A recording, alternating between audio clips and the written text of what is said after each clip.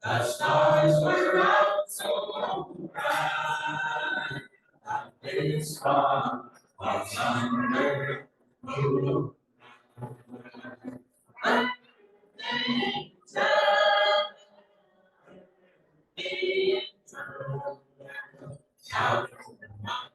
Until the end of time, hey, oh, hey, oh, hey.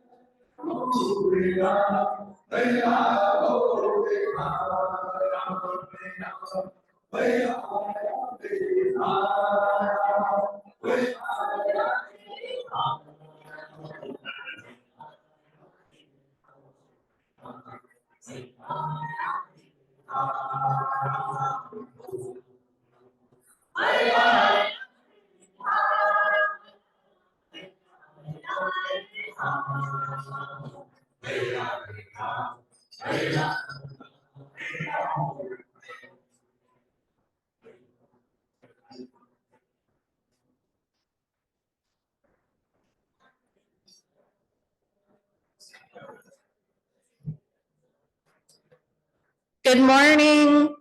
I just want to let folks know, take your time, continue chatting. We are going to start a little bit later. We have a ton of folks that are still checking in. So just enjoy your breakfast. We will get going. Please have grace with us today. The agenda is going to be a little bit flexible. We've had a couple people dealing with COVID and deaths back home, so we've had to pivot, which we know how to do. So yeah, just enjoy yourselves. We also have some booths and vendors set up just next door here, so feel free to check those out, and we'll get going soon this morning. Thank you.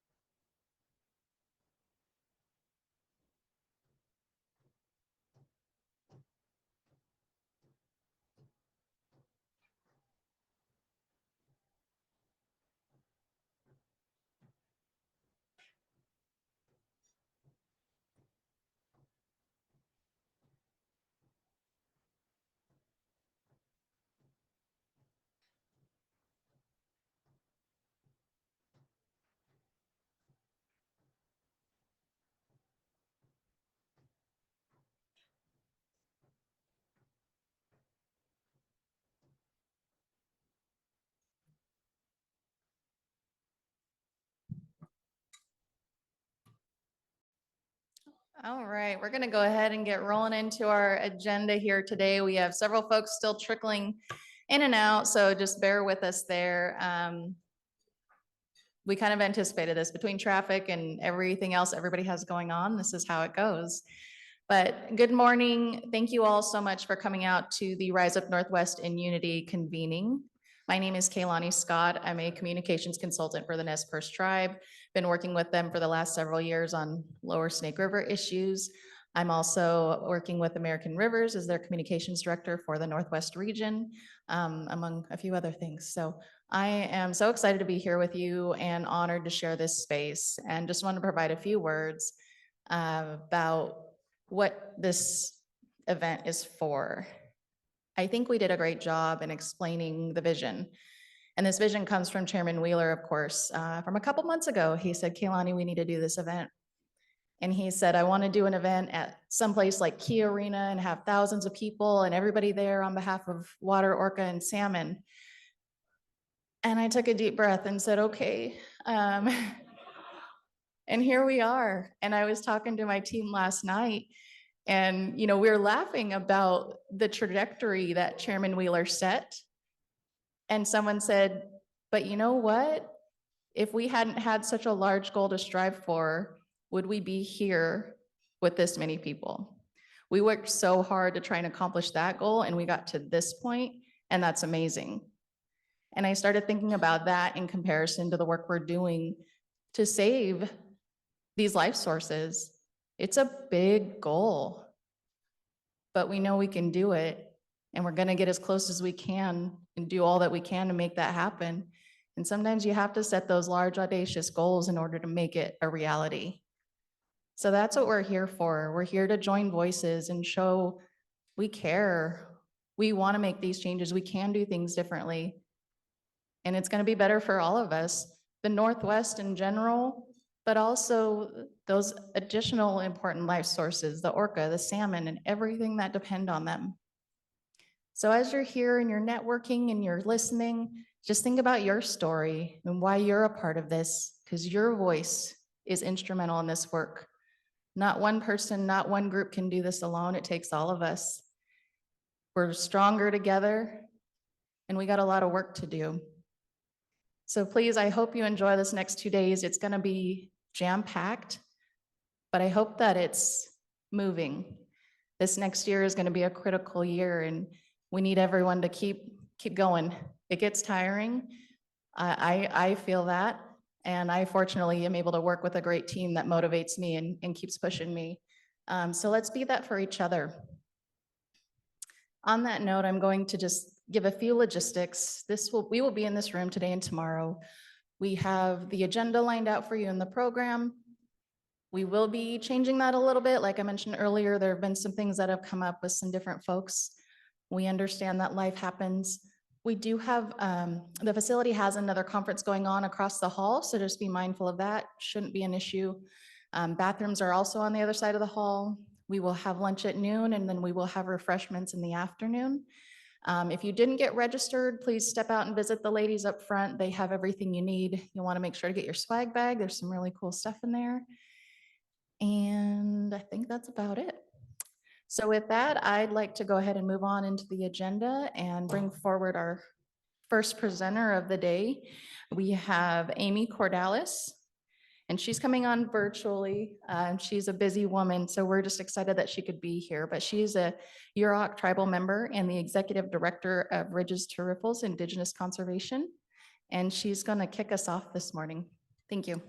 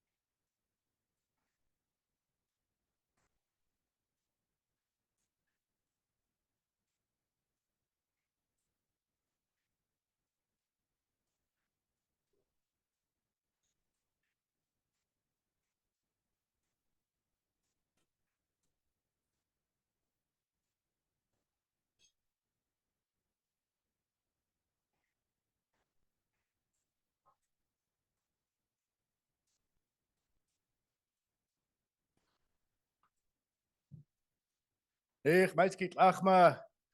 morning, everyone. It's very good to see you all today. I'm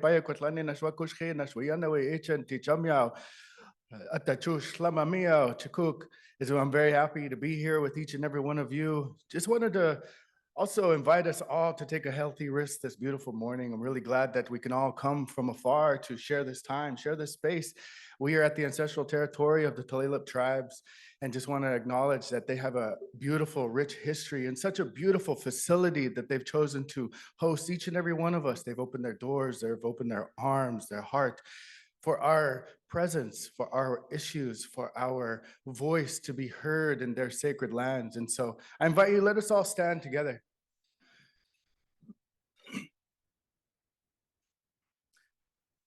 I'm of the Inchi-Wanapum, enrolled member of the Warm Springs Confederated Tribes in Oregon.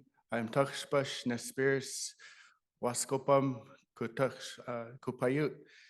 And I'm not of this territory, but I would like to just take a healthy risk and offer a prayer and song this morning. I'd invite you to put a hand over your heart even, and to close your eyes and to breathe in nice and softly, ground yourself in this beautiful place. Think of the wonderful efforts and initiatives that we push forward and all the generations that came before us. All those generations, all those voices, all of those hearts and minds that came before us, that put forth that beautiful effort. I'd like us to send a prayer to our friends and You need family, a our children charger. back Can I use home yours? that support us being Yeah. here. Also to No, the like an folks that actual are here in this charger to community, the, oh, those that experience good things, but also those that experience struggling times. Keep them in your heart and your mind and thoughts this morning. I offer this prayer this morning for us to just take in this time, keep our eyes closed, send beautiful energies out to our friends and loved ones. I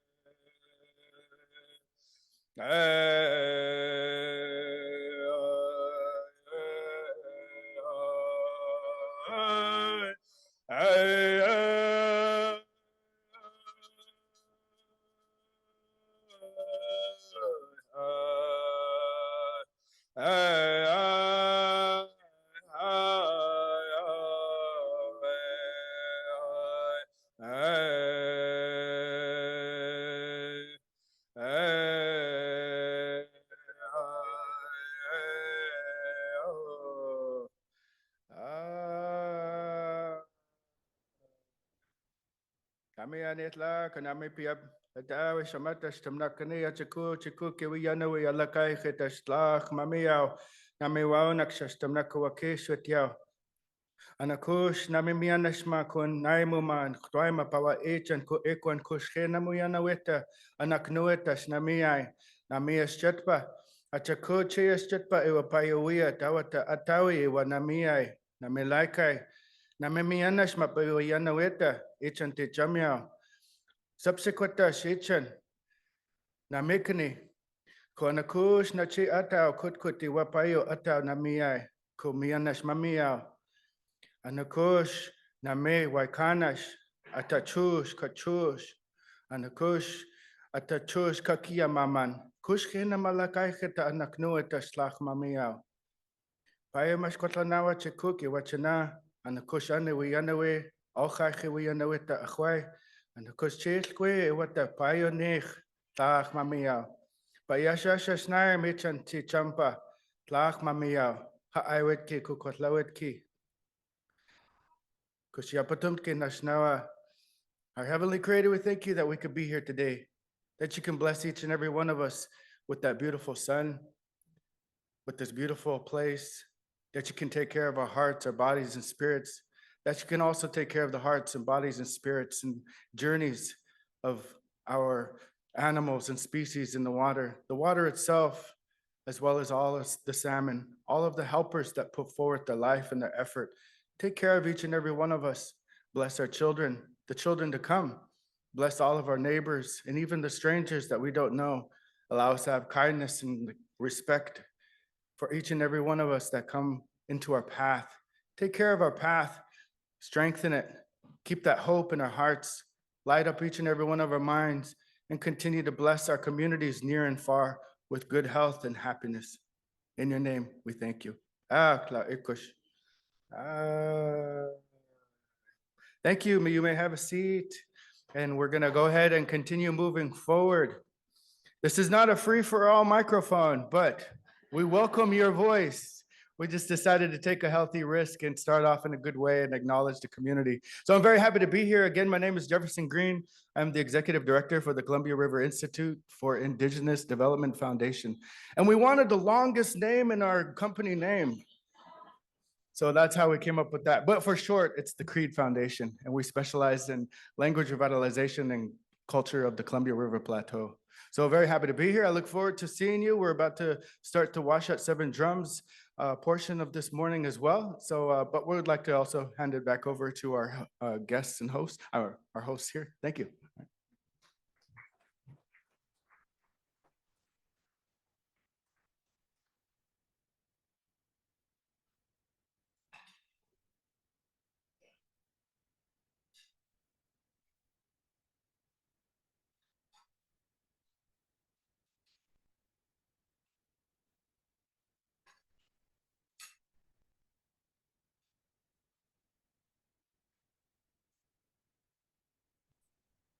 Good morning. Do I have the floor? Is that a thumbs up? Okay. All right. Well, Ayakwi, Neknau, Amy Cordalis, Nuwak, Rekwoy, Numatewa, Waklau. It is an absolute pleasure and honor to be here virtually with you all this morning. I wish I was there in person to pick up on the very powerful energy that I know is in the room. And I'm going to do my best to contribute to that energy from my home in Southern Oregon at the top of the Klamath Basin. I'm a member of the Yurok tribe, and my family is from the village of Rekwoy, right at the mouth of the Klamath River. We are a traditional fishing family, a dance family, and I carry a legacy of people who fought hard for sovereignty and for fish. And I do my best to continue that legacy along with other Yurok people in this current generation. I am also an attorney for the Yurok tribe, and then also the executive director of the Ridges to Riffles Indigenous Conservation Group. And we are a nonprofit that is dedicated to providing cultural and natural resource, technical and legal assistance to tribes on natural resource matters. So honored to be here, and really excited about this gathering and what you all are doing. It's very important. The fact that you are there today is very important. Whether we acknowledge it or not, we are in the middle of a historic movement that has already elevated the rights of Indigenous tribes, the rights of nature, and even human rights, right? Because all of those are interconnected. I have had the great honor of representing my own tribe in Klamath dam removal. And I almost get teared up just even starting to talk about it. But dam removal on the Klamath is the largest river restoration project in history.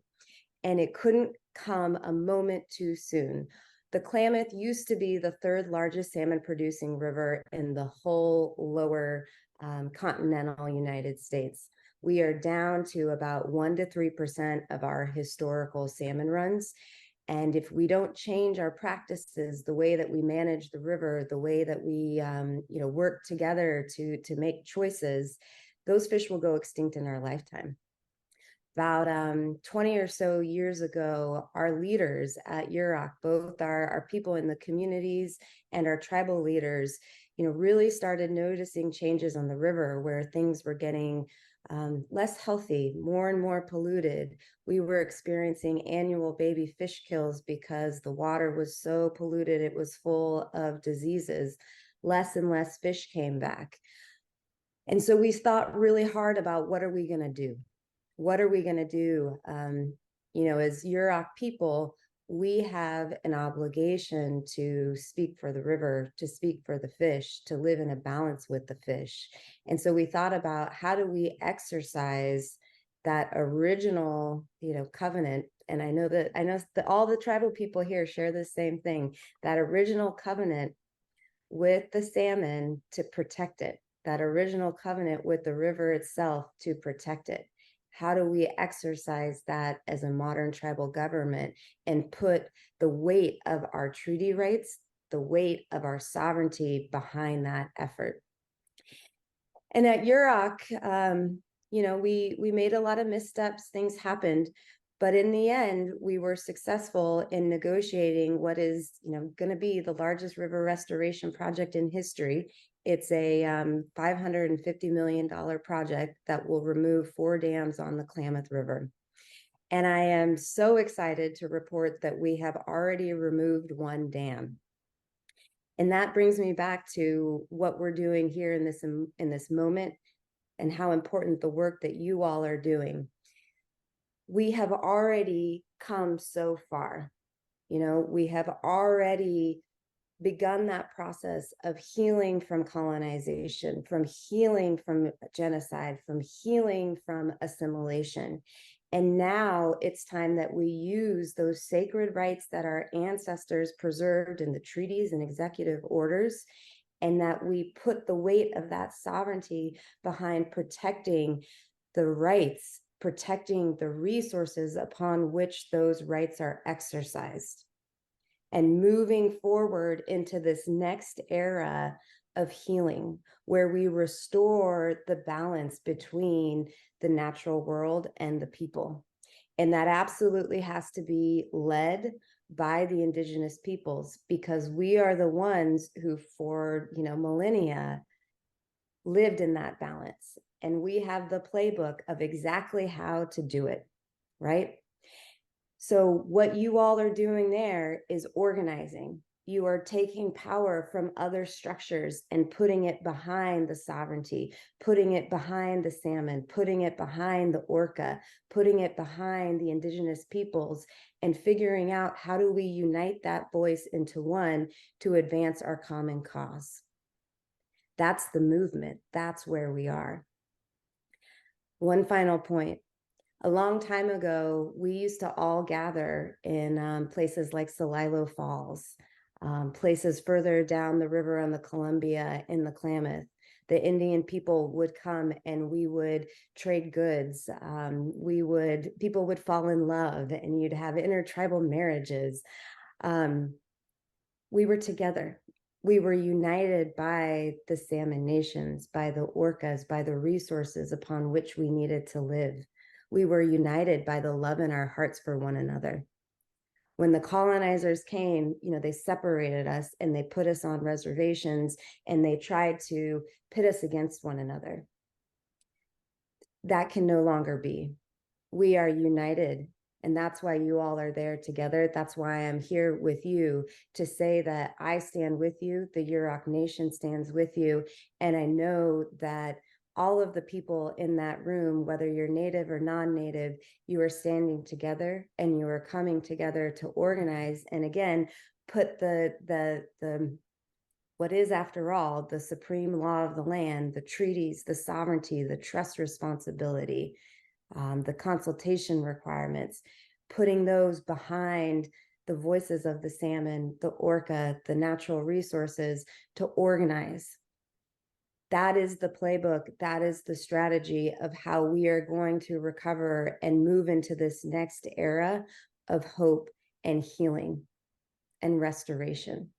Now, I know we can do it because I have seen it on my own home waters in the Klamath. I have seen how the lowest dam on our river is called Iron Gate. It's going to fall. That Iron Gate is going to fall in December of 2024, and those salmon are going to come home, and they will go back to their home waters and spawn in places where they haven't been able to go in 170 years. And if we can do it on the Klamath, just like they did on the Elwha, we can do it on the Snake. We can do it in other places. And that ocean unites us also. All of our salmon go back to that ocean and hang out together.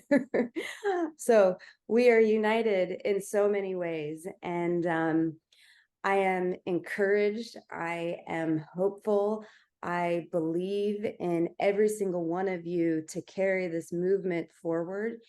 And I know that our ancestors are with us in this struggle and are guiding our hearts and our minds and our voices as we speak for the salmon, as we speak for the resources, and as we speak for the people. So with that, I want to say walk loud, and I will be with you in spirit over the next 2 days. And it is just an honor and pleasure to have spoken with you today. Walk loud. Thank you.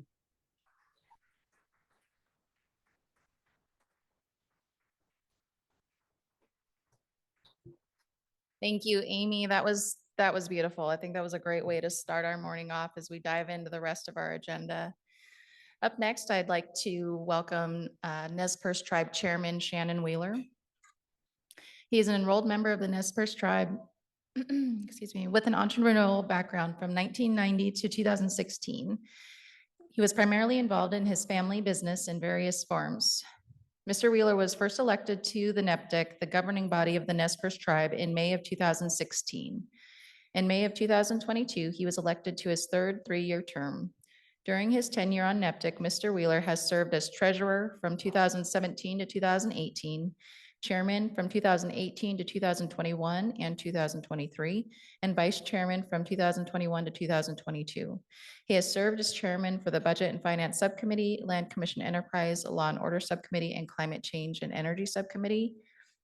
He's also been one of our lead champions on this work, and I think most of you have probably heard from him already and have had the privilege of hearing his words and his analogies, and I'm still learning on how he puts those together so quickly. But he has been such a wonderful mentor and has been the driving force for a lot of us to continue on this trajectory. So please join me in welcoming Chairman Wheeler.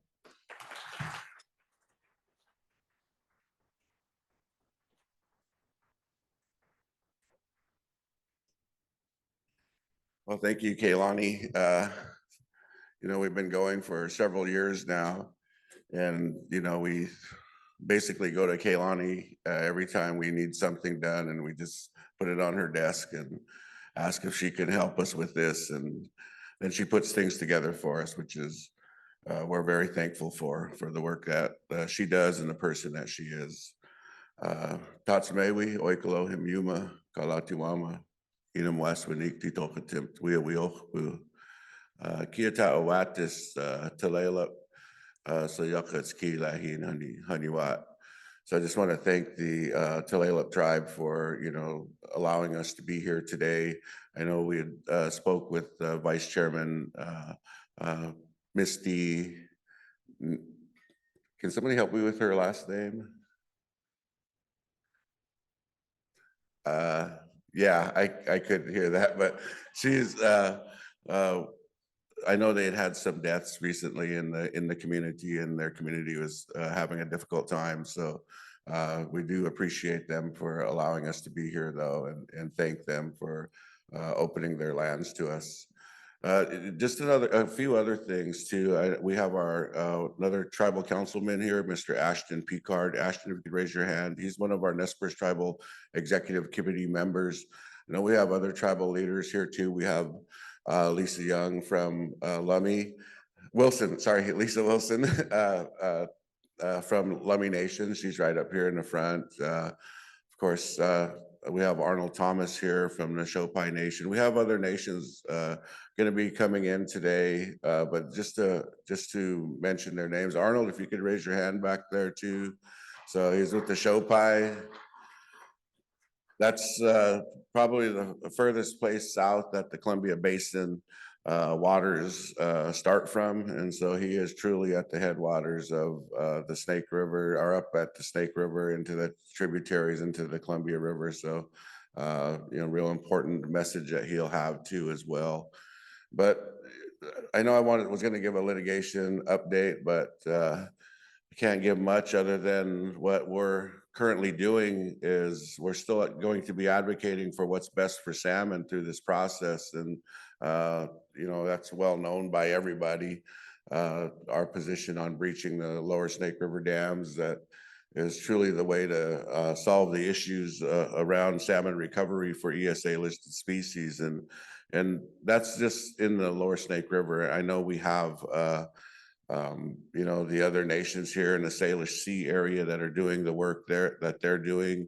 It's a massive movement in salmon recovery right now, and recognizing that, for tribal nations that, we're all affected similarly, health-wise, culturally, economically. And so all these different drivers that have been affecting our people, we just want to address those. And many of our tribes have treaties, and so we ask, for some reciprocity from the United States of America for these things that have been imbalanced. And that's truly what we're looking at right now, is that imbalance, and trying to balance that picture out so that, the salmon have a chance, the steelhead have a chance, the lamprey have a chance, the orca have a chance, and we as Native people have a chance. That the things that we've been accustomed to for thousands of years, and have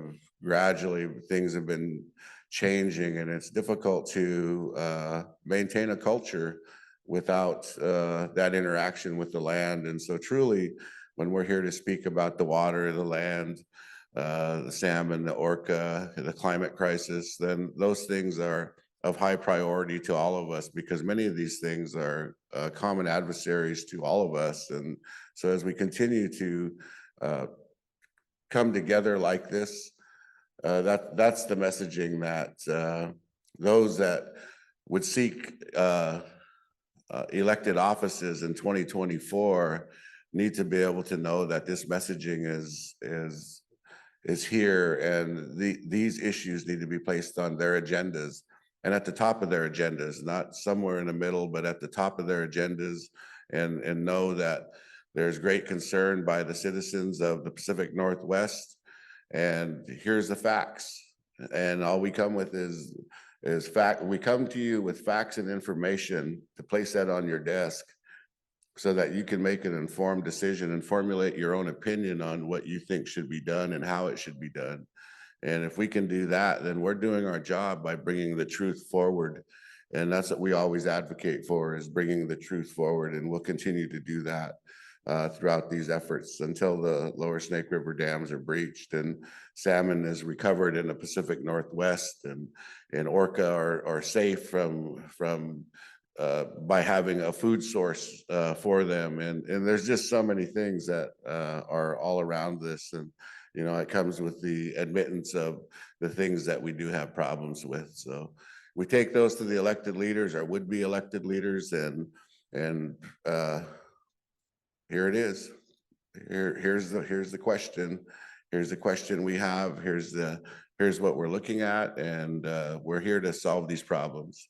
So with that, we have for us, this is for the beginning of our relationship to the land. It comes from a position of our honoring the land. And so we have what we call Walasat. Other tribes call it similar. It's a Washat. But it's the same thing. It's the same thing that we honor our foods and our land in a way that is part of our religion or our beliefs, and this is what we'd like to share with you today. And so I would actually like to start calling up the drummers now, and we will share with you some songs of the Columbia Basin tribes. And we would ask that you don't take any videos with your phone, please, and no pictures at this time, but really open your hearts, just like Jefferson mentioned early on, that we would like for you to open your hearts to this and feel the sound of the drums and the song itself, the songs themselves, and just really open your spirit, because this is where it begins for our tribal nations, is at this point. And this is the honoring and that recommitment every time we come to this point where we're going to share our songs with you and honor the foods and the land. So with that, we'll have our drummers come up and get ready to start. And they'll be, each of them, they'll speak too. And so, and a lot of these songs speak to the first foods, to the salmon and to the roots and to the berries. So please open your hearts and your minds to what you're witnessing today here. So we'd just like to turn it over at this time to the drummers, and thank you all for being here.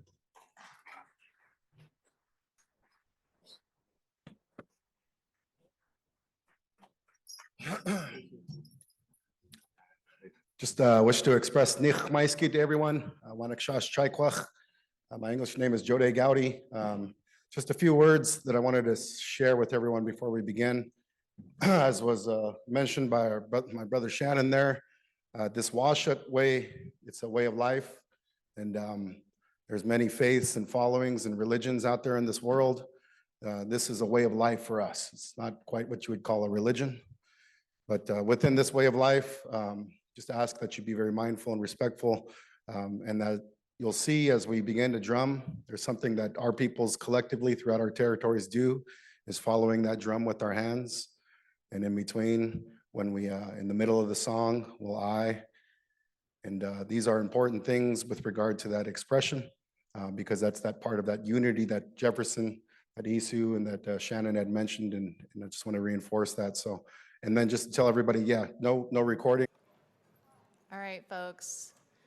That was a real treat to be able to be part of that, and especially having our 4 Columbia Basin tribes represented, Nez Perce, Yakima, Umatilla, Warm Springs, those nations coming together and sharing the stage in that moment is truly historic. We have several tribes across the Northwest, and it's not often we can all get together. It's not often that we all agree on everything, but we do all agree that our natural resources are in crises. And that's why we have so many of our nations coming together today on their behalf. With that, we are going to take a break. We were able to add a little more time to your break, so feel free to refill your coffee, water, whatever you need to do. I do encourage you to step just next door and check out the booths and the vendors. We have some beautiful artwork over there from some of our different tribal members that have come out. So please enjoy, and then we will come back here at 11. Thank you. All right, I'm gonna go ahead and start bringing folks back in the room. We did go over a little bit on our break time, but just so many great conversations going on, and that's a big part of this event as well, so definitely worth it. I also wanted to say help yourselves to the candy. We knew many of you had to come here on Halloween and missed out on trick-or-treating, so we thought we'd treat you. Although we wish we would have bought the candy today because it probably would have been half off. So enjoy the full price candy.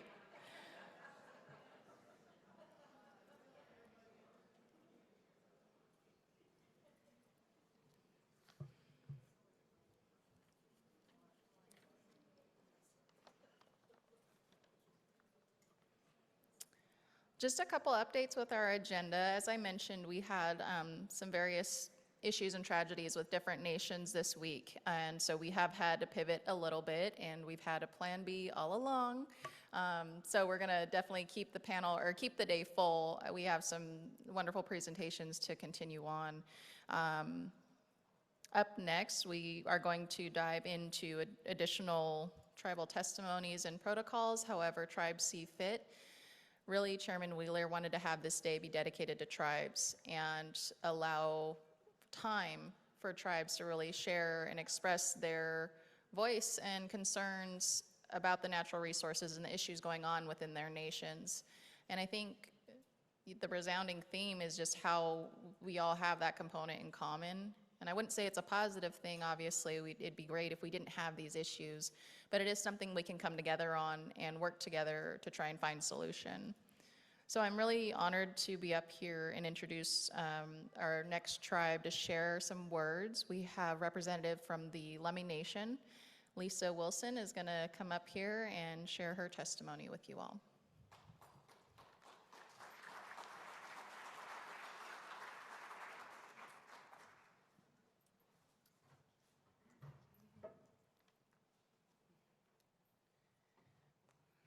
Asiem Nestalachasiem Kwashilatsia Senasnat, Lisa Wilson Senasnat. Good morning. My name is Lisa Wilson. My father was Rusty Wilson from Lummi and Cape Mudge in Canada, and my grandmother was Sarah James from Lummi. And that's whose name I carry. The traditional name is my grandmother, Sarah James.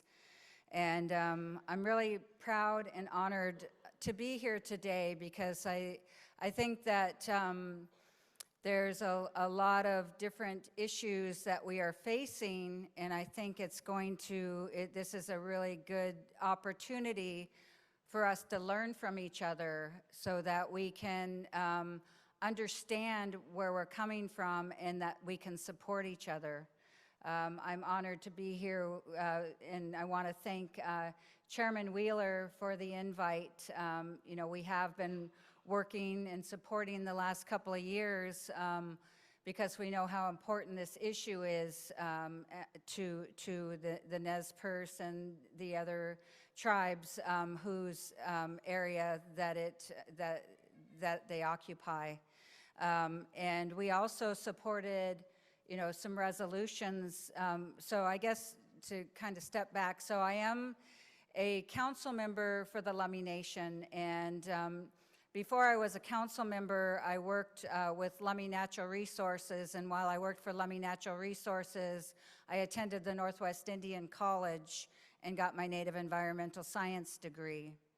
And for my capstone project, I learned about our history, and I created a documentary called Time Immemorial that told the story of how our ancestors occupied the land and then also signed the Point Elliott Treaty of 1855 on January 22nd down in Mukilteo. We had a very big we were well represented. It's kind of a little joke that I like to say, because when we go to places, we usually have at least 4 or 5 of us. Actually, the last couple of days down at the Centennial Accord with the governor, we had 6 or 7 council members. So we told the governor we had a quorum. So if we needed to conduct any business, that we would have enough. So anyways, so I just want to talk about how we ended up signing that treaty. And at the time of the treaty signing, the salmon was so important to us, but we had quite an abundance back then. It's been stated that we could walk across the river on the backs of the salmon. And so there was an abundance. We did have what was needed. We made sure, just at that time, we just knew what we needed to take, and we traveled to the areas of where we needed to make sure that we sustained ourselves. But ever since we signed that treaty, we've been making sure that it's upheld, because, there is definitely a lot of things that have happened over the years with all of the court cases that led up to the Judge Bolt decision, and that was in 1974. And so I started fishing with my dad in 1973, the year before the Judge Bolt decision. So my early memories were my dad having to fight. He also got arrested as well. He had to go actually in court in front of Judge Bolt. And when he did go in front of Judge Bolt for fishing in the Samish River, he brought my grandmother, Sarah James, and my uncle that walked with a cane, and me and my sister. We were pretty young at the time, because he wanted to show Judge Bolt that, he was just trying to feed our family and sustain our way of life. Kind of getting back to when salmon became a commodity, it ended up, the canneries, they jumped up pretty quickly around here. And then that was when the fight was on, when our reef nets were taken over. And that was our traditional fishery. So we were basically pushed out of all of the fisheries that we signed and fought, our ancestors. That's exactly why I'm here today. Because why I'm here today, this work, it's a power greater than ourselves. I didn't really choose this work. It was just instilled in me growing up fishing with my dad and seeing all of the different things that have come our way of why we have to protect it. And I do have to give a shout out, and she's not really going to like this, but my sister, she's not really my sister, but she's my sister, and it's Althea Wilson here, whose father was Jimmy Wilson. Her brother's going to be talking tomorrow. But I have to recognize her, because she comes from the daughter of a fisherman, and I come from a daughter of a fisherman, and it's instilled in us about the injustices that have happened.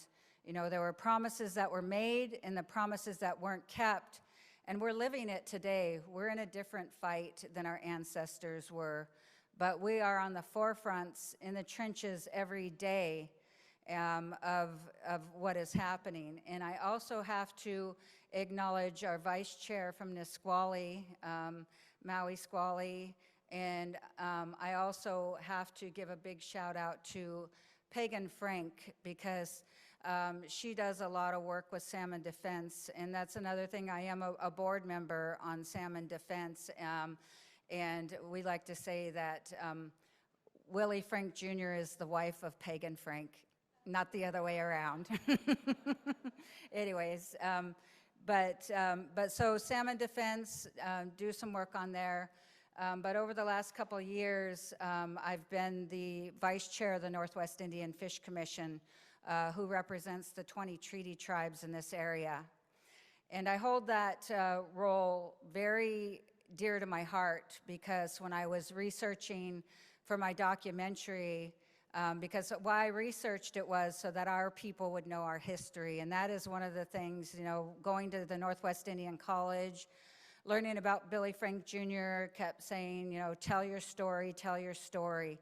And I couldn't find a whole lot of stuff that was in Lummi that had our history. And so I actually did this research and created this documentary so our people would know our history.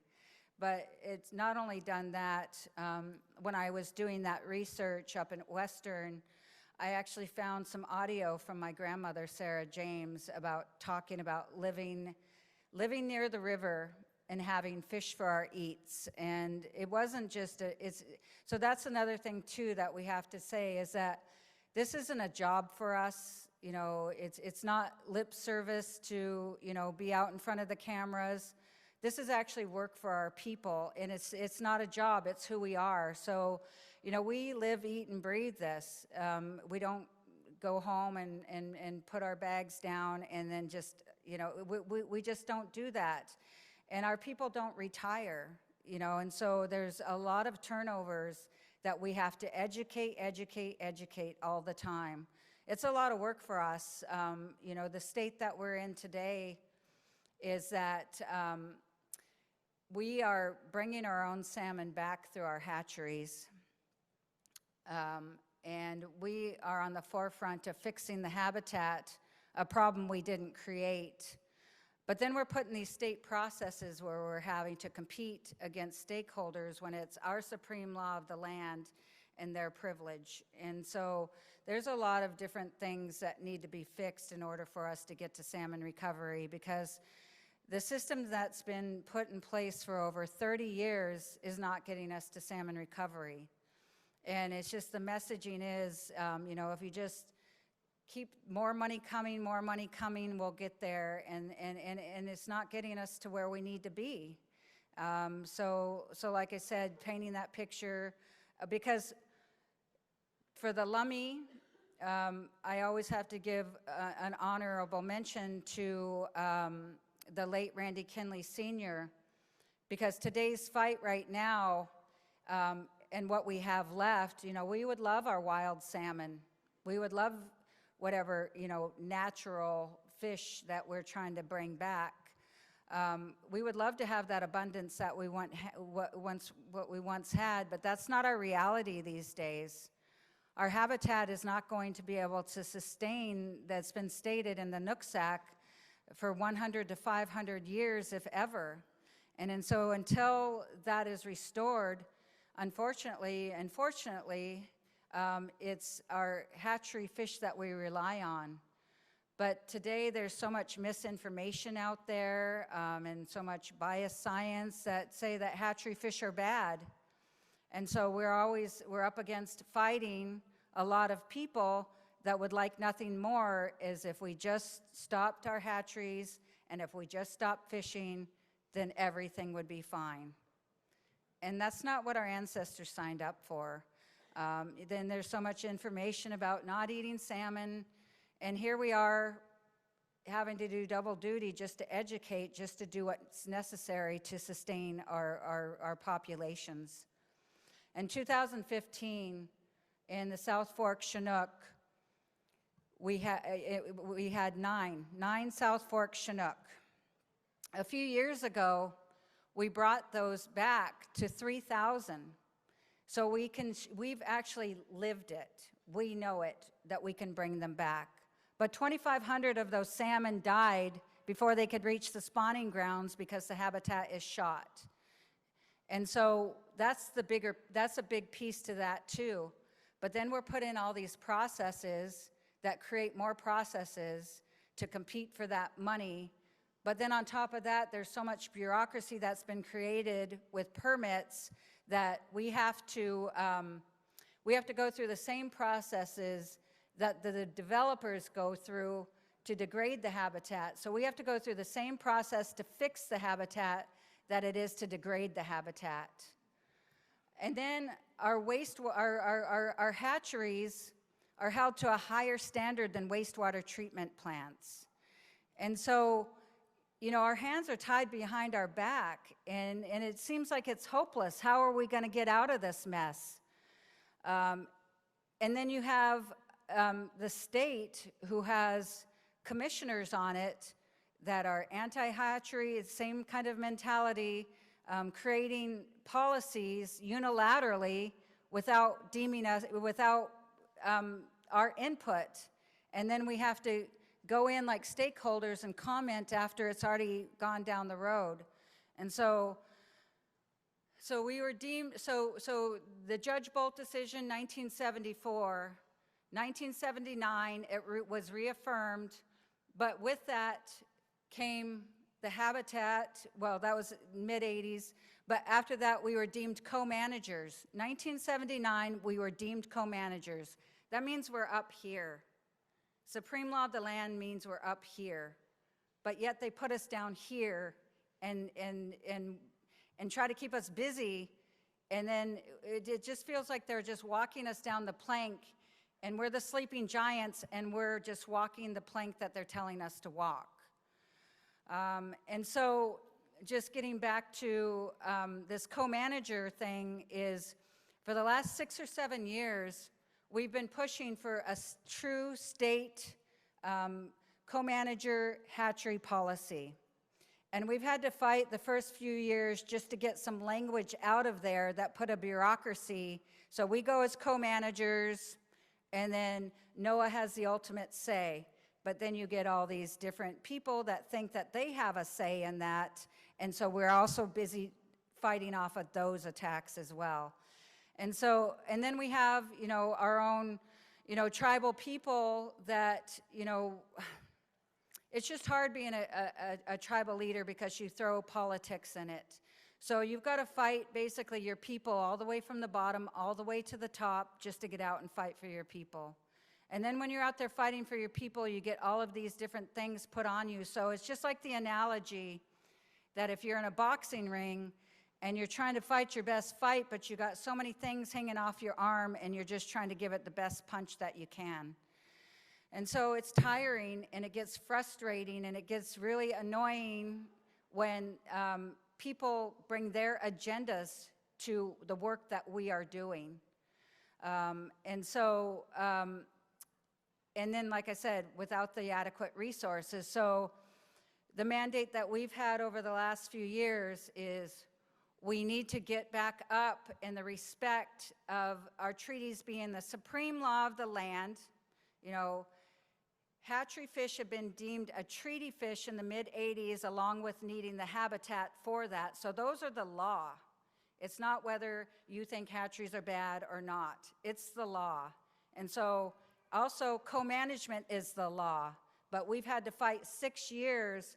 And so last Friday, after fighting different WDF&W commissioners, because we went above and beyond to educate them on our science. And it's very alarming when 3 of them, say they don't understand or their questions didn't get answered. What that tells me is they're not willing to listen to the tribes, or else we've got concerns if they don't understand after we've educated them. So either way, it's a big concern. And so those are the things that we're up against. So what we started is, we finally got that co-manager hatchery policy last Friday. It only took 44 years after co-management to actually get a policy in place.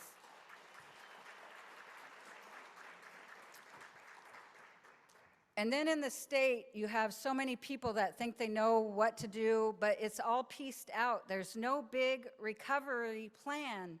And so what we talked with the WDF&W commissioners, and in the last couple of days meeting with the governor, to tell him that we need to be up here getting an all-over recovery plan for salmon, and cut out all of the other agencies, all of the other that come in, because even just recreational impacts over the last couple years, a big issue right now for us.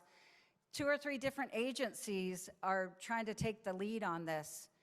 And then we as tribal people have to go to 3 different meetings just to keep up with that on every topic that they have. And we don't have the capacity to be dealing with these things.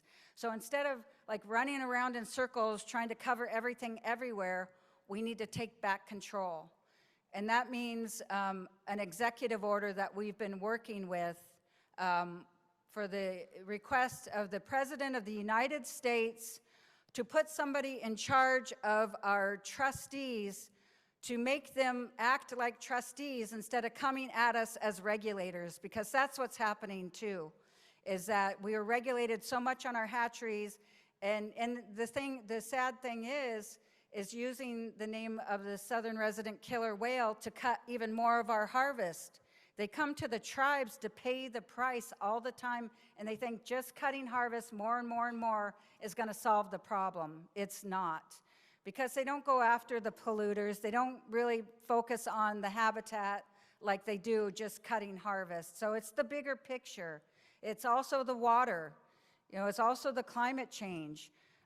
So, you know, that's the things, is the tribes have been paying the price, and everything that we're doing is off of the backs of the tribes. And so what needs to happen is we need this federal trustee to start directing our federal agencies to stop putting the undue burden, disproportionate undue burden on the tribes.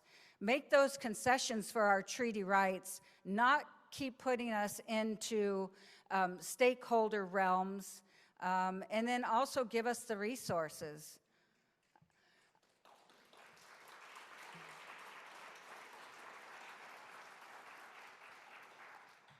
Another monumental thing that's happened this year is because, you know, we go to lobby and speak for our issues, and this Inflation Reduction Act money is money that has come around like we've never seen before. And it was the vision of Cantwell to get this money out to the tribes to help us. Well, what ended up happening is NOAA was going to roll this money out in the same processes that we're in without any consultation from the tribes. We were in DC lobbying for this executive order in February. We were at the National Congress of Indians, American Indians, and so we pulled a bunch of tribal leaders together, and we went to the White House, and we talked to Pauly Rivera and Darren Carrero.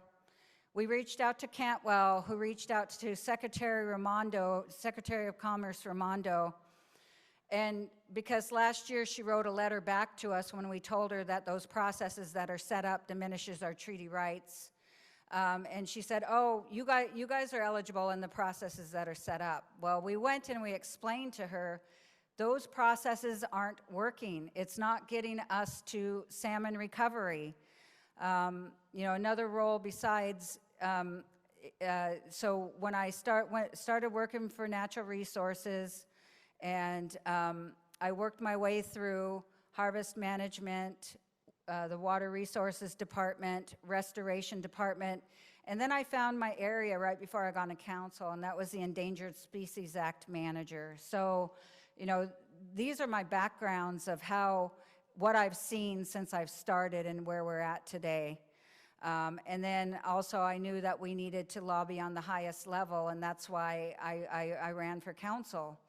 That's why I put my name in for originally the chair of the Northwest Indian Fish Commission, but also, you know, the vice chair, just to get up at those levels where you can make a difference. And so getting back to this IRA funding, well, after we reached out and we made another trip back there, and I met with Secretary Raimondo. And I told her about our issues about bringing our salmon back, that we know that we can do it, but we need the resources, and we need some help. I basically said, you know, we don't come and tell you guys, this is what we need, and sit back and wait for you guys to do it. We're on the forefronts doing the work. I said, we always come for every kind of issue, we bring a solution. And we are not afraid to be doing the work. So just help us, help ourselves, help us, you know, help us save who we are as salmon people. You know, it's been stated that salmon are as important as the air that we breathe. It's been taught to us that when the tide is out, the table is set. And that's what it means to be salmon people, And that's what it means to be fighting for our way of life. And so when we met with Secretary Raimondo and I told her about our salmon dying off after we brought them, and then, articles that have been out there that say that if we don't do something different right now, that our salmon could go extinct by 2050. And she looked at me and she put her hand on mine and she said, we won't let that happen. And then after that meeting, she gave me a big hug, and then we went home, and then we ended up going back one more time with our tribal leaders, 3 times back to DC. And at the end of the day, we secured $300 million directed to tribal hatcheries from the Columbia River all the way up to the Northwest.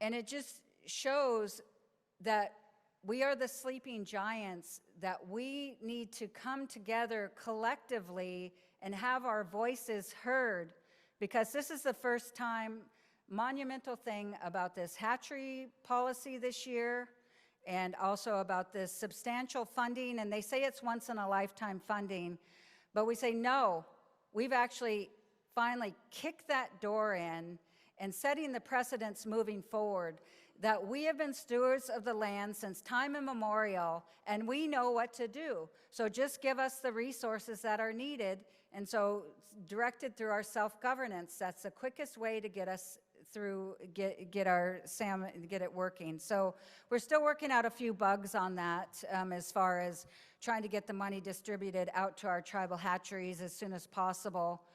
But it does show that we can make this happen. We can change that, that trajectory of just walking the plank. What we're doing right now is, if we can get this executive order, take the handcuffs off, give us the resources that are needed, then we can move next with the habitat. And so if we can get all of those areas covered, if we can be the true co-managers of the state, get us back to the supreme law of the land, then we can be in control of our fate and not leave it to, competing, not leave it to people coming. We need help. We need help from everybody. The misinformation that have lumped hatcheries in with farm fish, that's something that we've had to go back through. We've got miseducation in our school systems, and we also have people out there that are pretty prominent telling us to stop eating fish. You try to tell an Indian to stop eating fish, and we'll see how that works out for you. But anyways, I just wanted to let people know what's really happening in the trenches. Like I said, it's not about the show. It's not about, say we're warriors and then stay at the fort. I know that fire's pretty warm by the fort, but we got to be out there on the forefront, just like our ancestors did. And it's going to take all of us, because there's only a few out there, and we've got to give it the energy that it needs, because a lot of in areas we've been complacent, and we can't be complacent anymore. It shows the effort this last year that we can change things if we put all of our efforts together. And, even though, the Snake River Dam is not, on the forefront of Lummy's priority, because it's like the oxygen mask, we've got to save our salmon that are dying right in front of us.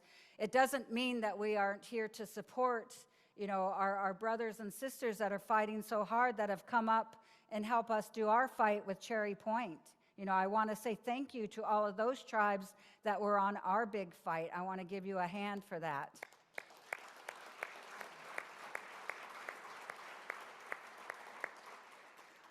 But, I want to leave you with, just some of those thoughts of, I think about those ancestors that cared enough about the future generations, that paddled down to Mukilteo on January 22nd of 1855 by canoe in the coldest, deadest of winter, to make sure that we have what we have today. And it is our obligation to make sure that we learn and we stand up and we speak, even though the truth sometimes isn't nice. But we do it in a way that we can be assertive and we come with solution and we progress moving forward. We can't afford not to be standing up, and we can't afford not to be speaking up, but we have to do it in a way that we are all connected and we all go with the same voice and not against each other. And I'm just really grateful to be here today, because I just spent the last couple of days trying to get through to the governor of why we need to be where we need to be as co-managers. And so a little bit exhausted, but I feel really good about being here and reaching out. And I'm always open if anybody wants to come and talk and learn some more about the state that we're in, and any help is greatly appreciated. So, Heichka for listening.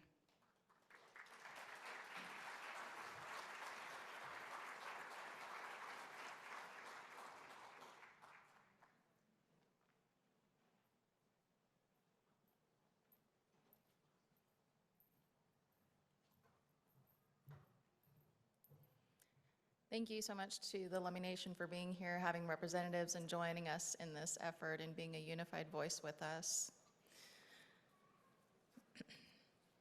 Up next, we have representative from the Nisqually tribe, Antoinette Squally, also known as Maui, is going to come up and share her testimony. Please give her a round of applause.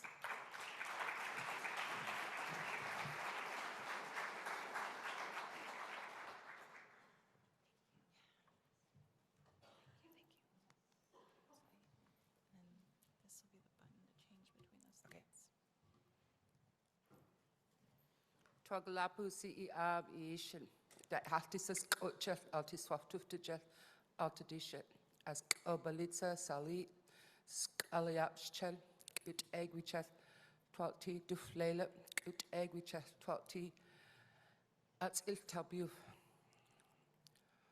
Good morning, everybody. My name is Antoinette Squally. My Indian name is Ask Obalitza Salit. I inherited my Indian name from my uncle Leonard Squally. His name was Salap Tuptki, who we revived and awakened the name of my great-grandparents, Salap Tuptki and Ask Obalitza, David and Annie Squally.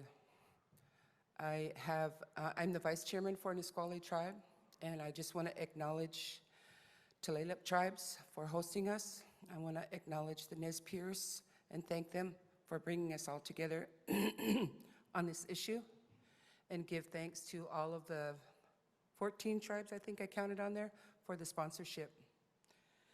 I'm also one of the language keepers here at Nisqually. And this isn't my PowerPoint, this is something that Willie did. He is supposed to be here today. He said, "You got this." Which he always does. So, first I want to start off, I want to acknowledge Willie Frank Sr., who was Billy Frank's father, and Willie's father. And I want to acknowledge them because in 1969 and 1974, oh, I'm sorry, I forgot to acknowledge the 7 drums. Shakachi Twadagwi, I raised my hands to you also. In 1969 and 1971, 72, Willie Frank Sr. recorded 8 cassette tapes of language, and that was my inspiration to become a language teacher. Uncle Leonard gave me the Indian name, and he said, "You can have this name if you can tell me where it comes from." So I researched this Indian name to Puyallup tribe into their archives to awaken and revive this name, which we have been currently doing with some of the tribal members. But in 1971 was when we first opened our 1969 to 72 was when we opened our first hatchery at Klamath Creek.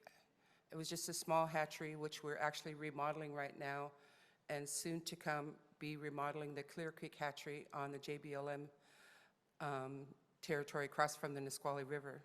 But I want to acknowledge that there's been a lot of work that needs to be done, and it's very, very expensive. I want to acknowledge our sister here for recognizing, gathering those funding and that those available dollars to help us remodel those hatcheries.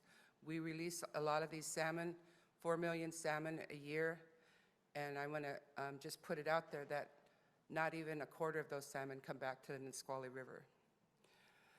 When I was a child in 1971, my mom used to take care of Willie and Angeline, and we used to pack salmon. I'm 7 years old. The river's always down the hill, and I want to acknowledge Jack Simmons. He said, I challenge you kids to carry this salmon up the river, up the hill to where the fish buyer is. And he put it in a gunny sack. And I was 7, my brother was 8. And it took both of us to carry this salmon up, like about a mile uphill. And the reason I want to acknowledge that is because at that time, that salmon weighed 77 pounds. And today, we are lucky to catch a 30-pound salmon. And it does have a lot to do with the salmons that are returning home at a earlier time frame. They're not going out there for 4 years. They're coming back in 3 years. And they're not living the life that they should live. Also, the reason I acknowledge Willie Frank Sr. was he talked about the creation stories. I want to thank my sister for everything that she brought up. These two are the speakers. I get up and I speak in regards to the history and recognizing the creation stories that Willie Frank told of us arising from Chushid and Shadad. Chushid is a star, that we were born from the earth, and we were also born from the salmon. Our people were created from the salmon life. And the Tequotma story means don't forget the water. And these are stories that we're revitalizing. We have since recorded, translated and transcribed all of those, well, 4 of them, the 4 that we have. There's still 4 missing. The tapes that Willie Frank had recorded and translated and transcribed them into Lushootseed. We do have a booklet that we made. I wanted to try to get it up on there. So this is part of our Lushootseed booklet that we're creating right now. There's the alphabet, there's the numbers, there's the colors, there's some of the stories, the creation story, the Tequotma story, and the animals. We have 42 letters in our alphabet, which is part of the process in teaching the Lushootseed alphabet. There is a prefix, a root word, and a suffix. And it really helped the students with their English, actually, because they could put sentences together better. So it really helped them. So I'm going to acknowledge the acknowledgement and recognition of Billy Frank Jr. So bringing up the stories about the salmon, I forgot to mention. One of the things that he said, we went on one of his last trips to Hawaii to a water rights conference. We met with the Hawaiians, we met with a lot of native indigenous people from Japan, from New Zealand, and from Hawaii, from Australia. And one of the things that everybody out there talked about was ocean acidification, which really doesn't come to the table very much, and acknowledge the rise in temperatures. Our creeks and our streams have risen by 2 degrees in temperature, which is causing our hatcheries waters to the rise in temperature, which makes our salmon sick. So there's medicines that have to be given to these salmon. So acknowledging 40% of the glacier that has melted off of Mount Rainier, and we have to dig more wells now to redo our hatchery. So that water is rising in temperature, which is making the salmon sick. So I'm going to go ahead and move forward with his PowerPoint presentation. If we could put that back up. So Nisqually descends from the 1854 Treaty of Medicine Creek, which we were in partnership with Squaxin Island, Puyallup Tribe, and Muckleshoot Tribe. And this is something that we've been working on with the tribe and the tribal members, understanding tribal sovereignty. We've been revamping the tribe in regards to how we're going to work with everybody. There's a lot of training going on, a lot of mandated training going on for them to better understand how we can work together as a team. And we acknowledge in 2/3 of our reservation that was condemned in 1917. all of JBLM, all the way up to Puyallup tribe, has been taken away from us. US versus Washington, which our sister mentioned, 1974, the Bolt decision, and acknowledging the 50-50 co-managers in Washington State, and working together with the government-to-government relationships as we are here in this meeting. And we're having meeting after meeting with numerous tribes. I think this was in territory where we were acknowledging. So we're also working on place names maps and revitalizing those names. This is Hillary that we had a meeting with, and Squaxin Island Chairman. And acknowledgement and recognition of our treaties that are held up by the Supreme Court that have not been being held up. There's been a lot of arguments. Like she said, we go back to Washington, D.C. As with tribal council people, there are a number of people that get changed in the office, and we are re-educating people year after year after year. This is my third term on council. I went back to DC this last year, and I said, didn't we have this conversation with them 6 years ago? It's the same conversation that we're having with them 8 years later, the same thing.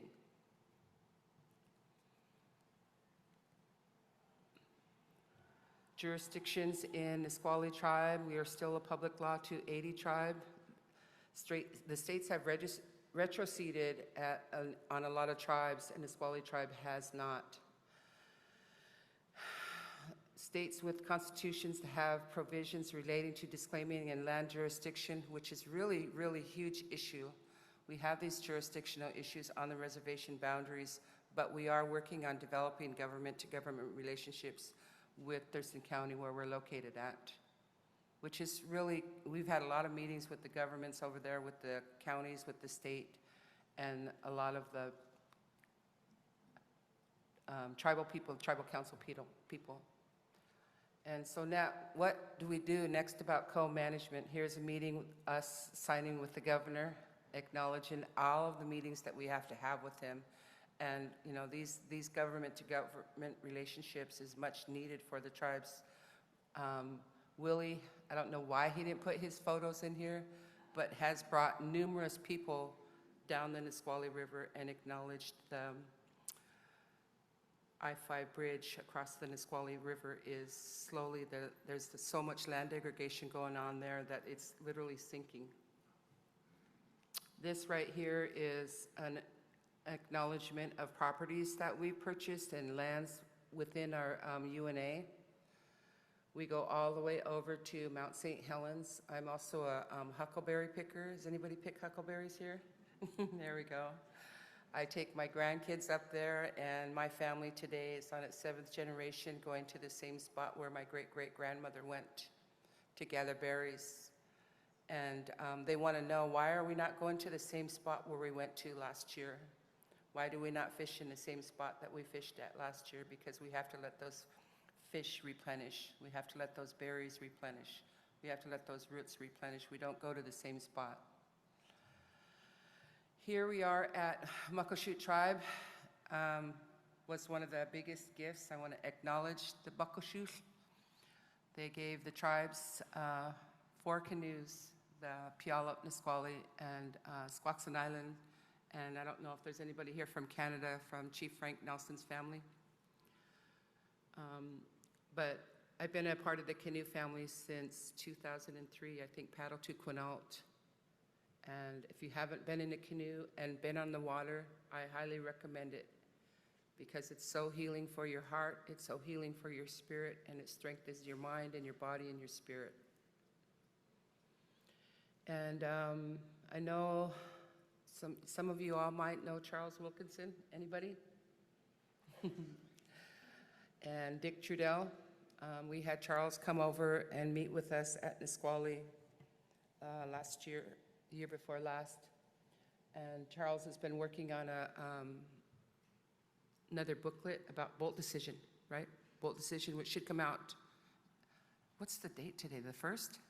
Yeah, it's supposed to come out this month, November 1st, sometime this month. And he just wanted to come over. He wanted to acknowledge what happened during the fishing wars. And 1969 to, I think it was 1969, as a child, we spent so much time at Frank's Landing when the fishing wars started. And we swam that river on a daily basis, even during the wintertime. We used to get in trouble for it, at nighttime too.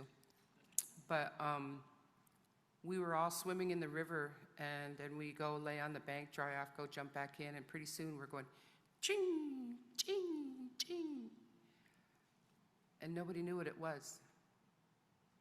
And all of us kids kind of gathered together, and then, you know, you hear that whistle, and that was Uncle. We all went up the river. We all swam up the river. It was bullets. And I don't know if anybody can imagine having a bullet shot at you. For whatever reason, we never understood why they didn't want us to take our salmon. We never understood what the fishing war was about at that time. It was something that we lived off, something that we survived on, something that was a part of our life and a relationship to us. But Charles is working on that booklet, which was, you know, and he wanted to come and see that spot. He wanted to go sit down there and just be part of that water and be part of that, acknowledge those stories that would be told in regards to what happened during those fishing wars. My dad was one of them that got beat up and hauled to jail with Billy Frank in the fishing that we had downtown Olympia. When they beat him, they beat my uncle Billy, black and blue, to the point where you couldn't even recognize him. My mom wouldn't let us go pick him up from jail because he was really, really bad. His face was really Billy, his whole head. Same thing with Uncle Billy.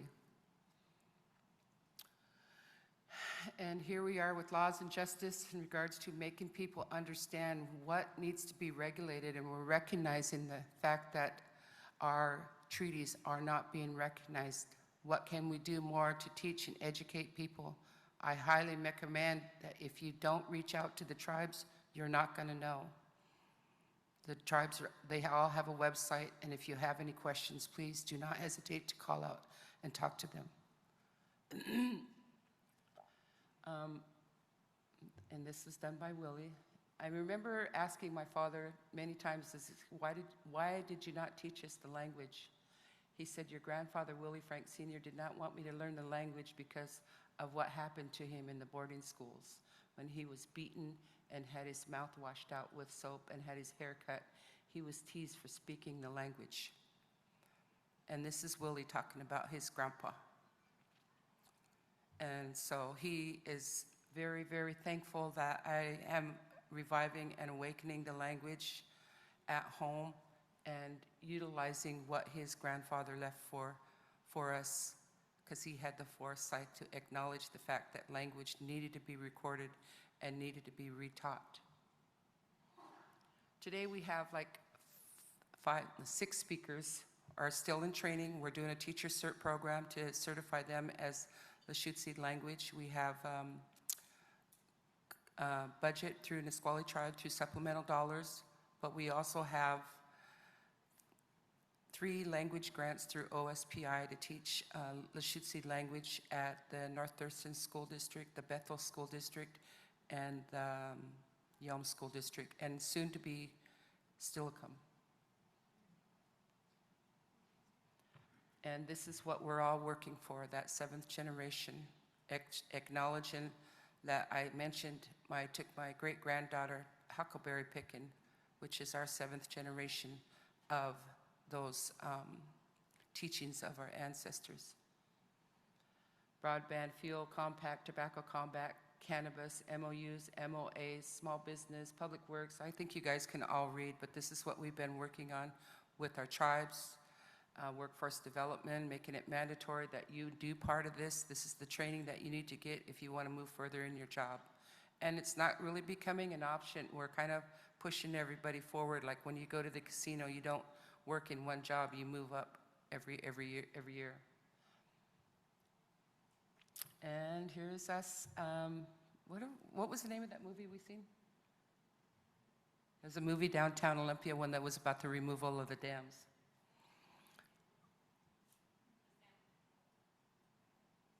The salmon people, yeah.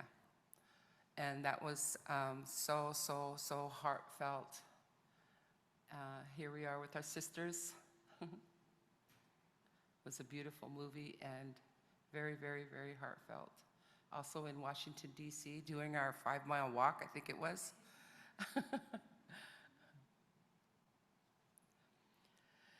We are all witnesses to this time period in history. What story do we want to tell? And Willie wanted to bring this up because I can't see what it says. Oh, there it is. Hey, Billy, what would you do if I told you someday your statue will be in the U.S. Capitol? He said, I'd say you were smoking that funny stuff. Does that sound like Uncle Billy? And then here we are, we're working with, actually in Tacoma as well, and the 29 tribes, the unity and the strength to bring back the culture, the treaty, and strengthen the treaties of the Medicine Creek Treaty Tribes, but not just the Medicine Creek Treaty Tribes, the 29 tribes in Washington State, because Uncle Billy never spoke for just Nisqually. He spoke for all 29 tribes all the way up into Alaska. That's it. And I just want to acknowledge that 70-pound salmon. It's really, really hurtful today because I have 33 grandchildren and 6 great-grandchildren, and one salmon does not feed all of us. So what can we do to bring back that 70-pound salmon in Washington State? And I think if we all work together and participate in a government-to-government relationship, we can all make that happen together. So I want to thank you all. Thank you for your invitation. Hajka.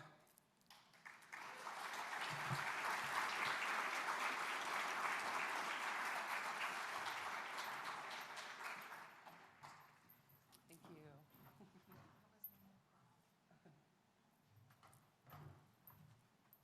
Thank you, Nisqually and Vice Chair Squally. Man, this has been such an awesome morning. We are ready to feed you. You do not have to live off of candy today. I will say that we are going to show the Nez Perce Tribes documentary, Covenant of the Salmon People, during lunch, so feel free to go out. It is buffet style. Grab your plate, come back in. As soon as we get the majority of folks in, we will start the film. And again, we're kind of pivoting today from the agenda you see in the program, so just work with us, but it's going to be an eventful afternoon, so we'll see you back in a few minutes.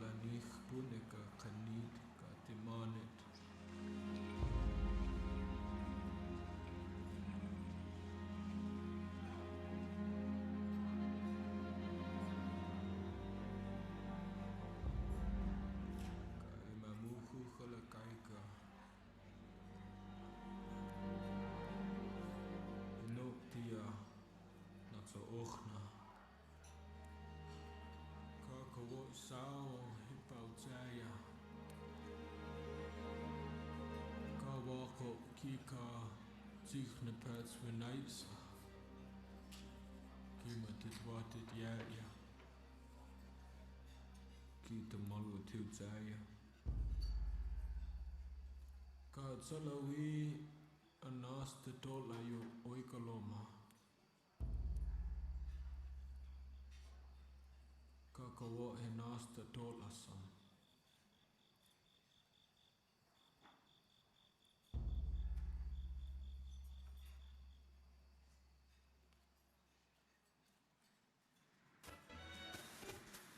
But since the dams were built back in the 60s and 70s, native Idaho salmon have teetered on the brink of extinction. As we've already spent $17 billion on salmon recovery and management, but only about 4% of the historical total actually have returned to spawn in Idaho. Now where we're at is Fort Lapway, shortened down to Lapway, and of course around here you can see the old buildings. A lot of our tribal offices have moved into these areas that used to be housing for the Army that was here years and years ago. So we have our high school here. You know, I have to mention too, you know, we have state record in basketball, the boys and the girls. Our original 1855 reservation was in Oregon, Washington, and Idaho. We were reserving a way of life. We've been fighting now for this way of life since 1855. As we fast forward to today and really understand what we're missing with salmon and all that that brings, the change of their environment has changed who we are as people and our ability to interact with the land.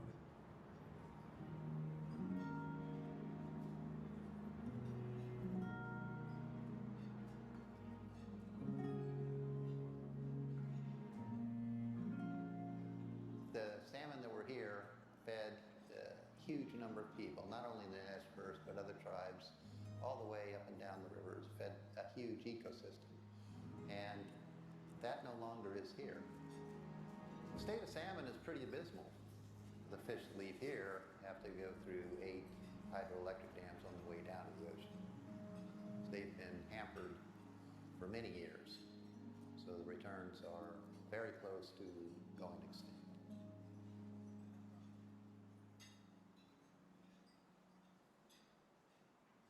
The oldest archaeological site in North America to this date is a Nez Perce site. 16,500 years. So it pretty much crushed the ice bridge theory. Our creation story is that we sprang from this land. Our birthplace is in Kamiah, Idaho. It's called the Heart of the Monster, and that's where the Nez Perce blood comes from. Nimipu, Nuna Nimipu, we the people. And it comes from the talking with the hand about how you're always telling the truth. Within our homelands, we're talking between the Cascades and Bitterroots mountain range and into Buffalo country. We didn't just have one domicile where we just lived in a house and that's where we stayed. We had our places that we wintered, where we spent our springs and where we spent our summers, following the salmon, following the roots, the bulbs, the berries, and the game that's out there and our medicines that are out there.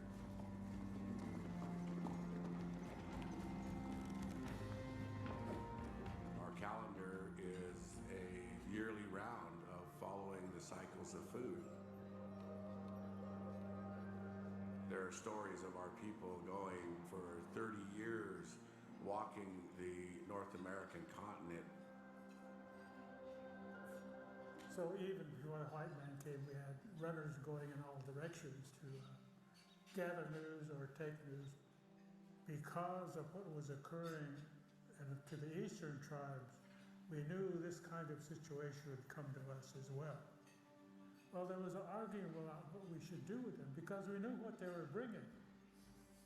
they're bringing good stuff and bad stuff to us. The bad stuff is that they'll be drawing lines across the earth and they're going to say, this is yours and this is mine. So when Lewis and Clark gets here, they were near starvation and we fed them salmon, dried salmon. They wrote in their journals, these Western Indians are poor and wretched. We didn't know we were poor and wretched because everything we could utilize was right here. And the river systems supported all those things. The United States government said, well, you have to give up or cede land to us. The discussion among us was that let's make them put it in writing, a document of peace. That was a peace treaty of 1855 to the United States government, reserving a way of life that we have. And we give 13.2 million acres for that. The most important provision that came about is that hunting and fishing and gathering provision. We have the exclusive right to fish on the reservation, but we also have the right to go to all of our usual and accustomed areas as well, from the mouth of the Columbia to the headwaters. So after our treaty was signed in 1855, in 1860 they found gold to the north and kind of forced upon it a second treaty, which was the 1863 treaty, which basically took away this area from our original treaty area. Exploration, discovery, utilization, and then exploration.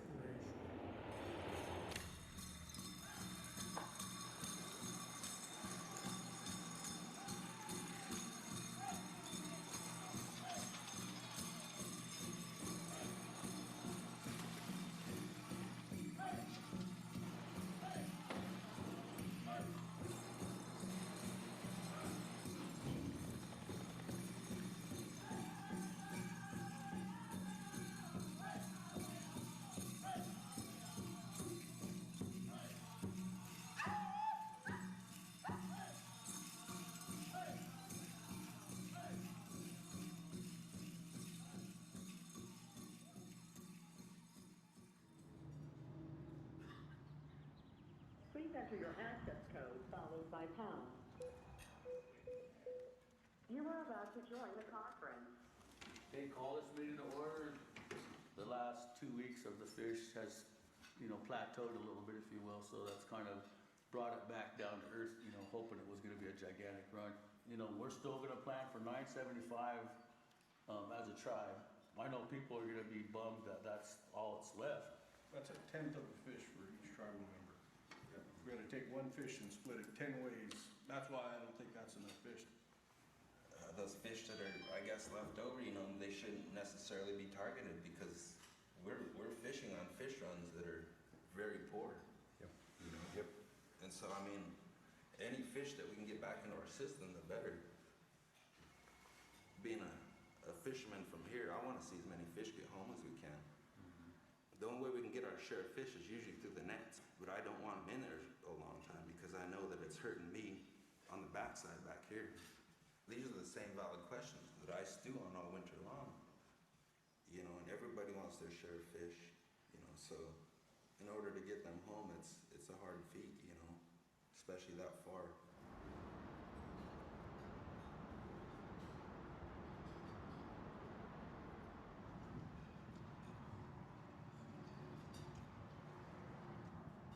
Right now, it's just a spring runoff. The spillways are open because of the volume of water coming down.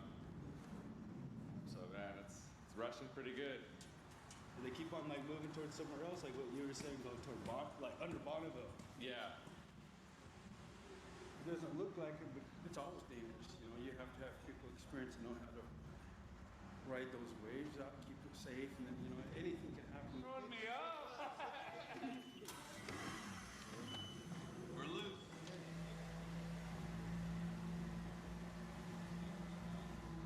Okay, see where the English cocks are out right here, Joe? Or not? We gotta stay away from that.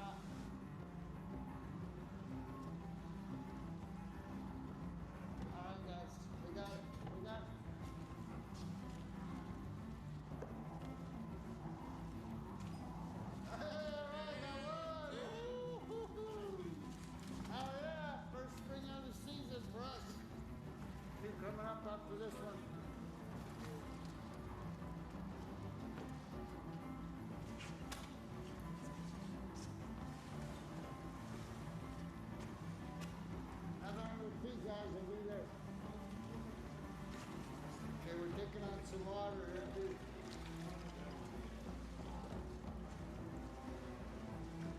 Who's that, Matt?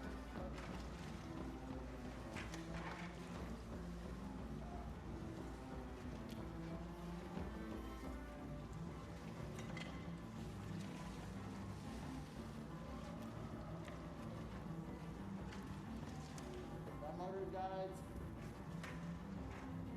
I got no power. It's good talks. Yeah, I'm over the top. To the back. Somebody's gonna have to start paddling here.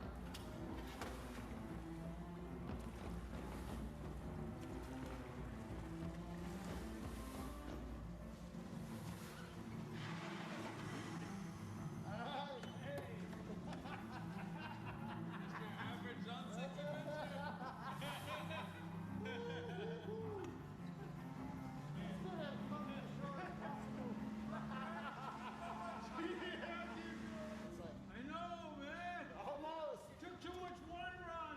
All right, we made it. Start bringing them up. Yeah.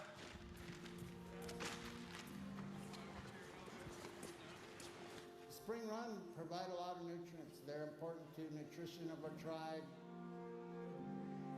They're like the best, most prized fish of all the tribes. It's a lot of work, but it's worth it. We haul them back to Idaho as fast as we can to keep them as fresh as we can.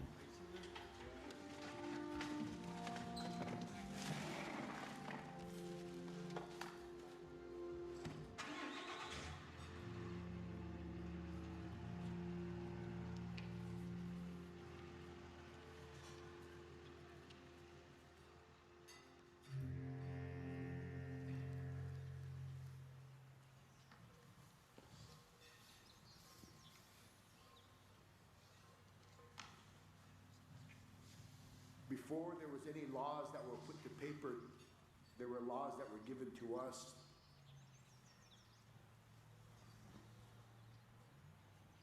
The laws were written on this land.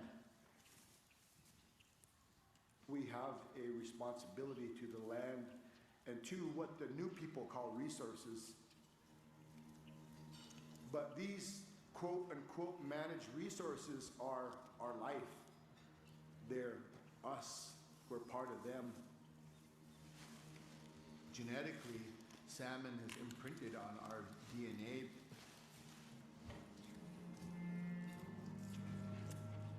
We're prepping the Chinook salmon that came from down in the Columbia River for our root feast that's going to be happening tomorrow. Natsoch, or Chinook salmon, is the one that leads them. He's the leader. That's why he comes out first on the table, and that initiates all of our roots, and the deer meat, everything come behind him. One day we're gonna have to rely on this way of life, because our way of life now isn't gonna last forever. It's not gonna. Everything changes, and pretty soon there'll be a big change to this land, and we're gonna have to rely on this way of life. More younger people need to get involved. Yeah, usually when we get our main allocation, and historically we'd get like 100, and so we'd be cutting up for hours. But now we got 7, so that kind of gives you a sense right there. So today we're having our first foods feast, which is one of our protocols that we have that open up our new year for all the food that is gathering. And it reminds us of when all the foods were named and counted in a story about our creation, upcoming to the coming of the Natita, are the human beings. And so what we're doing today goes back to that time. Our women would stand up. The eldest woman, the most knowledgeable woman, would stand up, and she would do a forecast of the foods, of how the new season was going to be based on what she had seen and her experience. And nowadays that forecast is never good. It's be ready And when the foods are available, move, because there's not gonna be much time to gather. And you have to be able to put down the things, the 9-to-5 job sometimes for our young people, the sports and other activities. You have to move when that time comes, because those windows for us to gather the foods are getting smaller and smaller, and the places that we can gather are more limited every year. It's very difficult even to conduct this ceremony. It takes a lot of pieces to put those things in place.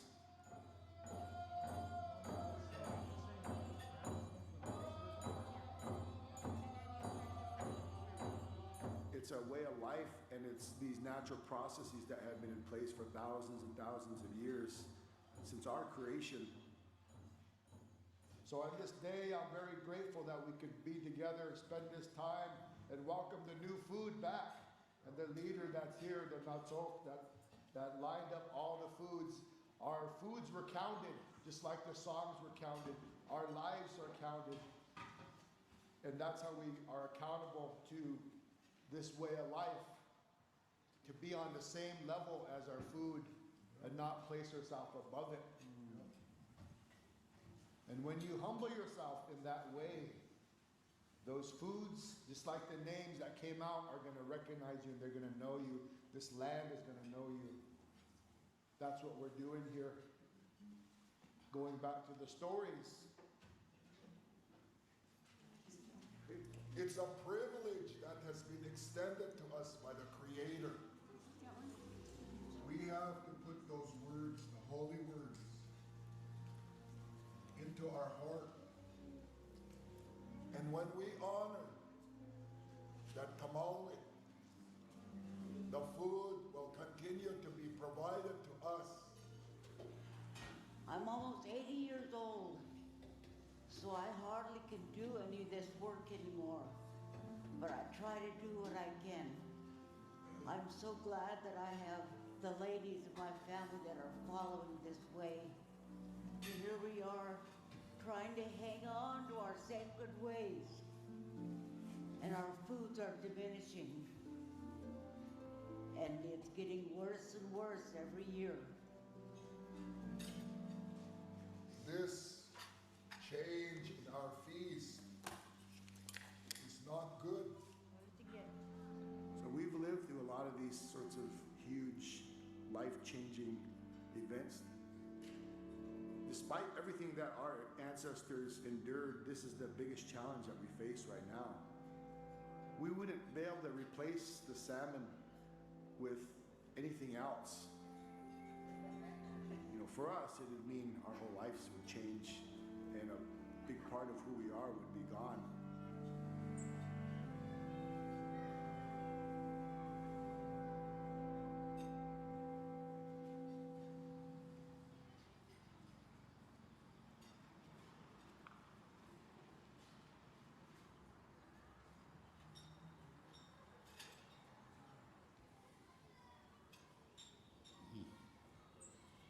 Just customary when you're doing that to have prayers for folks when you're doing them.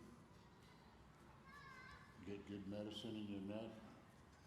You don't want to think bad things when you're doing that. Pray for folks' health. Pray for our rivers. Pray for our animals and fishes and everything in our land. Sometimes the magic works a little faster than others.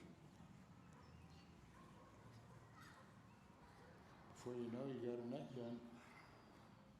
We want to be able to share those techniques and share those gifts that our old ones gave us, you know, and that's how we pass them on, and to stay healthy and survive in our best way we know how.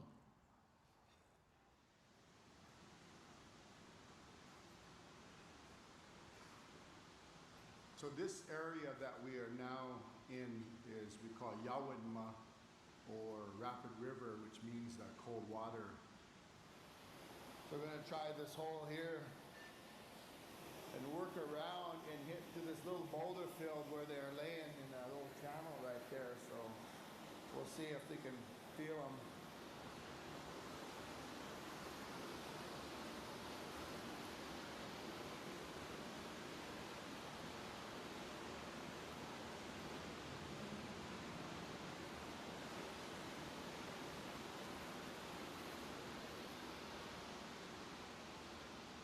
We're relegated to these very small sites, and the runs are getting smaller and smaller, shorter and shorter windows. Part of the reason why this has become a more important fishery for Nez Perce people is because the Salmon River doesn't have any dams on it.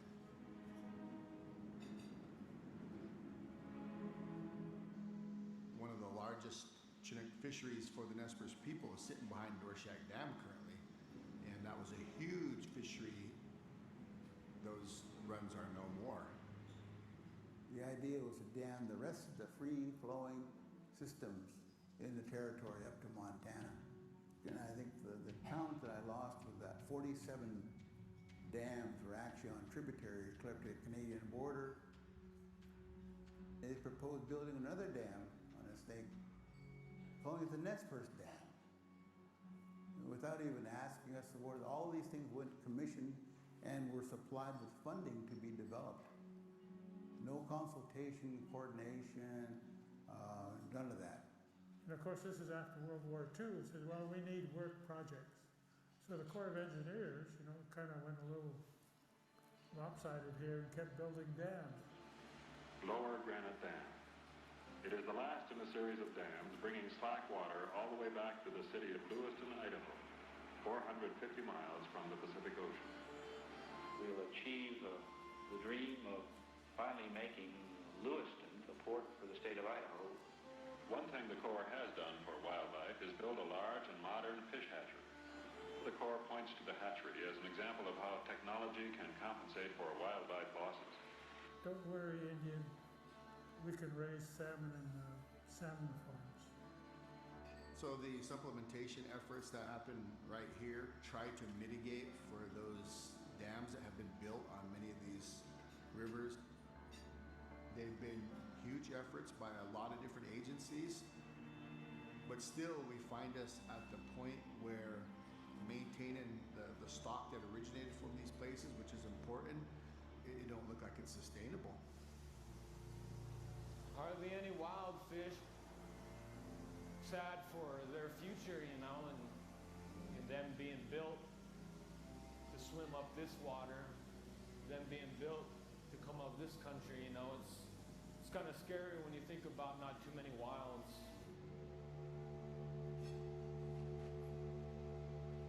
So this was also the site in the 1979, early 80s where the Rapid River incident took place, where our people had to stand strong in the face of the state interfering with our Article 3 treaty rights. So there was a contingent of tribal fishermen who were down in Rapid River trying to exercise their fishing rights. The state of Idaho had closed down the fishery and said, you guys can't fish here. The tribe protested. Most of them got arrested, convicted, and thrown in jail because of their trying to make that right a reality.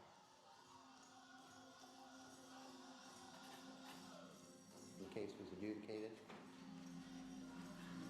This was really one of the key cases, and it came out that in fact, Idaho, you cannot shut down the tribal fishery first. You have to work with the tribe to figure out how many fish are harvestable, and this tribe is a co-manager with you. So that really was some of the cause for why the fisheries program started. The Nez Perce Fisheries Program started in 1982, as I joined on at that time. I think there was about 6 of us in 1983. Today there's 150 research program, they're really the ones who are in charge of monitoring the returns. Critical aspects of sovereignty and being able to maintain the treaty fishing right.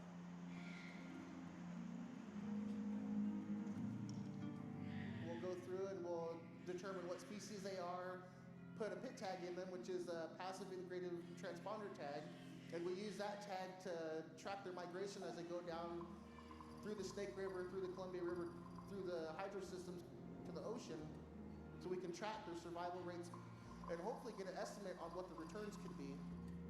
The number of salmon, spring Chinook salmon coming back from the ocean is less than 1%. So I'm always worried about the fish. The work that we do throughout the natural resources divisions and all the projects that we have is to be that voice for them when they're in trouble. So without this work, then we wouldn't even have a battle to fight because it would already be over.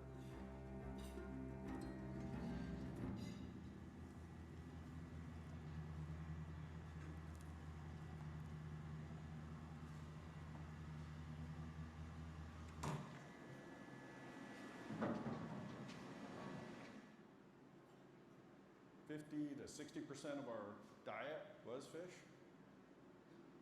The rest was game and roots and other things that we gathered.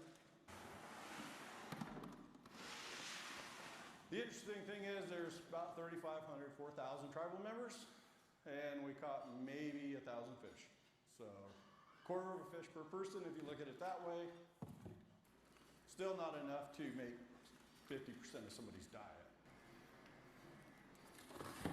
We're going to go to Orfino and Kamiai, two of the other high population areas for tribal members.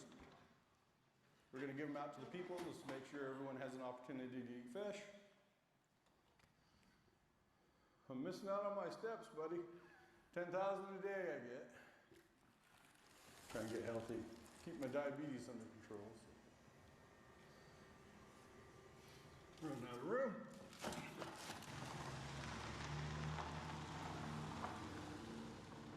Salmon generally were a main source of fuel for our people, and not having that resource available has negatively impacted, us in many ways. Certainly nutritionally, heart disease, diabetes, high blood pressure, kidney disease. But if you ask most physicians or healthcare providers, they'll tell you education and access. Well, we have both of those in our facility, and we still have a high incidence of diabetes and really young, 40-year-olds on dialysis. Our people aren't healthy enough to be able to manage their diabetes because of the hurts that they've experienced throughout their lifespan. And that, to me, is the underlying issue that we need to address to begin to help heal our people. Got canned fish and some filleted frozen fish. It's spring Chinook, they just caught them Zone 6? a week ago. Yeah, zone 6. Oh, I want zone 6. Okay. You just signed up. I know. Oh, that's where mine is. Yeah. Got it? Matryoshka. Oh, is that for dinner tomorrow? Oh, well, good. Yeah, Scotty's gonna pick his up too, yeah. It's Jody's. Oh, my goodness sakes, well, can, my gosh, I'm gonna pop a can right now. Health is at the base of all of our quality of life, not just physical health, but our spiritual health, our mental health. In 2016, Nez Perce women compared to national women in the U.S. had a 20-year difference, 20-year less life expectancy than a non-native woman in the United States. That's a full generation for many of our families.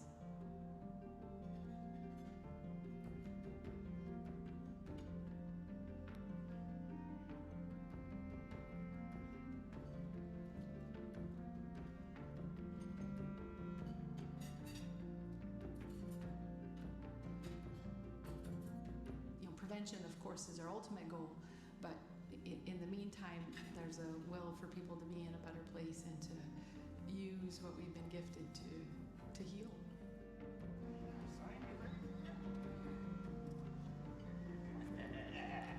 She's over there, bro. She's gonna pick them. All right.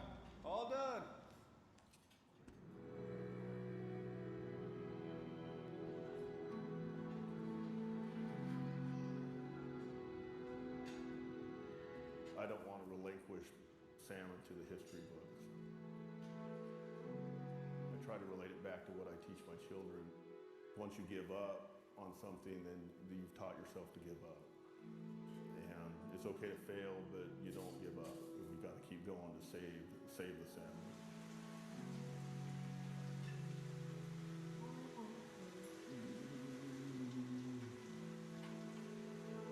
I'm almost father at this point, you know, like these are our babies and kids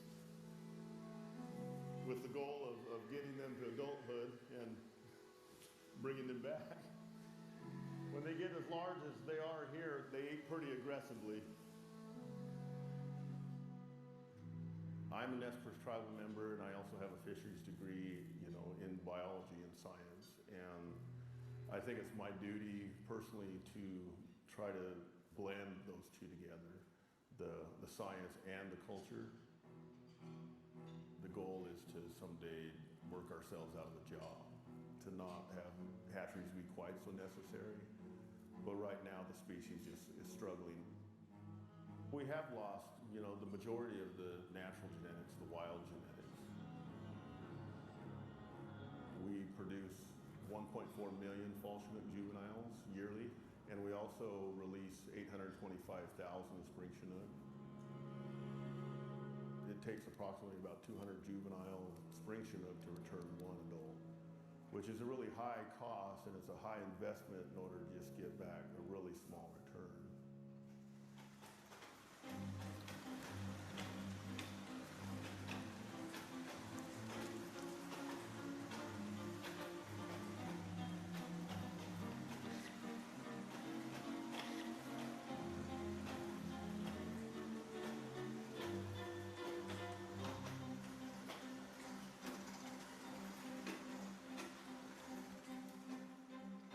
We have a coated wire tagging trailer set up right now, and it puts a coated wire tag in, which is a small tag that goes into the nose of a juvenile salmon. And on that tag is etched a unique code that will relate it back to this hatchery. When those fish come back and we spawn them, we'll read the code and be able to relate back how many fish return to our hatchery. Right now it's running at 11,000 fish per hour. So in a normal day, a crew of 2 or 3 people can do 70,000 fish. So we clip them, and that's a visual cue for that surveyor to say, okay, this fish came from a hatchery, we need to check it for a coated wire tag.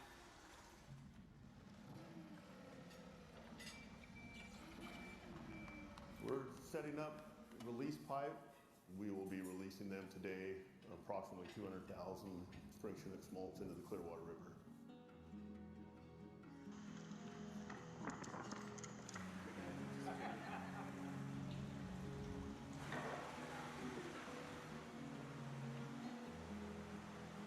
Okay, we're pumping. We got good flow coming out.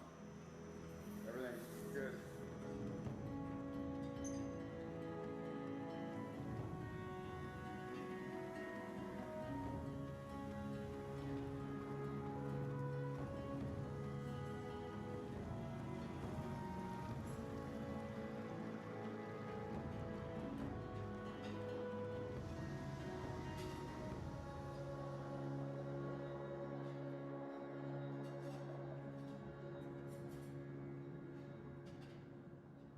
Our purpose is to release the healthiest fish we can, but that's out of our control once they're out of here.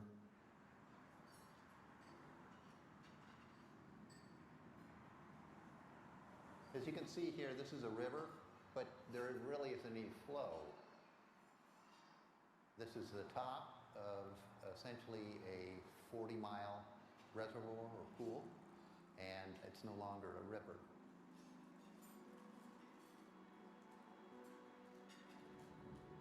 When fish move downstream, they follow the flow. So when they run into a reservoir, it backs up, creates all kinds of problems. Before the dams were in, that migration took 1 to 2 days to make that 400-mile journey. With the dams in place, that takes anywhere from 10 to 30 days. And there's a lot of predators. The reservoir in and of itself can heat up faster than it would if there was a free-flowing river.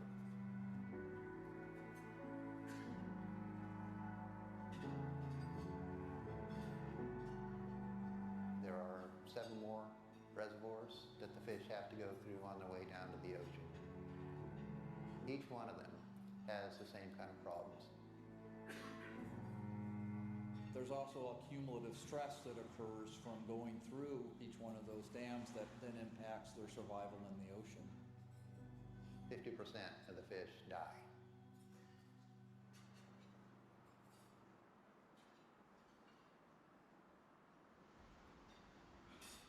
The more times a fish encounters a powerhouse side of a dam and passing that, the lower survival rate it has.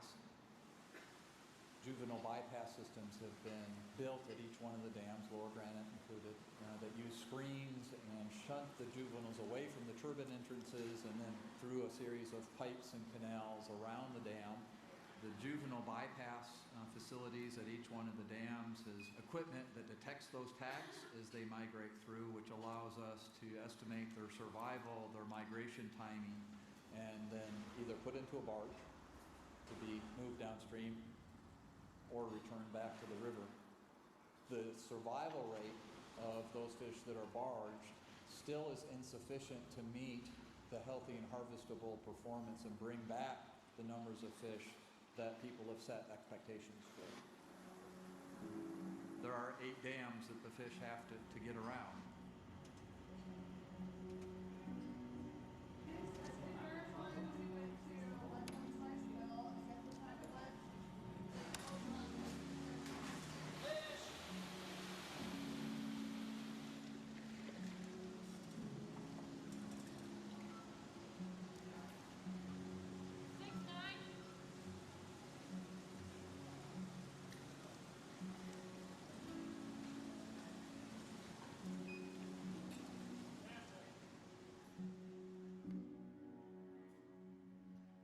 Why the 4 lower Snake River dams are important is that they are the bottleneck. They're the gate, if you will, to the best habitat remaining for spring Chinook. This is where they go. In the best freaking place in the United States for these fish, we're losing them. 42% of the spring Chinook populations in the Snake River Basin have hit this quasi-extinction threshold. We're talking about a handful of fish trying to find each other and spawn. If you have a landslide in the stream, if there's a big fire in the stream that causes some problems, those fish from that particular area can be lost. By 2025, 77% of these populations will be below that threshold. So the fish are going down the toilet. It is just these 4 dams that are preventing these fish from at least maintaining their head above water, if you will. The people who are dependent on these dams, who are so wedded to the services that they provide, didn't give one freaking thing were the people who gave up all this land and are dependent on the fish, and the fish themselves gave everything.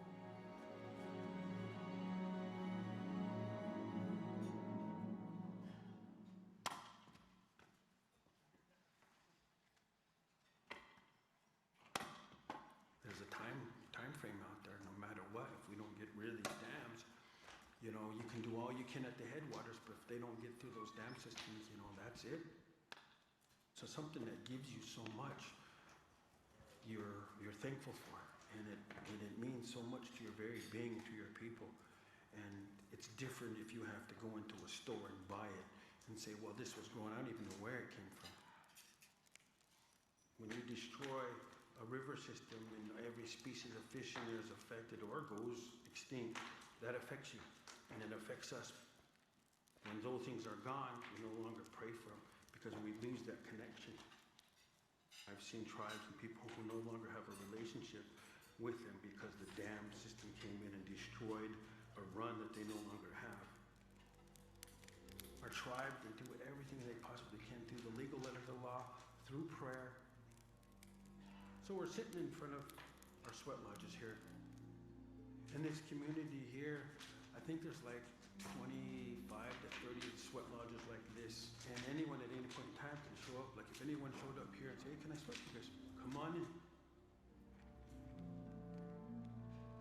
We're going into this place with these stones that we get, that we heat and bring in there with water. Just simple elements, there's nothing flashy about it. When that door's closed and it's all black in there, all you can feel is that person's prayer. We're going into our mother's womb again. It's supposed to tell us we're going into to be reborn and to pray and to let things go so that we can come out clearer.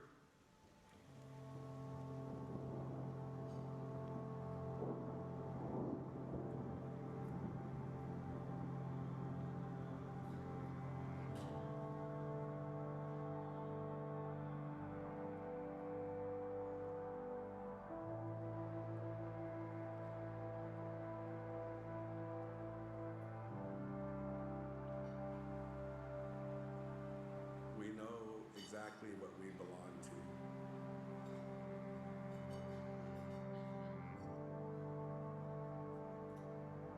The wealth of this region was the wealth of nature. It's the gyre of nutrients coming from the ocean, going to the ocean. And it's supposed to flow this way.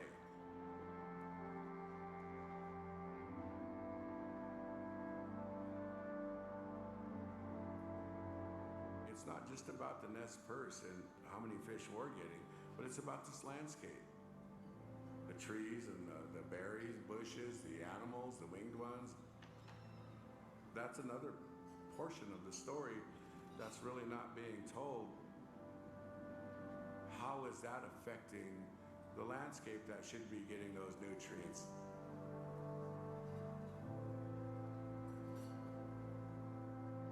Not just for human consumption or for sport catch, but for this life.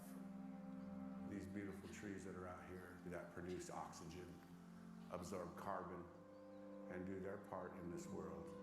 Trees and plants and survival of salmon is all dependent upon one another.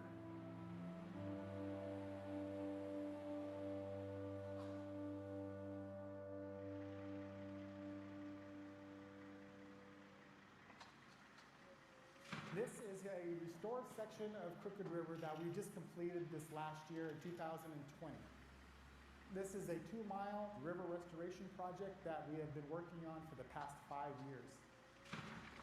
A lot of these things that we were fixing out on the landscape, the Nez Perce had nothing to do with it. But we're out here on the forefront to restore and protect these resources. Our whole goal and mission of our program is restoring habitat for fish. Like many tribal members, I grew up hunting, fishing, gathering roots, medicines out in the mountains with my grandmothers. Crooked River once had thousands of fish in it, and now it's down to a fraction of what it used to be. Maybe 100 fish, with just maybe a quarter of that actually being wild fish that come back to return to this basin. They're approaching extinction. So, Crooked River, being dredge mined in the 1930s to the 1950s, they used a dredge that dug down about 20 feet. And it left the river channel without much habitat that fish could use for spawning. The machinery that it took to come through and mine this valley was enormous. And so in order to restore this valley, we have to bring in this large equipment to remove these mine tailings and to reconstruct the river channel again. I'm a civil engineer, and so often your plans are everything's just straight lines and 90-degree angles, but out here, that's actually not the goal. You want it to move, and you're encouraging it to do what it will naturally. By the time equipment's off the ground, you will see native species up in reaches of habitat that they haven't accessed in 60 years. Now we have restored this river, but if we do not have the salmon or the steelhead that come back here because of the factors that are happening outside of the basin, we will not have those fish to return back to take advantage of, to utilize the habitat that's being restored.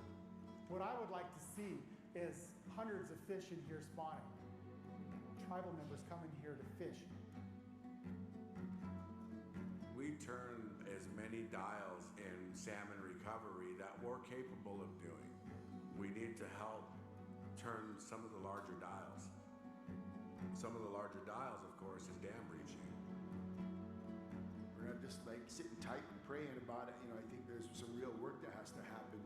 And that's one of the decisions that the tribe has made from a policy perspective to pursue breaching of the 4 lower snake dams. So taking out the earthen portion of each one of these dams, and in this case it's the far left-hand side, leaving the concrete structure in place. The river would be returned to its original river channel.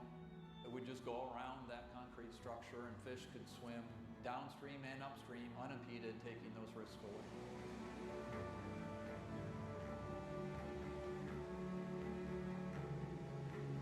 The locks that are in the dams, they allow for transport of grain, but that system is so replaceable.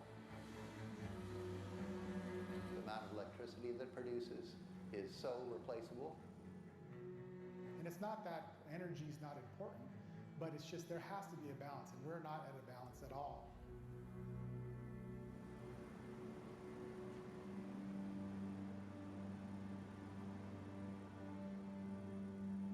Energy, obviously, can change.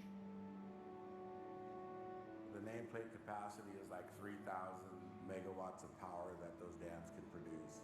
They generally, on average, produce a little over 1,000 megawatts.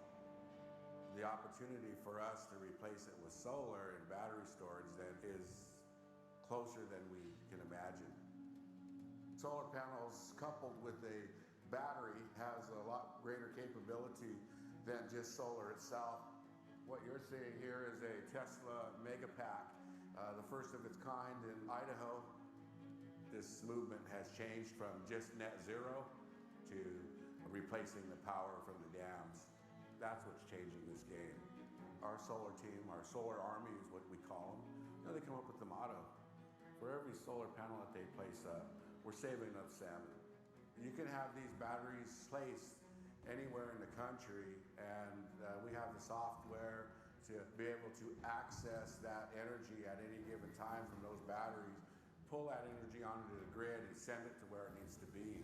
That's the idea behind a virtual power plant. We as the Nez Perce people aren't the only ones that are going to be doing this, and that's our plan, is to bring other tribes in. This energy can be called upon in seconds. And if we as a country want to hold other countries responsible for environmental injustices, then we need to look at ourselves here. And we need to make the changes here and changing the way that we do business. Then our economy's in a more secure place, our environment's definitely in a more secure place, and that means our people are in a more secure place. And that's what it's all about. I hate to change the way that you do business. I hate to move you from rotary to cell. I hate to move you from horse to car, but we're going to have to do it, right? I mean, because that's just the way we can do things now in order to save what was once salmon country.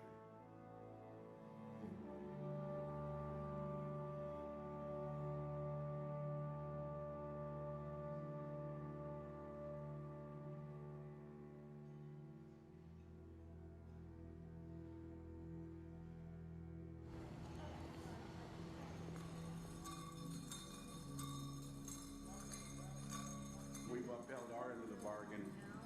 We're asking them, as the signer of the treaty, to uphold their end of the bargain too. And we're here to remind them of their obligation and to give our hand to them and say, let's work hand in hand to resolve this issue with the Snake River dams.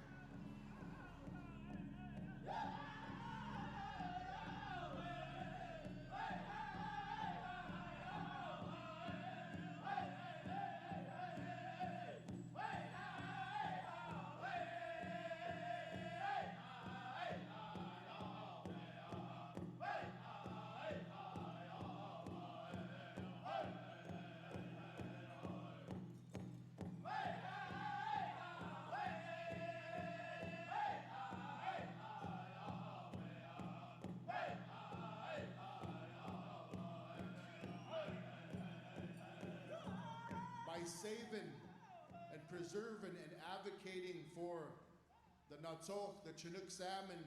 We're advocating for the life and humanity of all people throughout the world. And that's what we're here to represent, and I'm glad to see each and every one of you here. My great-grandparents were here arguing this same issue. We have no time to waste. We can even call upon the president right now and ask him to take executive authority and breach the dams restoring the snake. The president could do this right now. We ask for all of you to join us in calling on this administration and Congress to prevent salmon extinction, to restore the Lower Snake River, and to honor its treaty and sacred obligations to the tribes and the Columbia Basin. It's time that we as a government do what's right. That we keep these species from going extinct, and that we honor the treaty rights that we have made with Native American tribes throughout the country and throughout the Pacific Northwest. I know this has been a long journey for you. We still have work to do. I'll be right by your side all the way. Thank you all. Our traditional and treaty-protected food systems are deeply intertwined into our nation's social, cultural, and economic well-being. Salmon extinction is not an option. This is a cultural damage that we could never repair for our native nations and for all citizens throughout the Pacific Northwest and the U.S. Kilaipa, unamano kanmamsikan hiksausa oikasikiwatispa. Kawako anocht, kusih kitsikan, kuchalakaiksik, nunamanoch diawa, that's a ochna, nunamano kanma. Kawako at mibnasich nunam tamaluit, aka ansich kitsikan. Sausa kijk kiwatispa wakipa, uyatpa.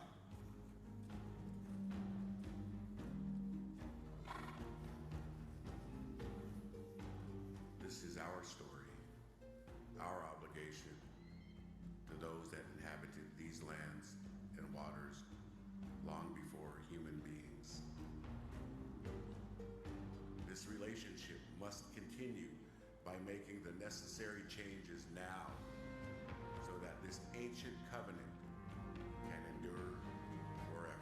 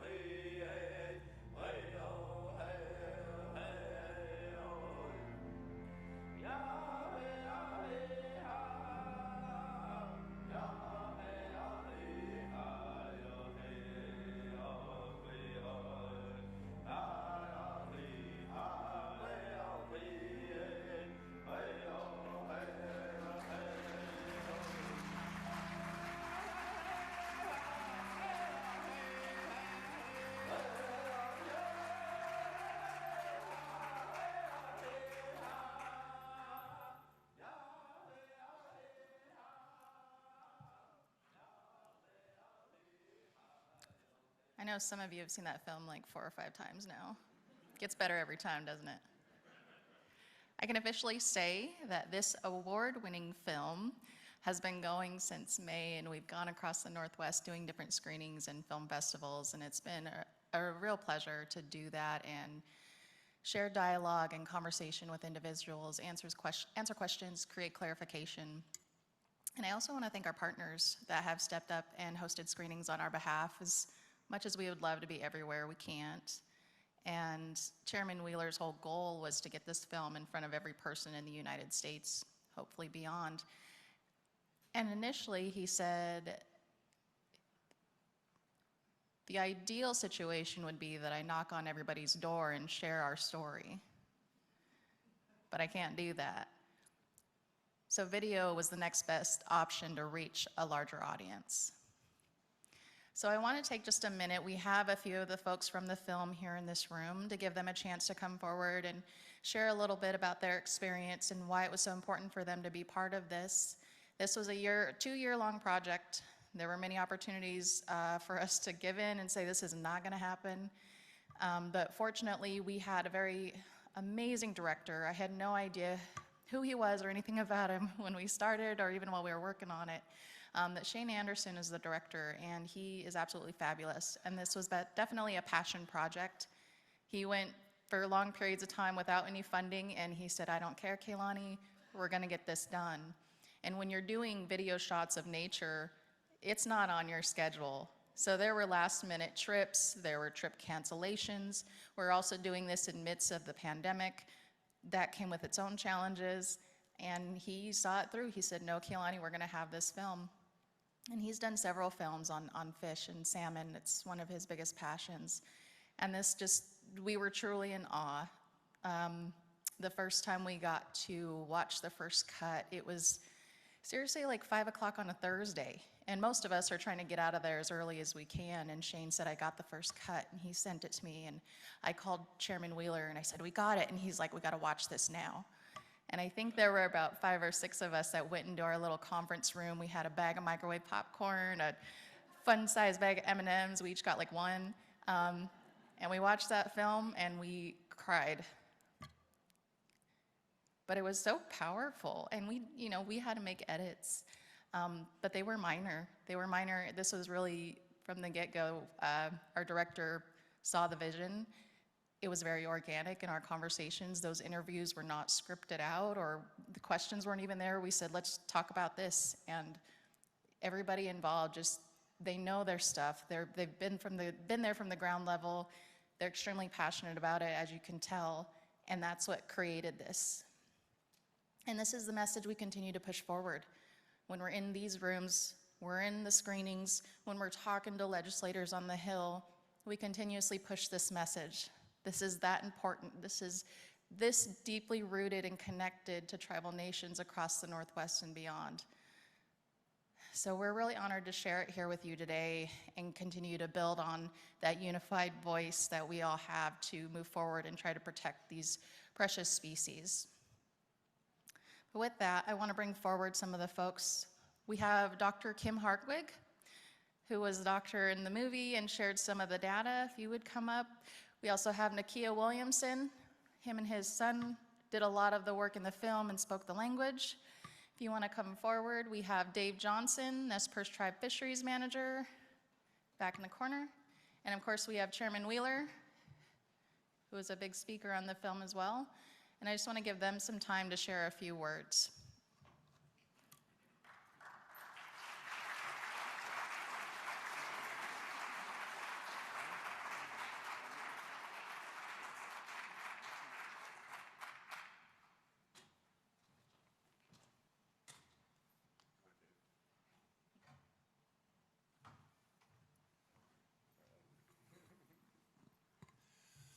Good afternoon. It's so good to see all of you here, all of you supporting this effort. It really is impressive. I'm telling you, from my heart here, is that we've been working on some litigation. As the chairman mentioned, we can't go into detail, but it's tough. And we're working with what we presume to be our partner and trustee, the United States, under some of the most, what could be taken to be most friendly administration that the tribes have had in such a long time. But it's tough. And contrast that with the response that we've gotten from audiences like you in places that this movie is shown. It really is heartening. It really, it does so much to make me feel that this is something that we can do. Because when you think about it, It really is going to be an effort of people like you who are going to make a difference. Breaching the dams is going to require congressional authorization. It's only Congress that can do it. And Congress is directed by you. You have representatives in Congress that are supposed to listen to what it is that you have to say. And this audience here in Washington is one of the most important audiences that there is. The dams are located in Washington State. They're federal dams. You have a senator in Patty Murray who's been a champion on this issue. You've got a governor in Inslee who's also been a champion on this issue, but we need so many more of the representatives from the state of Washington to step up. So if you can help with that education, with that knowledge, it is absolutely going to require it. Litigation aside, the next step is going to be you and all of us having an influence with our representatives to make them understand that these fish in one of the most beautiful places in the Pacific Northwest, surrounded in wilderness, are critically important. They say so much about all of us, tribal, non-tribal, alike, are as people. They will demonstrate that we can or we can't live with our environment. We're facing a changed condition in climate. These fish have got nowhere else to go. They need to return to this country in Idaho and Northeast Oregon. They need to go back there if they're going to have a chance to survive, because that country is wilderness, it's pristine, it's snow-fed. That's the country where they really are going to be able to maintain themselves as this climate changes, and hopefully while we work on getting that done. One thing about the state of the salmon, we'll talk more tomorrow, but as Kaylani said, that one of the things that kind of drove us here was there's a metric that NOAA Fisheries uses when it was doing its biological opinions on the Columbia River hydro system. And one of those metrics is called quasi-extinction threshold. That quasi-extinction threshold means that you've got 50 fish or fewer on the spawning grounds for 4 consecutive years. Now, what drove us to really be shocked was that NOAA's metric was always about what is the potential, what is the possibility that we are going to reach 50 fish or fewer on the spawning grounds for 4 consecutive years. We turned that question around and we asked, where are we right now?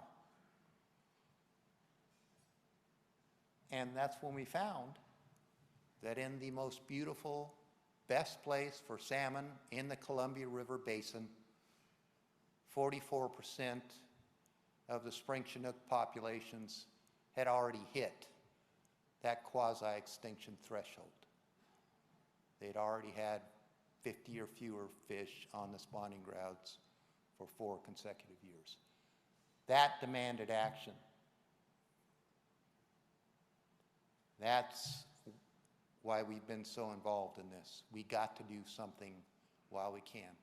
And again, one last pitch. I mean, so much of the power that Bonneville produces in the 4 Lower Snake actually ends up in Washington. It ends up in the Seattle area. So people from Washington, from Seattle, you can talk to your power companies, get people to understand that really we have to be able to do this. We have to be able to show that we're better than we have been. So thank you so much, and really appreciate your help in this and in your attendance today. Thank you.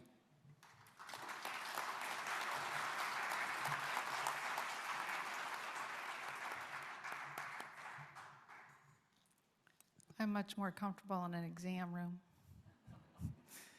I just want to thank you all for being here today, and would just like to reiterate some of the bias that I have, that health is the base of our quality of life, and the activities surrounding salmon and our cultural activities really far exceed the nutritional benefits that most people think of when they think of salmon.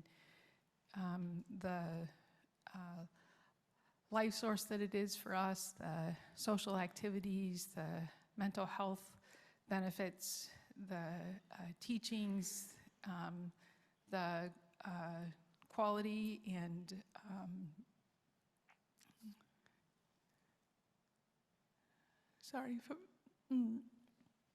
fulfillment that somebody gains when they teach or are able to pass something on are immeasurable. Thank you for being here.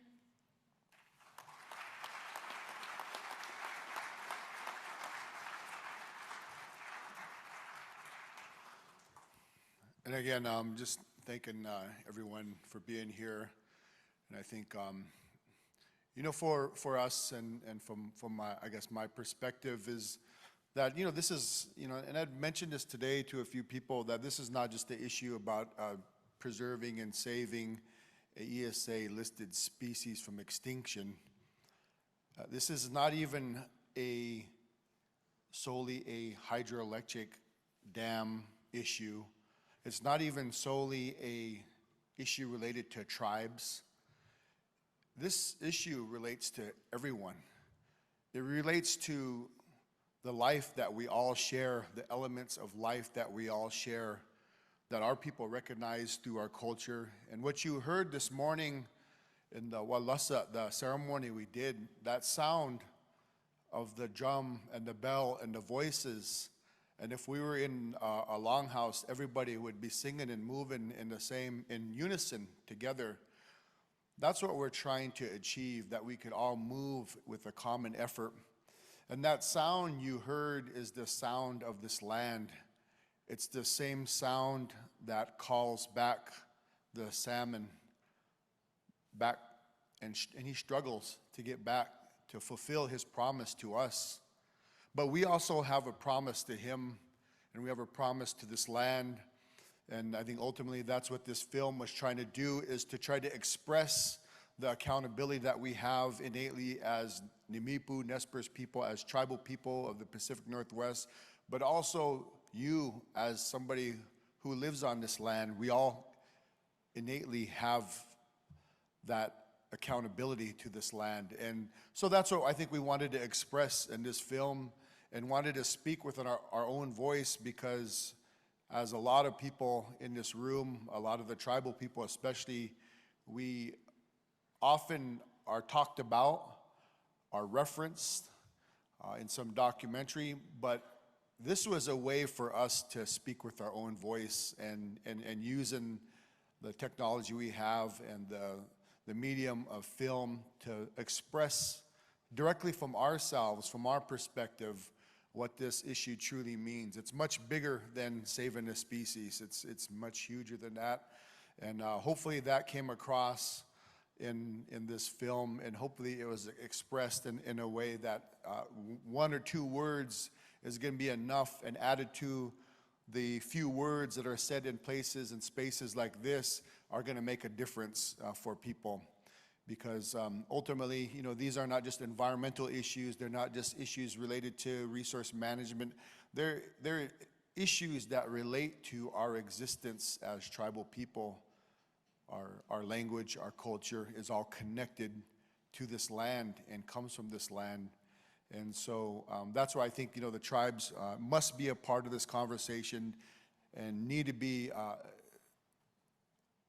right in the front and the forefront, as you see here, of bringing this message out, because our ability to sustain life for 10,000 plus years is what we bring to the table and what we want for not only our communities, but all communities, and those, especially those decisions that are being made that are gonna affect those generations that are coming after us, generations to go. So I just wanted to say that and state that, and there's been a lot of tremendous work by a lot of people up here and others, and I think the film, you know, hopefully provides that message when we're not in places like this where we cannot deliver it ourselves. So, you know, again, Katsiao, thank you for a little bit of time and being able to look at our film, and, you know, hopefully it resonates with you all. Thank you.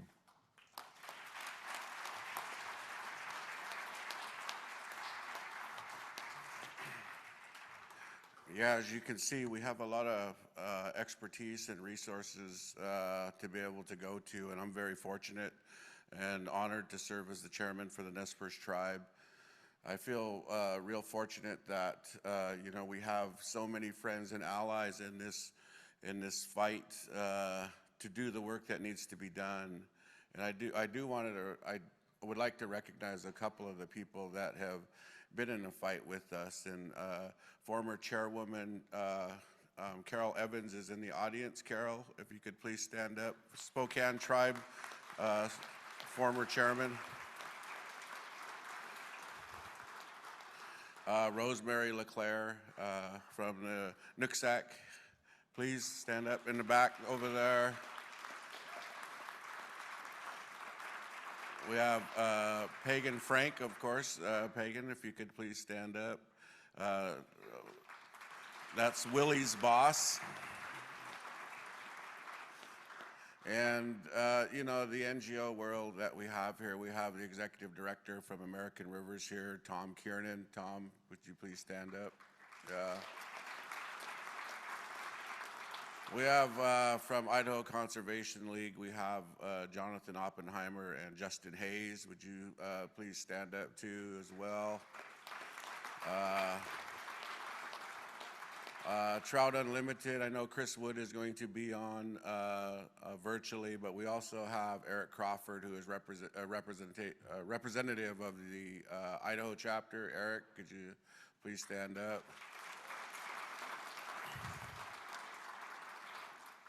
We have just, I know Mitch Cutter's in the audience, Kyle Smith, you guys, you know, all wonderful, and everyone else that's doing some, you know, this collaboration and work together. I would like to recognize some of our team from home, of course. We have Darren Williams, one of our legislative staff attorneys that is in the audience. Rachel Chetta Wilson is here. Of course, Kaylani Scott. We have Julian Matthews on the wall over there. He's Nimipu Protecting the Environment. Julian, if you could raise your hand. But I'd like to bring someone forward too right now. The former vice chairwoman of the Nez Perce Tribe. The first time I was chairman, I'd like to have Chantel, if you could come up, please. Chantel Green. I would just like and she didn't know I was going to do this, so I know she's going to think of what to say when she's coming up. And I just want to give her a few moments, because you've witnessed the solar renewable energy portion of what the Nez Perce Tribe was doing. This was her baby. So, and I would just like give her the opportunity to explain her thought process through that and the development of that at this time, because it's a big portion of the work that has to happen on the backside here in order to replace those services of energy from the lower Snake River. Chantel, if you guys could give her another round of applause.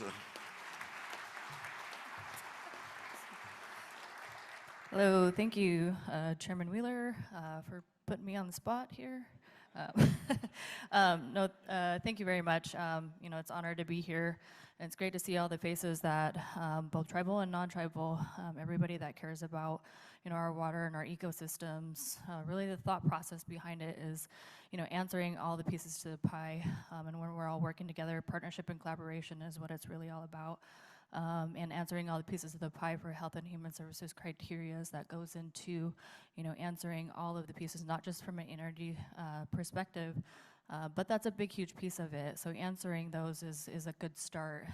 So leading in energy storage and being able to, have that coming forward and the tribes leading it, not just because a lot of it was also, economics. That's a big, huge piece of it. Healthcare, and I'm glad that, we're kind of tying this all together because it's really, to look at this as a green circular economy type of thinking, and that's the way that we were taught to be.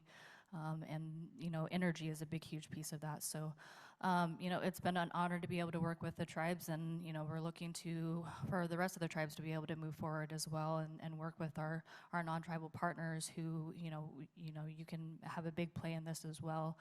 And then being able to tie everything together is where we're going to actually see, movement in Congress and legislation to be able to achieve our goals that we're setting here. So, again, it's an honor, and I'm looking forward to mixing and mingle with everybody here and networking. And then thank you for coming in and supporting this event. Thank you.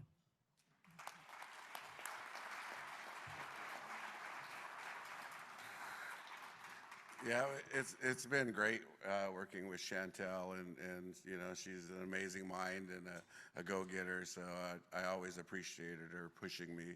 We also have my executive assistant. Her name is Marsanne Lawyer. She's right up here in the green. If you need anything from me, it's best to reach out to her because she processes everything for me, and I don't do anything unless she tells me I can do it. So there's a chain of command that I have to follow here with everyone that's within the room. I'd like to also recognize Nick Nelson. Nick, if you'd stand up, please. Nick's he's an Idaho boy, so he cares about the salmon, he cares about the water and all the issues that surround, mining and those types of things too. I also like to recognize Dr. Giles here that works with the Orca. I'm sure many of you guys, she'll be on a panel tomorrow. I'd like to thank, the Water Foundation. Andrew, where are you at? Andrew's over here, a big supporter of funding with us, along with Hewlett, the Hewlett Foundation. I'd also like to recognize Eileen Stoss here, who had helped with the funding of the film. So I appreciate Eileen very much. And as you can see, there was a lot of things that went into producing the documentary and a lot of knowledge that was shared. And so we appreciate this opportunity to be able to share this with you today and into the future as we continue to march forward to do the things that we need to make happen for the betterment of all of our futures. So with that, we'll continue on with the agenda, and I'll call Kaylani back up. But thank you all for taking the time to be with us today. Thank you.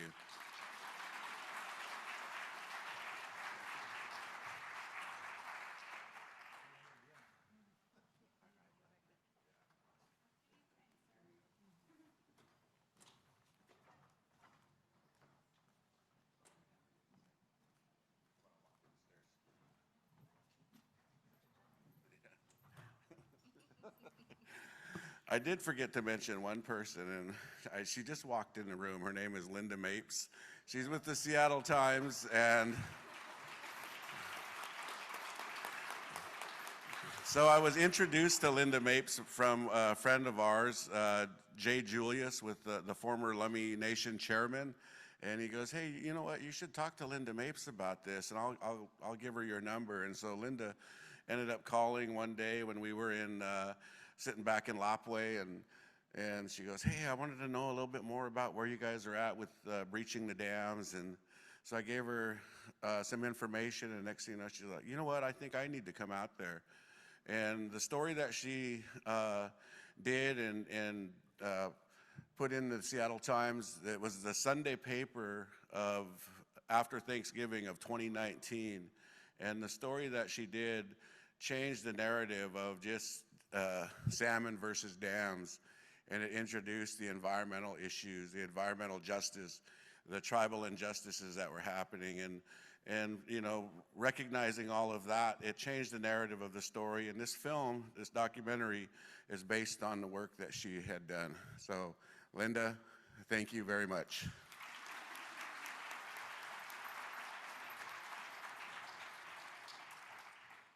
All right, thank you. I did want to take just a moment to introduce you all to Rachel Wilson, if you have not met her yet. She also goes by Chetta. Just want to make sure you're familiar. This is the Nez Perce Tribe's communications manager and your best resource to getting in touch with folks at the tribe. If she can't get a hold of them right away, she's the one to bug them. So this is your go-to. She has business cards. She's here, you know, all week. So feel free to connect with her and get to know her a little bit. On that note, I just want to mention in regard to the film, in front of the vendor room, we do have posters and some informational pamphlets. Please feel free to grab those. We have Sharpies. If you'd like an autograph, we have the folks to do it.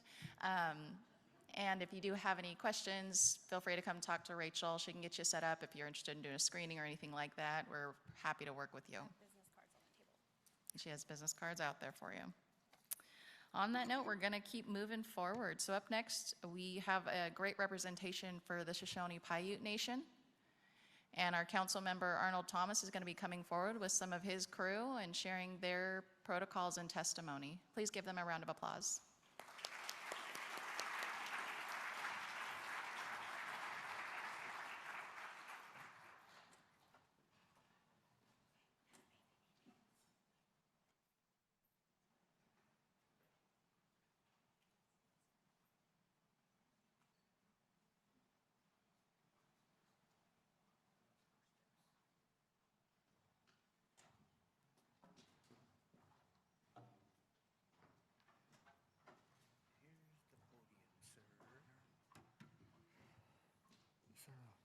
Is it handheld mic?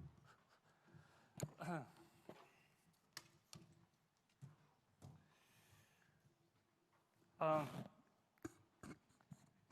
like to say good afternoon, and I'd like to grab my brothers here and my uncle, Daryl.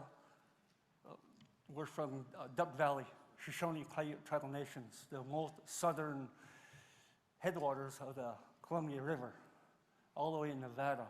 That's quite a distance for salmon to travel. So what I'd like to do is offer a couple prayer songs for our brother Shannon and the Nez Perce that were on the film.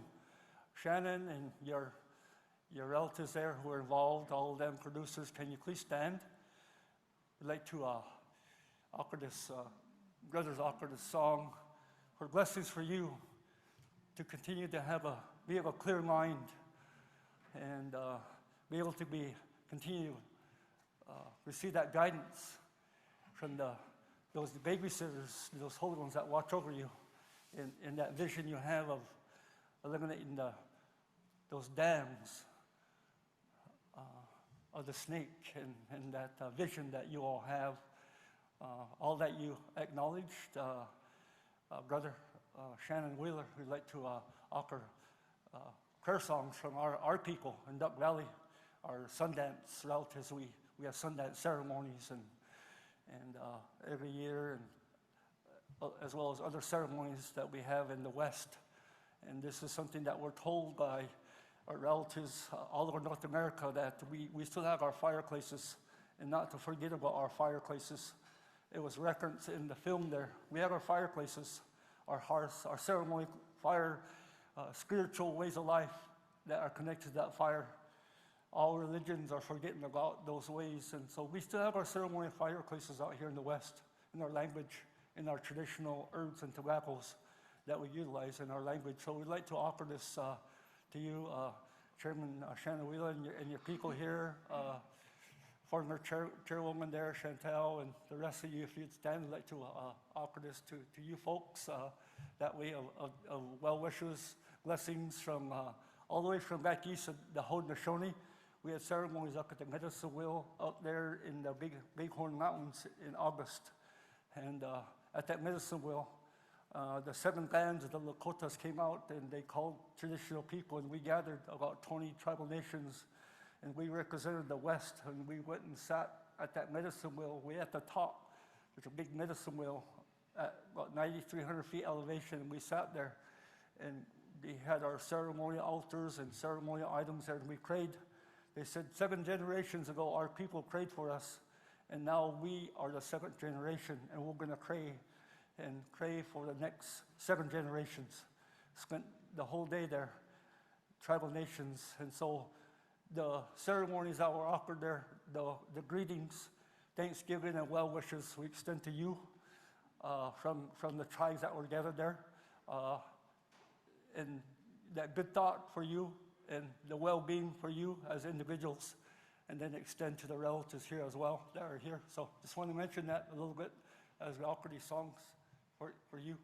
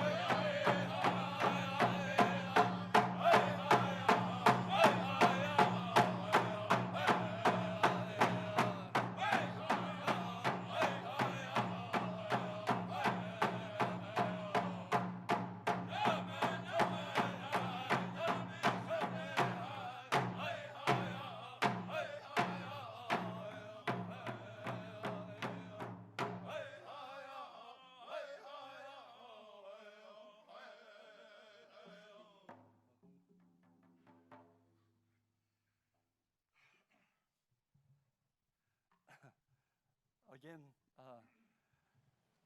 thank you, Shannon, and for the vision that Neskers Nimiku vision that you all had, and the guidance and direction from your ancestors.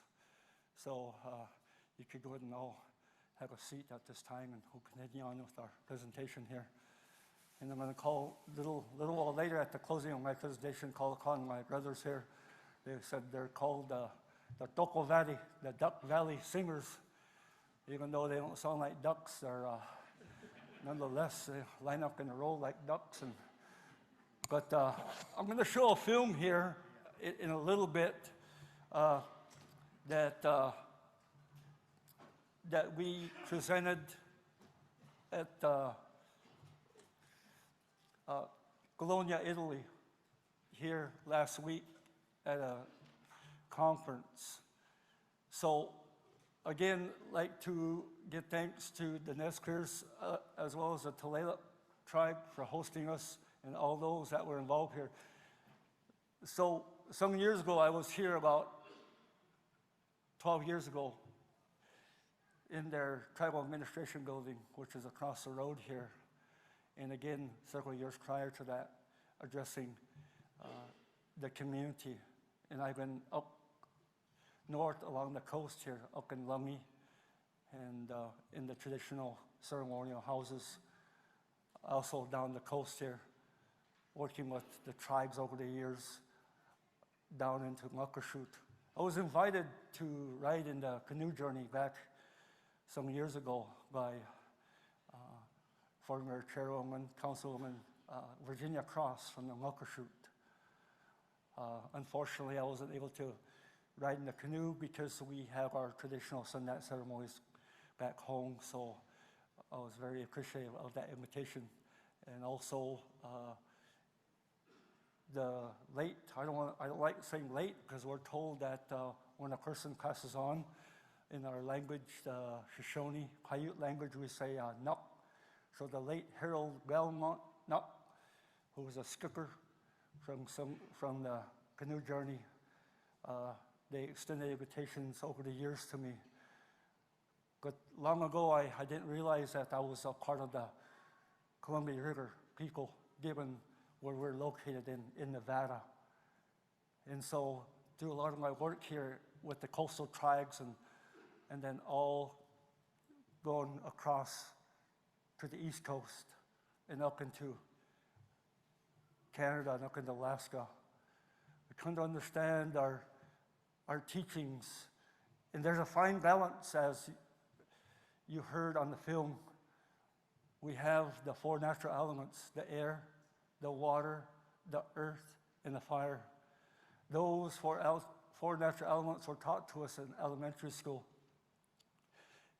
And it was explained at the United Nations and by our elders from the traditional circle of elders and youth of North America that those four natural elements, they had their laws to them.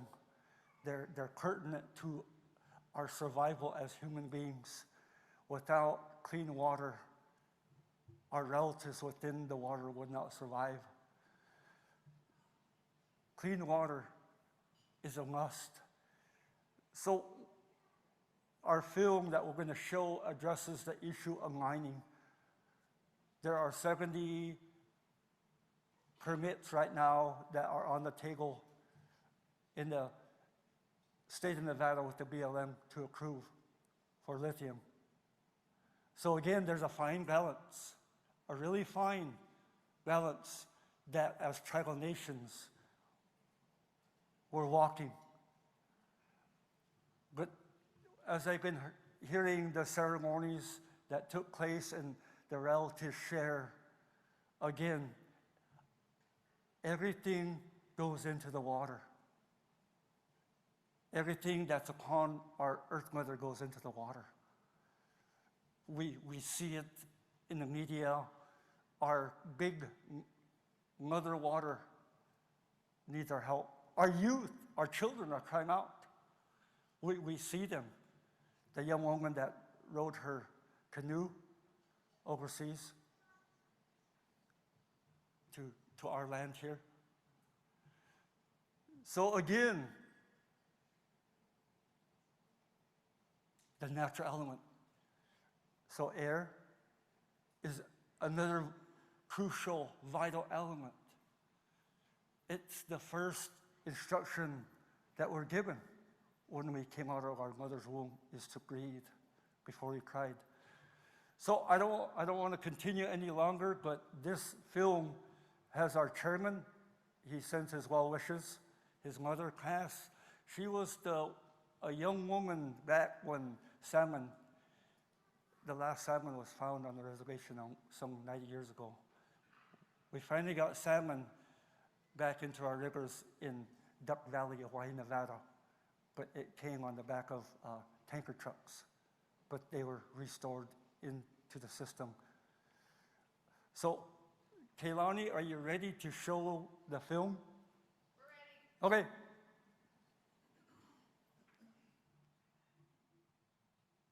Good morning, scientists. My name is Brian Mason, and I am the chairman of the Shoshone Paiute Tribes of the Duck Valley Indian Reservation. We are addressing you today on the issue of green financing, often referred to as the green economy, and what we're referring to as green colonialism, and knowing that they can have negative effects on the rights as indigenous peoples.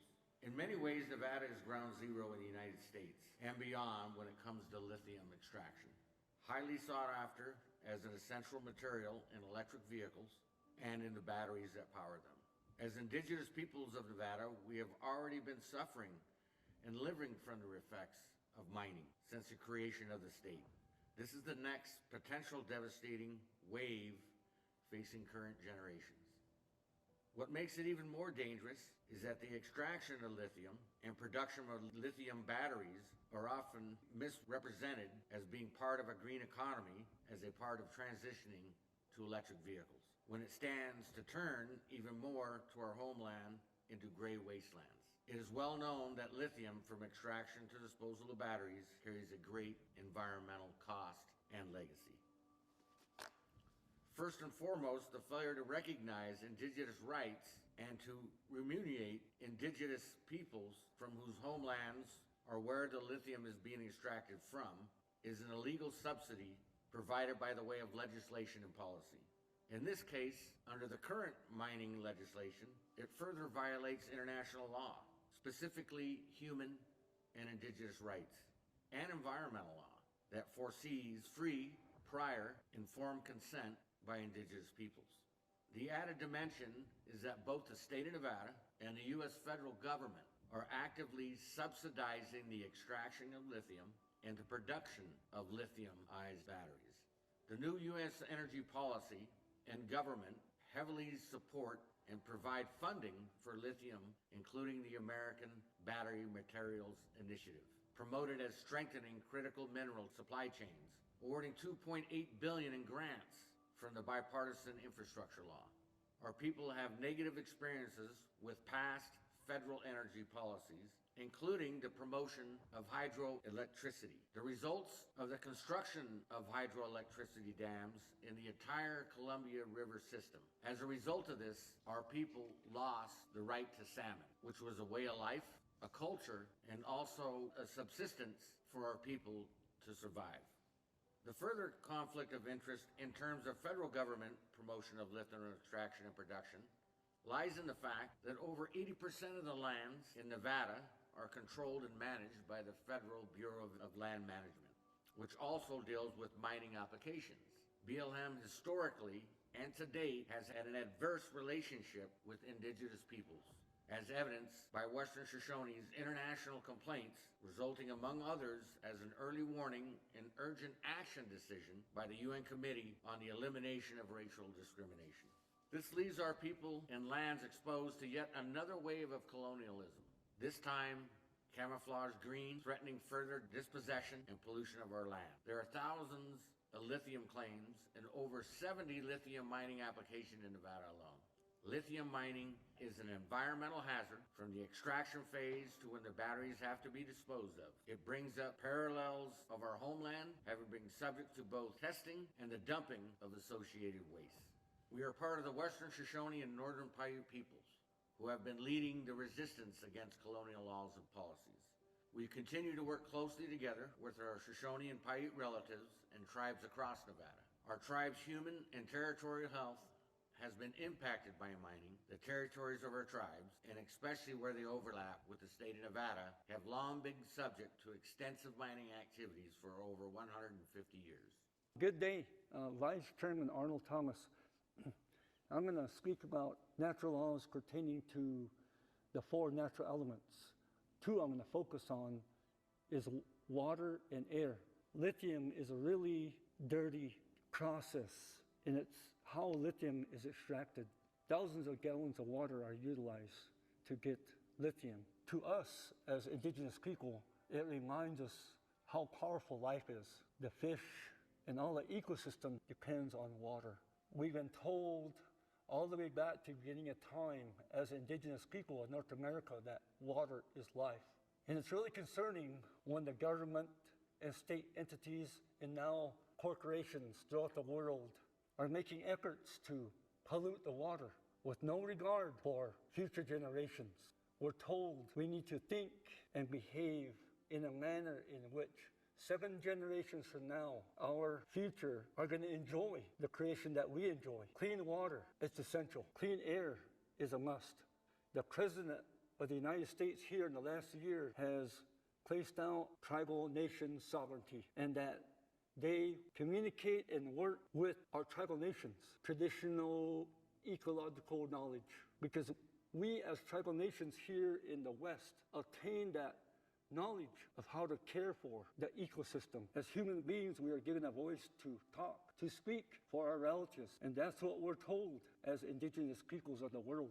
Some of you have forgotten about those teachings, and our elders remind us that we still obtain that spiritual, traditional knowledge of how to care for the air, the water, the earth, and the element of the fire. And it's vital that the world take heed, because we're told we're in a short window of time. The ice is melting, and every year it's melting at an alarming rate, and mining has contributed to climate change. We see it, how it's impacting our winged relatives, four-legged, the fish, how it's impacting the trees that bear fruit, the trees that we depend on. So the lithium green colonialism that we're referring to, how long will that last? And it's vital that all peoples of the world make an effort to remember those treaties, those agreements that we have.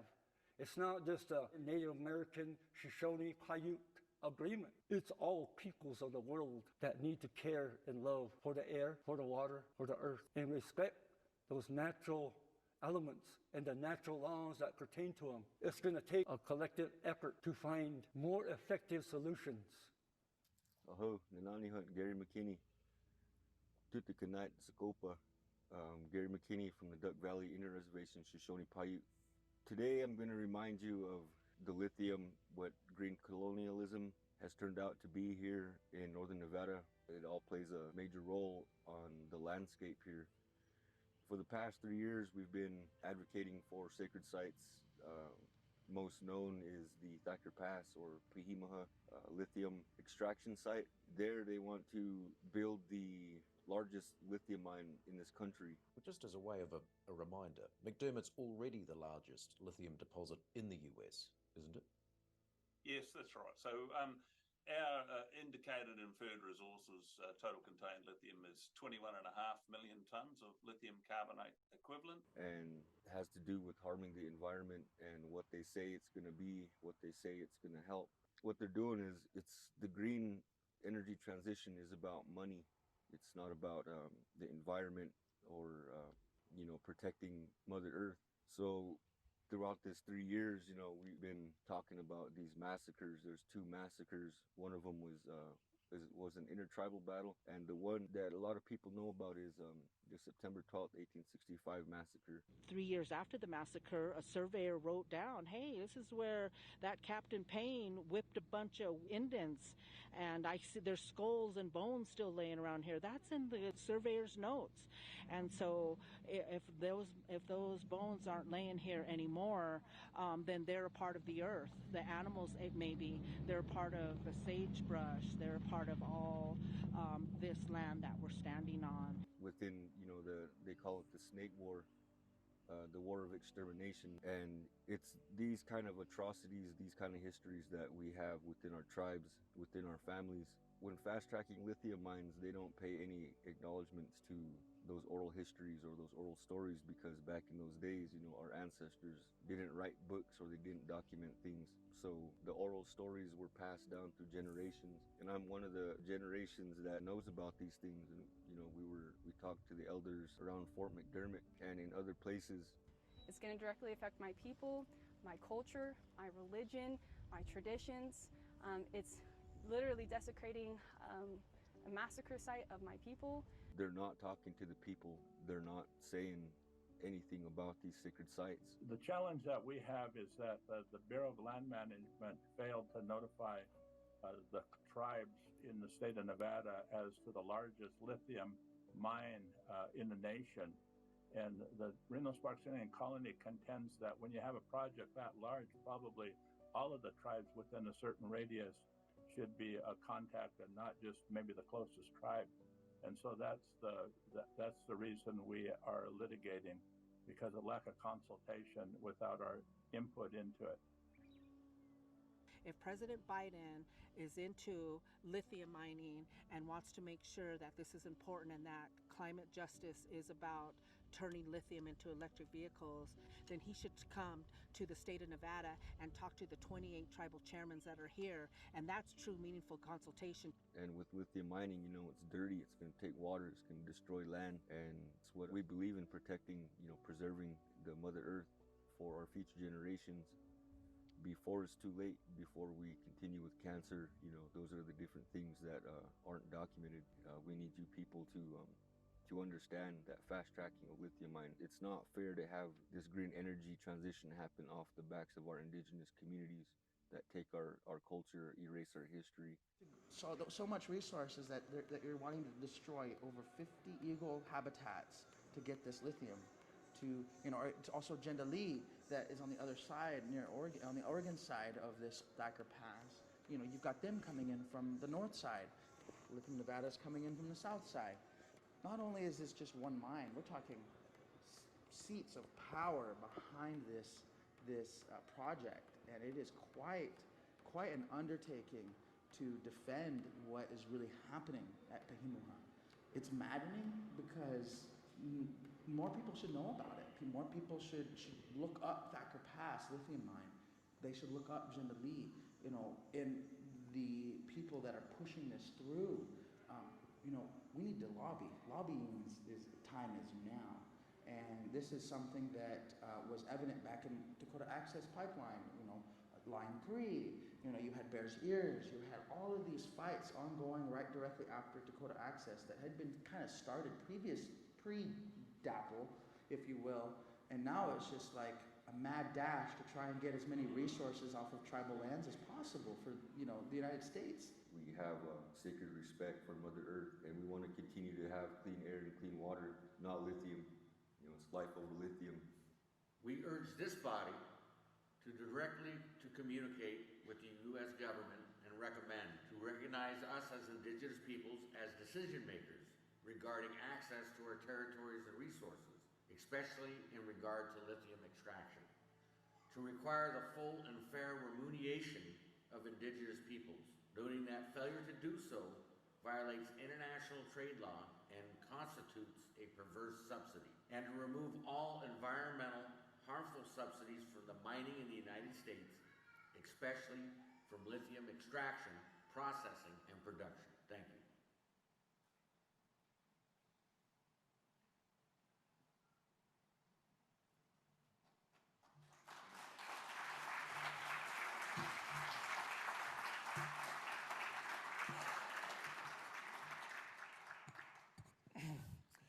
like I mentioned last week, that was shown at Bologna, Italy. There's a research paper that's going to be coming out regarding the different presentations that were offered there. This was offered at the United Nations here last spring.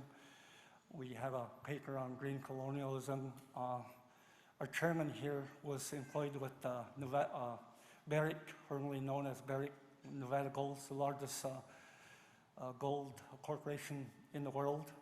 So he has extensive knowledge. So we wanted to share that with your relatives here. And again, I want to thank Chairman Wheeler. He's always encouraged me to come and speak the truth and share the truth. Some years ago, there was a ceremony that was conducted in the middle of North America. It's what they call a condolence ceremony. And this was conducted by the Haudenosaunee, the Six Nations chiefs. And the ceremony is a traditional ceremony to condole the passing of traditional leaders. So they had the ceremony and they used their wampum shells at the headwaters of the Mississippi right there in the middle of North America. And they conducted this ceremony to condole what has happened to our people since arrival of the English and the French to our lands when they were pursuing religious persecution.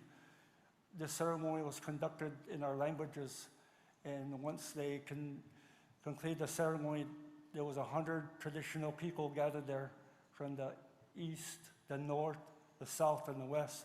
And all of us people who were on the south and the west side, representing the tribal nations on this side of the river, they gave us the blessings and said, okay, now go back to your respective people, your respective homes, your respective fireplaces, your respective tribal nations in the west, and share the truth. Because we're at a point, because the ice is melting up in the north at an alarming rate. And so in our ceremonies, as indicated earlier this morning, it's about the balance, mentally, emotionally, physically, spiritually, but it's about finding the balance here. And as I mentioned earlier, it's a fine line in the blessings and the prayers to each and every one of you. Anymore, it's not about Native American, Shoshone, Paiute, Nez Perce, Coeur d'Alene to light up issue when we're dealing with our G2G meetings. We all swore an oath, and that oath is it's a human being issue. It's a human being issue to find the solutions so our children, our grandchildren can enjoy what we enjoy here upon this earth. So again, thank you, and we'll be around.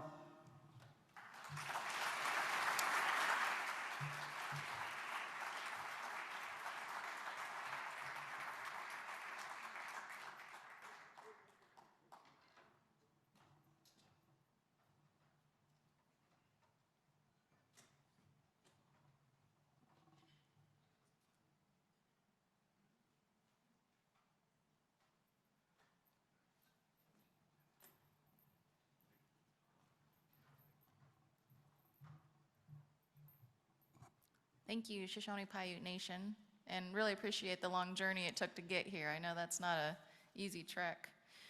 Up next, we have the Nooksack tribe, and I'd like to ask Chairwoman LeClaire to come forward and provide their testimony. We do have some dancers, so I just want to let folks know they're going to come through the door and around the back of the room, so please make sure that there's space available. Thank you. And if you could give her a round of applause.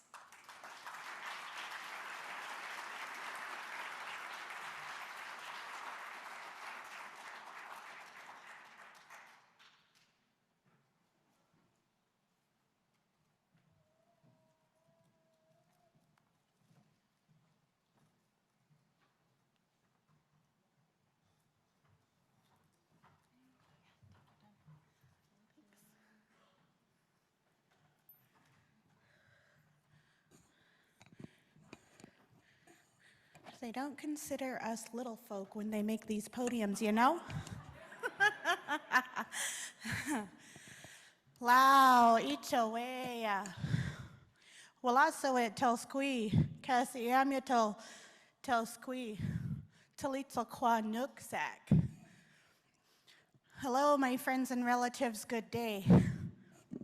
I carry 2 ancestral names, Walasawit, which I received as a young child, and I believe has helped grow me into the woman that I am today. And Iamyatul, this name I share with my godmother, Sherry Roberts, also of Nooksack.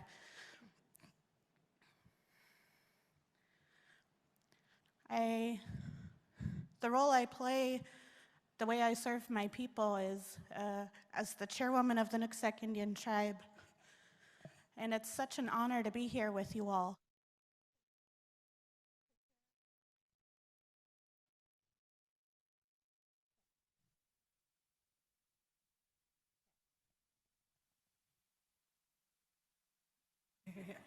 Check. Oh, that was odd. Okay. To try and share the same message, you know, that we're all Holomoch people, we're all Indian people trying to do what we can and uphold the promises that we've had since time immemorial to our Mother Earth. And I'm joined here today with our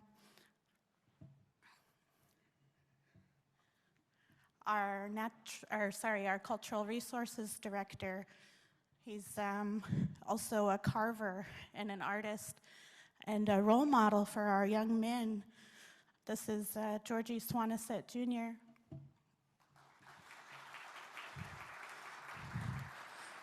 I'm also joined with our Vice Chairwoman, Alita Charles, right there in the back.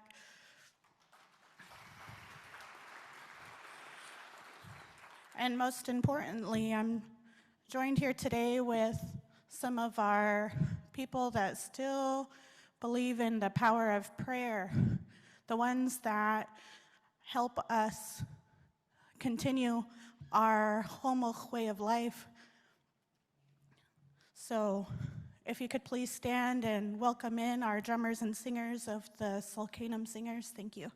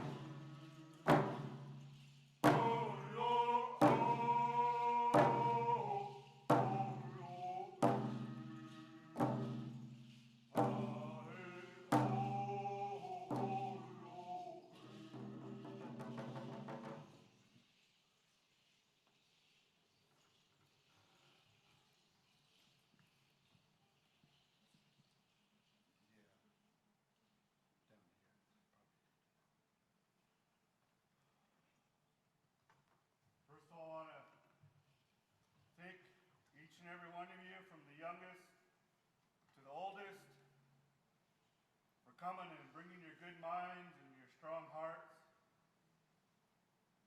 and the prayers that you carry. There are a lot of good reasons why we're all here today, tomorrow, and the days forward. But it's on the minds of our leaders that we sing an honor song for all the ones that had a hand in today, including each and every one of you. I hope that we can grasp as much as we can the messages, the prayers, and the teachings that the folks that get up and share. So we're going to sing an honor song for those ones that are willing to share from here.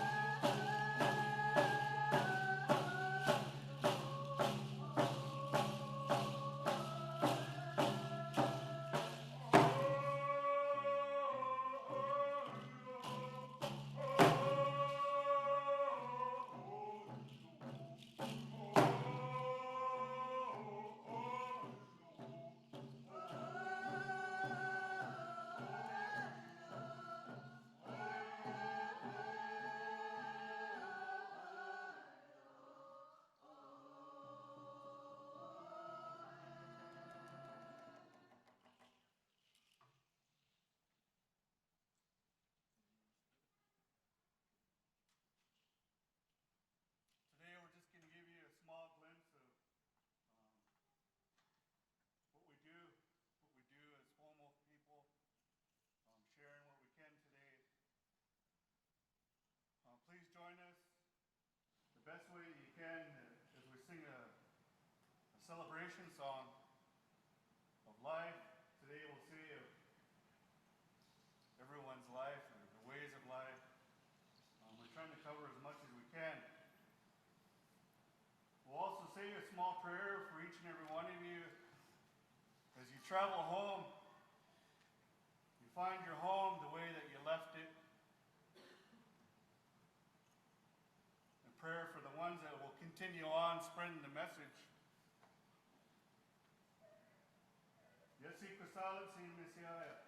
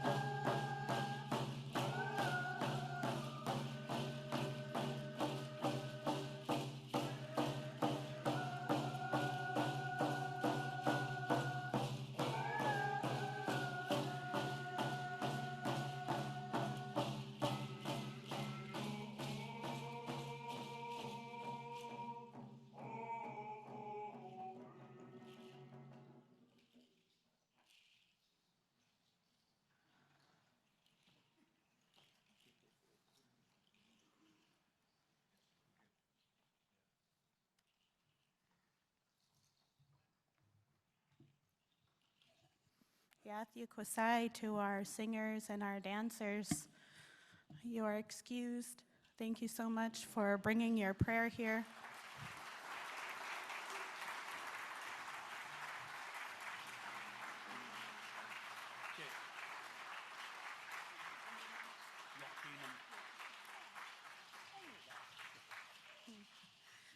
And you may be seated. Thank you for joining us in that. For some of you who don't know where Nooksack is, I'm not going to be offended. We are a tribe of almost 2,000 members, and our members live in our territory. And, of course, that border is an imaginary line that split our territory. So we have members in British Columbia as well. We're right up on the Canadian border, which is about, with traffic nowadays, is like 3 hours from here. Just kidding. It's like pushing 2 hours now. So we're the, I want to say, northmost tribe in Washington State to the border. So that's where we are, right next to Mount Baker. And I'm going to have Yelkanam say some testimony to what our tribe is successing in and some of the things that we've been through. Good afternoon. As she said, my name is Yelkanam. My white man name is George, George Swanisett Jr. Like you said, from Nooksack, it's a small area. Our reservation base is 2.5 acres. However, we homesteaded our lands, our ancestors and our elders. So we have scattered site throughout what is known today as Whatcom County. We share the river with our neighboring tribe, with Lummi Nation. And, we also share the same fight when it comes to our resources. I jotted down a few things here today. I wasn't sure what I was going to say. But, our people hunted, fished, and gathered from the Three Forks of the Nooksack River down to the main, the mouth. We had many villages that were located along that river. The upper portions of the Three Forks was considered our sacred areas still to this very day. We got consider with lack of translation there's it's got a very strong presence as far as our spirituality. We go up there to seek our help that we need. Since the removal of our villages and the straightening of our river, there's levees on both sides of the rivers now. We will never have access, never have access to our sacred sites there. They'll never be the same. Our fishing areas are gone. And we shared for almost a couple decades, we shared a little area up above, up in Deming. There was a little area, we had one little drift where we were fishing for our Chinook. And at the time, we had very little fishermen when we were, stuck in that one little area, because when we closed it down below that area, those fishing sites that we had, all those families, they wouldn't go up above to another area that wasn't theirs. They belonged to a different family. So we lost a lot of our fishermen because of that. But today, we had it open from Slater on up to our area again, and our fishermen are coming back. We don't have quite a big fleet, like a lot of the other tribes when it comes to fishing, but we have that same need. Our salmon, I remember growing up listening to my grandmother talk. And she would talk about, hunting and fishing. They would have to can the fish and hide it in stumps in the woods, because the fish and wildlife would come and raid the houses, take the nets, take away all the wild game and all the fish they had. So, you know, growing up, I remember finding some of those old jars. It was gross. but you know, I mean, I remember the fireplace at my grandpa's house had that hard smoke, the cold smoke salmon behind the fireplace. It was rock hard and it was dusty, but they'd go cut pieces off that and throw it in a pot and boil it, you know. You know, fishing, it's been a part of us, and it's you know, just like Lisa said earlier, Lisa Wilson from Lum, you know, talking about how this fight is something that we grew up with knowing, and it's something that our children are, they're getting to the age now where they're starting to get into it as well. But our counterparts out there, the stakeholders, the state and other agencies, you know, they get to change and rotate and rotate and rotate. They get to drop the ball and move across the country. And the fight's not theirs no more, but it's always ours. It's always going to be. You know, we have a relationship with our resources. We have a connection with the salmon. We have a connection with the deer, with the elk, with all the animals. You know, at one time we believed that everything was equal. Everything was the same. You know, cacals came down and changed everything the way it needed to be for us. And we have our salmon ceremonies, and myself, I believe that that's something that we do as Cuomo people, to take care of our work that we need to take care of, the relationship, the honoring of that salmon, the salmon people, not only to assure the return of the salmon, but also for our people that are going out there on that water in their world.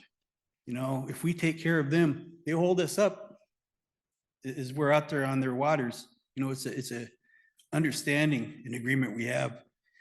We have this with all of our resources, but a lot of it's lost because of the languages. When they removed the villages, they removed, you know, I've seen the video here where they were showing the filleting the fish, hanging the net, telling the stories. When they took our villages away, they took away our ability to teach our kids. You know, because when our elders were there in the villages, they would have their work, and while they're doing it, they shared a lot of stories with the children.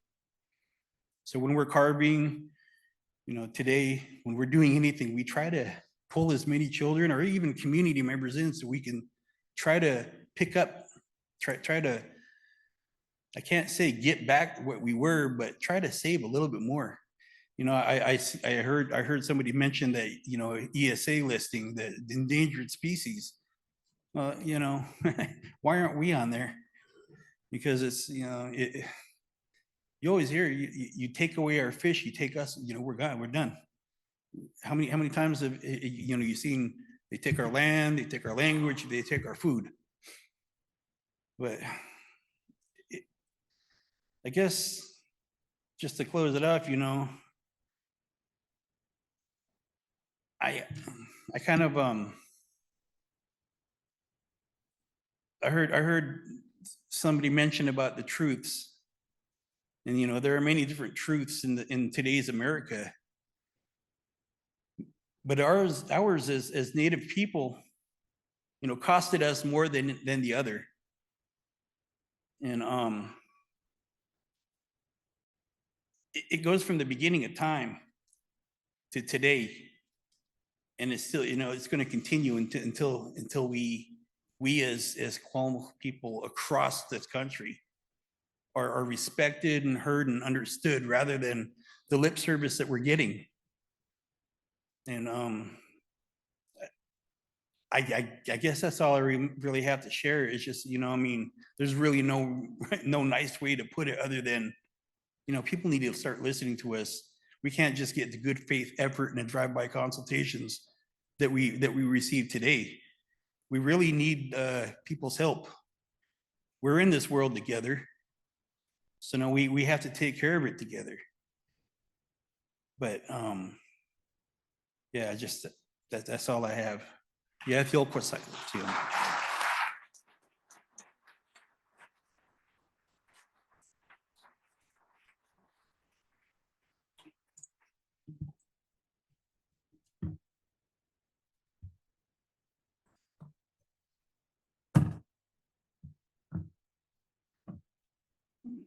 Let's see.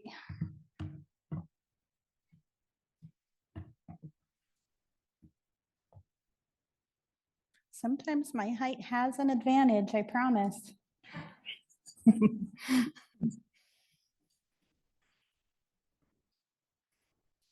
So I just would like to raise my hands first to where we are today, Tulalip Nation. Thank you to the Tulalip tribe, to your leadership and to your people for opening up your home so that we can be here. And also to the Nez Perce tribe, the Nimipu. Thank you, Shannon, Chairman Wheeler.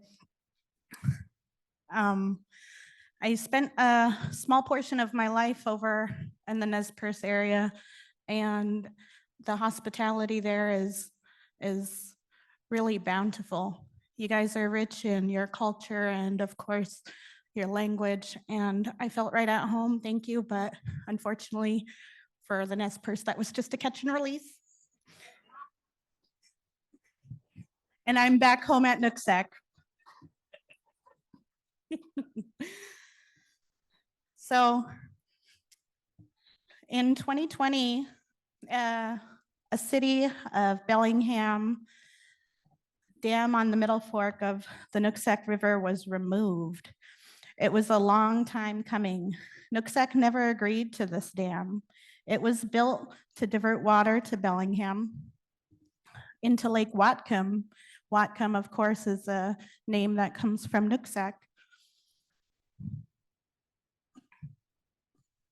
To augment water into the lake and to use for paper mill on the waterfront.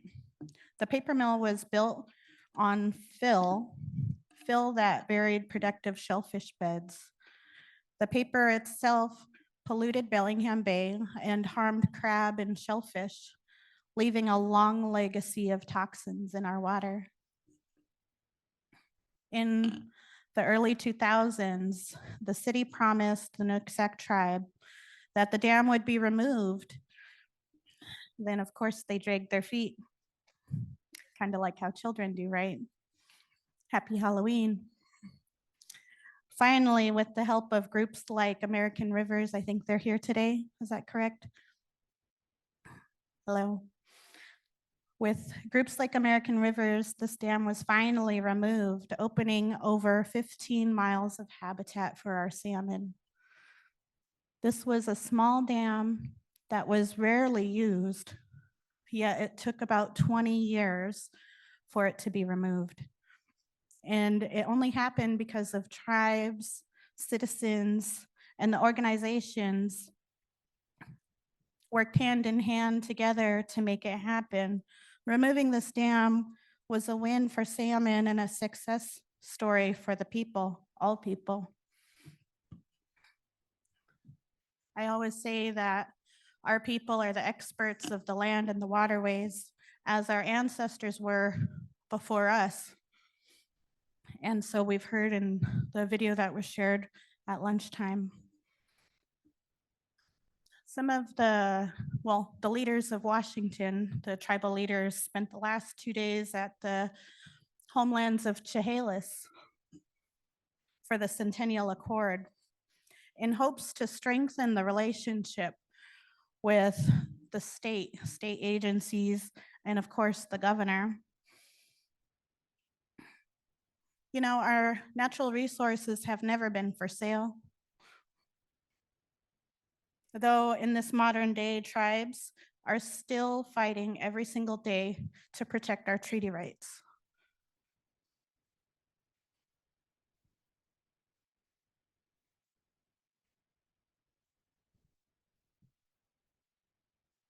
I've served as a chairwoman for just over 1.5 years, so it wasn't my first rodeo at the Accord. It was my second. And I just would like to end here with a quote from a fellow chairman, one that I look up to, Willie Frank Jr. At the Accord, he talked about many things, but one thing that stuck out to me was when we don't have our resources, we are not 100% healthy. And this is something that is going to be true until we have exactly what we need for our salmon people.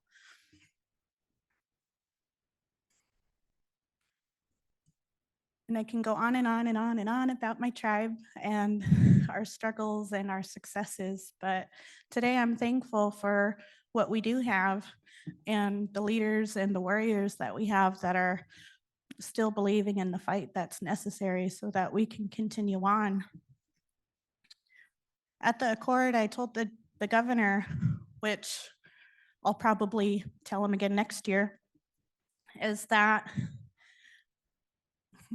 I'm the granddaughter of fishermen. And it's the skill set is there, you know, it wasn't passed down to me, and not for the doings of my family. It was from the doings of lack of resources. It was from the doings of the Depression era and, you know, the change in economy. My grandfathers fished the water and they were hunters and gatherers in a time when stores were scarce. My grandpa Jim Kelly talked about the first time he went to a grocery store. You know, when we talk about salmon being 50%, 80% of our diet, it's definitely true, and it's not far away from where we are now. In the past, you know, it's not hundreds of years ago, it was in the generations that we can remember. So I told the governor, you know, it's a skill set that hasn't been passed down. I have children, and I'm sure I'll have grandchildren, that I would like to have passed down. I would like them to fish the rivers like how my grandfathers did. But the resource needs to be there. And we're willing to come to the table to protect the resource and fix the habitat that tribes surely did not damage. All right, Yathi Kusai, thank you. Thank you, thank you, thank you.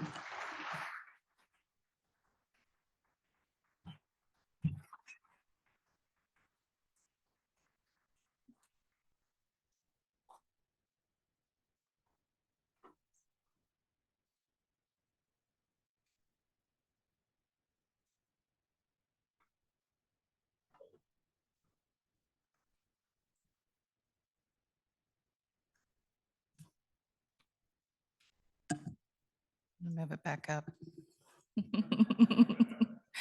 Okay, we're gonna push your break back a little bit. Don't hate me. But we are gonna continue forward. We do have, one of our tribal chairs is actually on Zoom, so we wanna make sure that we get to him in time. But before that, we are actually going to move on to the Confederated Tribes of the Siletz Nation. And with their nation, we have Chair Pigsley and Vice Chair Lane. Please welcome them.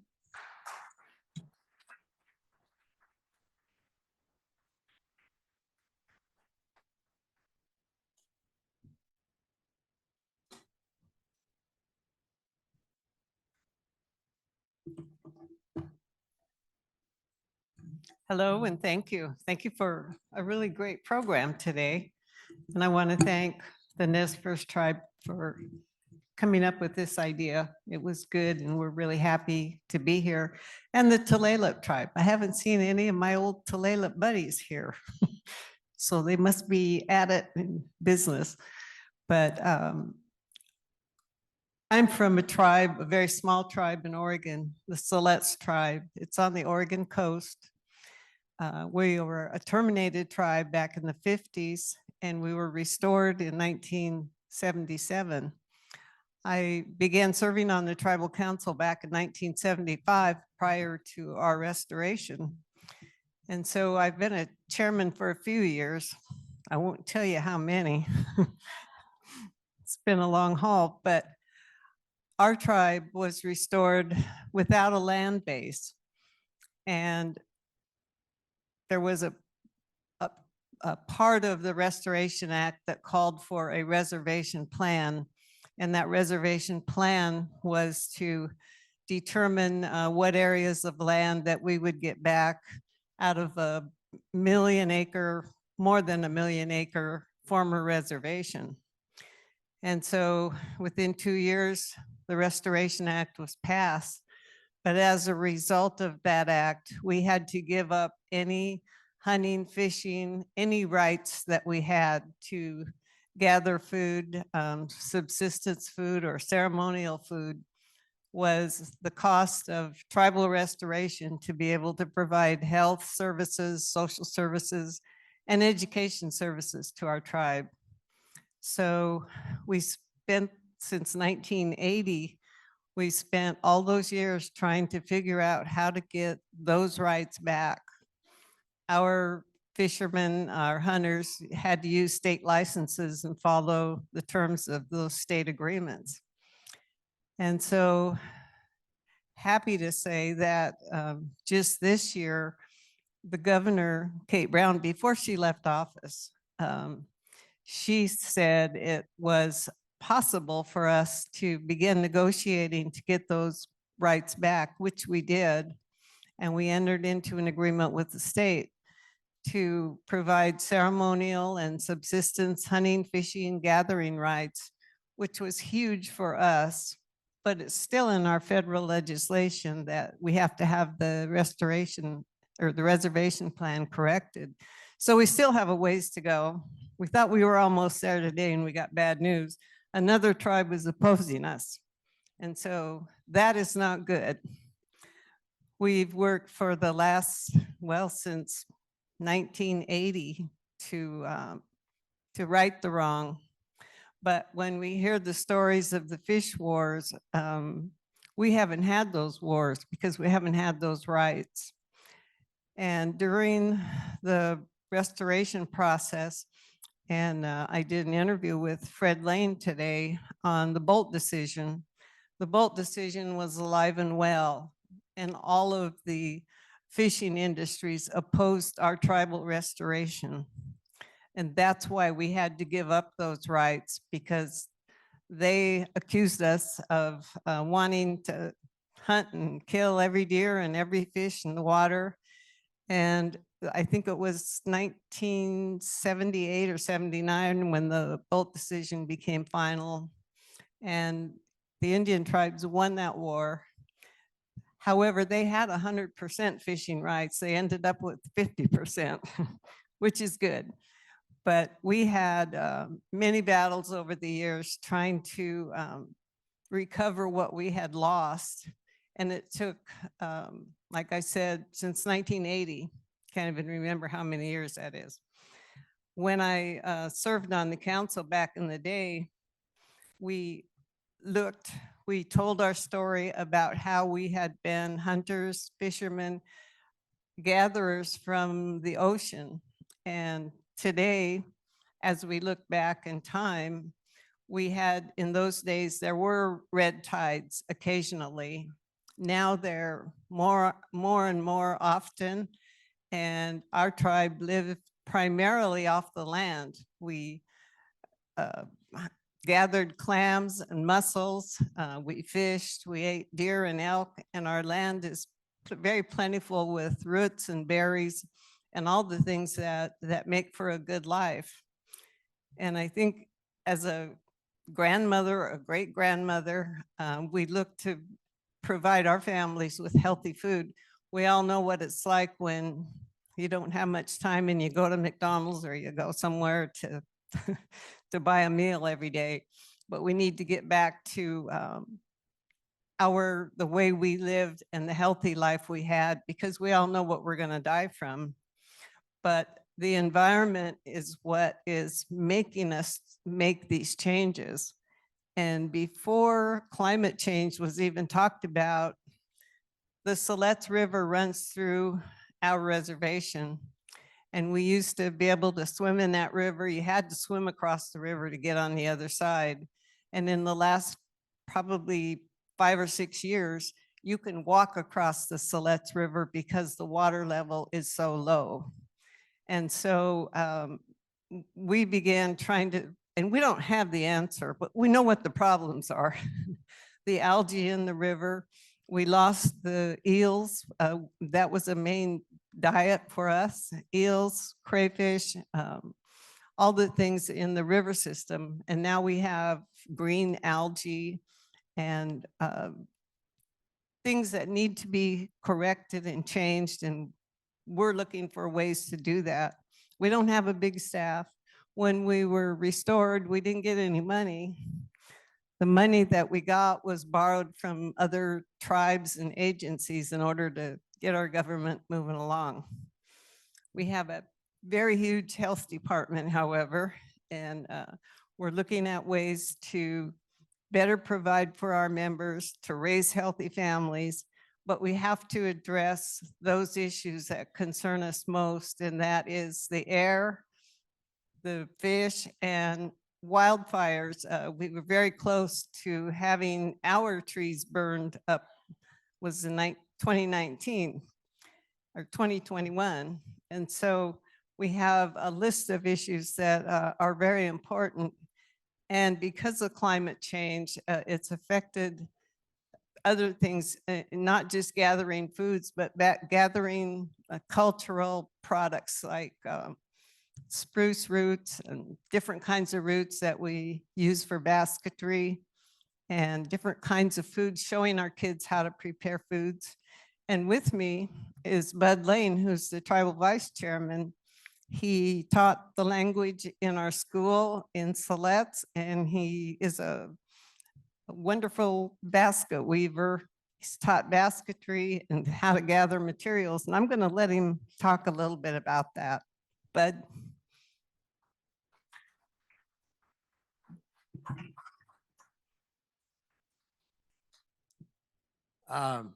Before I do that, it's always good to start at the beginning. And in our culture, in our way, we have a belief system about how the world was put together for us to live on.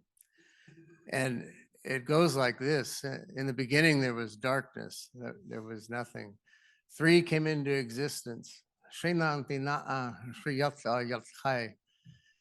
And baby sender, daylight, and thunder. And these three beings, they lived in the sacred house, in the Sheshli, the sweat house. And at that time, there was no light, there was no nothing. And they sat in there and they were very cold and they shivered and their saliva ran down. They were so cold. And so one day, baby sender, the life force, he says, is there a world to come? And Yaltai, daylight, says, aye, yes. He opens up the sweat house door and light fills the void. And next he says, let's make the ocean next. So he spat down, spit out there. There's the ocean, and they're floating in the ocean now in the sweat house. And daylight says, I see something sliding. I see something piling up, and I don't know what it is. And baby sender says, it's the land that it's piling up for the people that are going to come later. So these three beings, they went about making everything. They made all the mountains. They made all the creeks and all the rivers. They made all the brush, all the trees, every insect, everything there is out there in the world, they made. And they went and put every fish into every river, into every creek, into all forks, into all lakes, all the birds in the sky. And finally, when they were done, they made human. And they made a woman, and she was beautiful. And daylight married her. And they had 16 children, and they became our ancestors. So we really descend from the sun, actually, from daylight. And this woman that was created by the companions. Anyway, before the companions went up into the heavens, they laid down our Indian law, or oral law. And their final admonition to the people were, everything I've made good, and we command you that you keep it that way. So in our way of believing, it's not just something that we do, that we want to keep things nice. We have an obligation, because the things that they made for us, the foods and the and the fresh water were done for us specifically, and we're commanded that we keep it that way. So that's how our world was put together for us to live on, and we still believe that, and we live by those things. And Dee was mentioning that our hunting and fishing agreement was just signed with the state. For many years, we had suffered. We still hunted and fished. Our people always hunted and fished. We just couldn't do it legally. We were treated like criminals in our own land, but we still hunted and fished and provided for our families. One of the things that that I've always thought about is with this global warming thing that is happening now. You know, the Creator in the story that I just told you commanded us that we keep things good and keep it that way. Well, it hasn't been us, it hasn't been the tribes, but it's been society at large that has largely decimated parts of our planet, made our drinking water unsafe, put the dams in that's messed everything up so badly, logged all the air cleaning trees. And so, you know, there's a calling to us. And I was telling our tribal council the other day, I said, you know, we were coming up here to this meeting and I really didn't know what exactly to expect. We'd never been to one. But I told them, I said, I'm tired of sitting around and talking about climate change and doing nothing about it. I don't want my grandchildren to say, oh, my grandpa had a seat at the table, but he did nothing. He let this go. And I think that's something that we all bear. We all have a seat at the table somehow, and we all have a contribution that we can make to try to save the earth from what is happening. And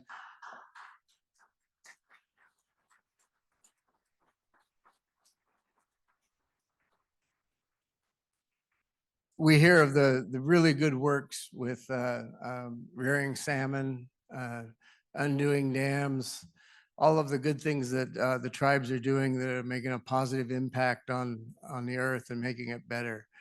But this global warming has the way of, it can undo all of those good things that have happened. Really, if we don't get a handle on it, nothing else really matters. We have to find a way to clean this act up. And you know, it's a difficult thing. I've thought about it so much, because where do you start? The little things that you can do on your reservation, of course they're good, and we need to do those, and we need to take those actions. But one coal burning electric plant over in Asia could puke out more stuff than you could ever clean up in 100 lifetimes. So it's going to take a concerted effort, and we need to be meeting with the State Department. We need to be meeting with the United States government's departments that control foreign relations and other things, to stop and to work and coordinate with other countries and stop this stuff from happening, or to start reducing it now before it's too late. And, you know, I also think about, you know, for years we battled as tribes. There's no inpatient facilities in the Northwest, so we all use contract care. I think they call it PRC now, something like that. But and there was never enough contract care dollars. We always ran out of money out of the Portland area. And what did tribes do? We banded together and we went and we lobbied Congress. I testified a few times before the House subcommittee on IHS and BIA related things. And what happened? Congress finally responded and started funding enough so our people could actually go see doctors in hospitals and get treated. So I think we can do the same thing with this if we band together, and if we make it it's a human thing. It's not just an Indian thing or a tribal thing. It's for all of us, that we all band together and make this world, keep this world that was made just like the Creator said, everything I've made good and I command you to keep it that way. Let's do that. Let's try that. I appreciate you all, and thank you very much for having us here.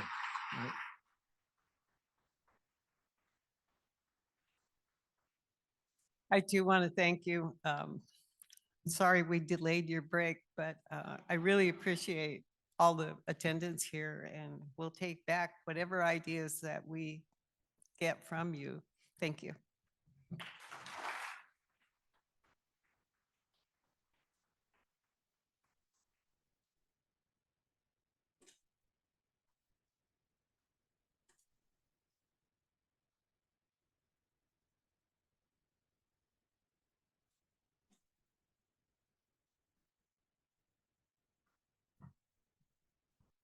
All right, before I let you go, I just wanted to take a moment to thank some of the folks that helped put this on. Largely thank you to the Tulalip Resort staff, the AV crew, they've been phenomenal.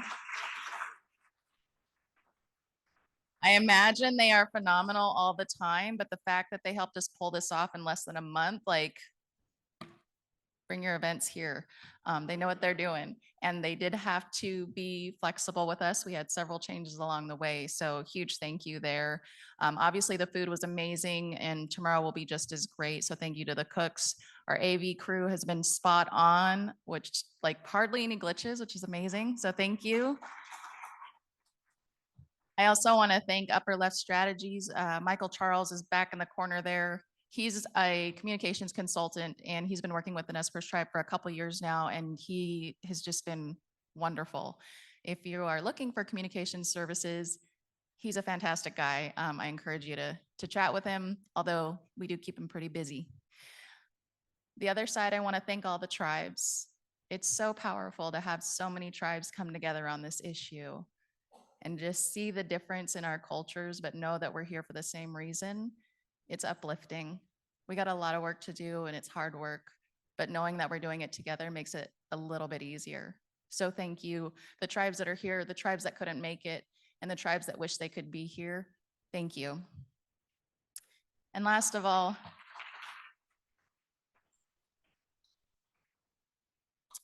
I want to thank all of our NGO partners. There are several of you here, and I can't believe the turnout in your numbers. And so many of you have really stepped up and helped make this possible. We could not have done it without you amplifying the event, contacting your partners, reaching out to the media, all of the things. So thank you. Your voice is a huge part of this effort.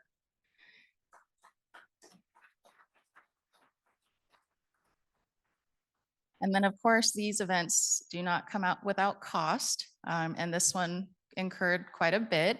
So I do want to thank the funders and those that were able to contribute. It's greatly appreciated. It allows us to continue to do this work, not only the event, but all of the other things that we do beyond this, whether it's touring for the film screenings, meeting with legislators, putting ads in the newspaper. It's all pretty expensive when it comes to this comms work. So I want to give a huge shout out to Water Foundation, Doris Duke Foundation, Hewlett Foundation, Resources Legacy Fund, Cassidy and Associates, and Save Our Wild Salmon. We also have a few others that are not on your program. American Rivers, we had National Wildlife Federation, and we had a few others, and I know folks are still contributing, but I just want to emphasize how helpful that is to allow us to continue doing this work. So thank you to everybody. It's been a huge group effort. Couldn't do it without you.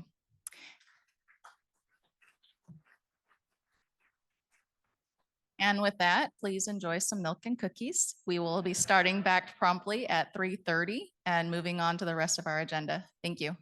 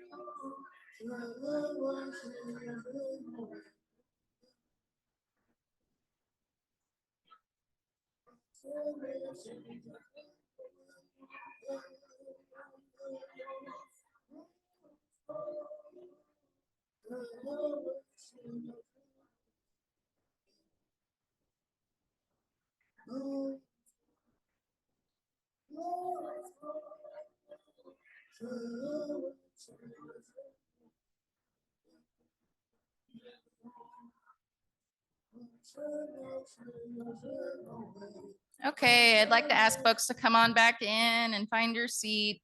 Hopefully you had a good break and got some goodies.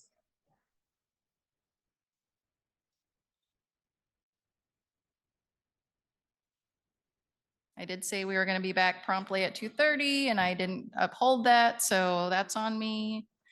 And I'll apologize to Chair Forsman later because I told him we'd be back at 3:30. So next on our agenda, we're pleased to have the Suquamish tribe join us. Chair Forsman wasn't able to be here in person, though he very much so wanted to be. He had other obligations, and so we were just thrilled that he could fit us in virtually and that we still get to hear from him. He always has wonderful words and sentiments to share that typically resonate with me, and I'm sure they'll do the same for you. So with that, I'll go ahead and hand it over to the Zoom world and see if we've got Chair Forsman. There he is. Chair Forsman, thank you for joining us. Okay, Hill to everybody, and apologize for not being able to make it over. We had a meeting that had been scheduled today for months.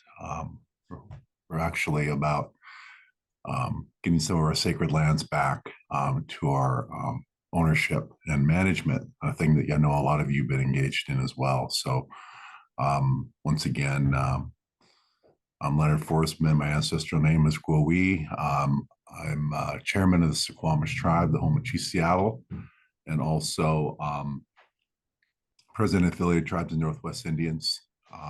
And very honored to see all you folks from the Northwest, the Salmon people, here together to work together on continuing our efforts to preserve our natural resources, our treaty rights, our way of life,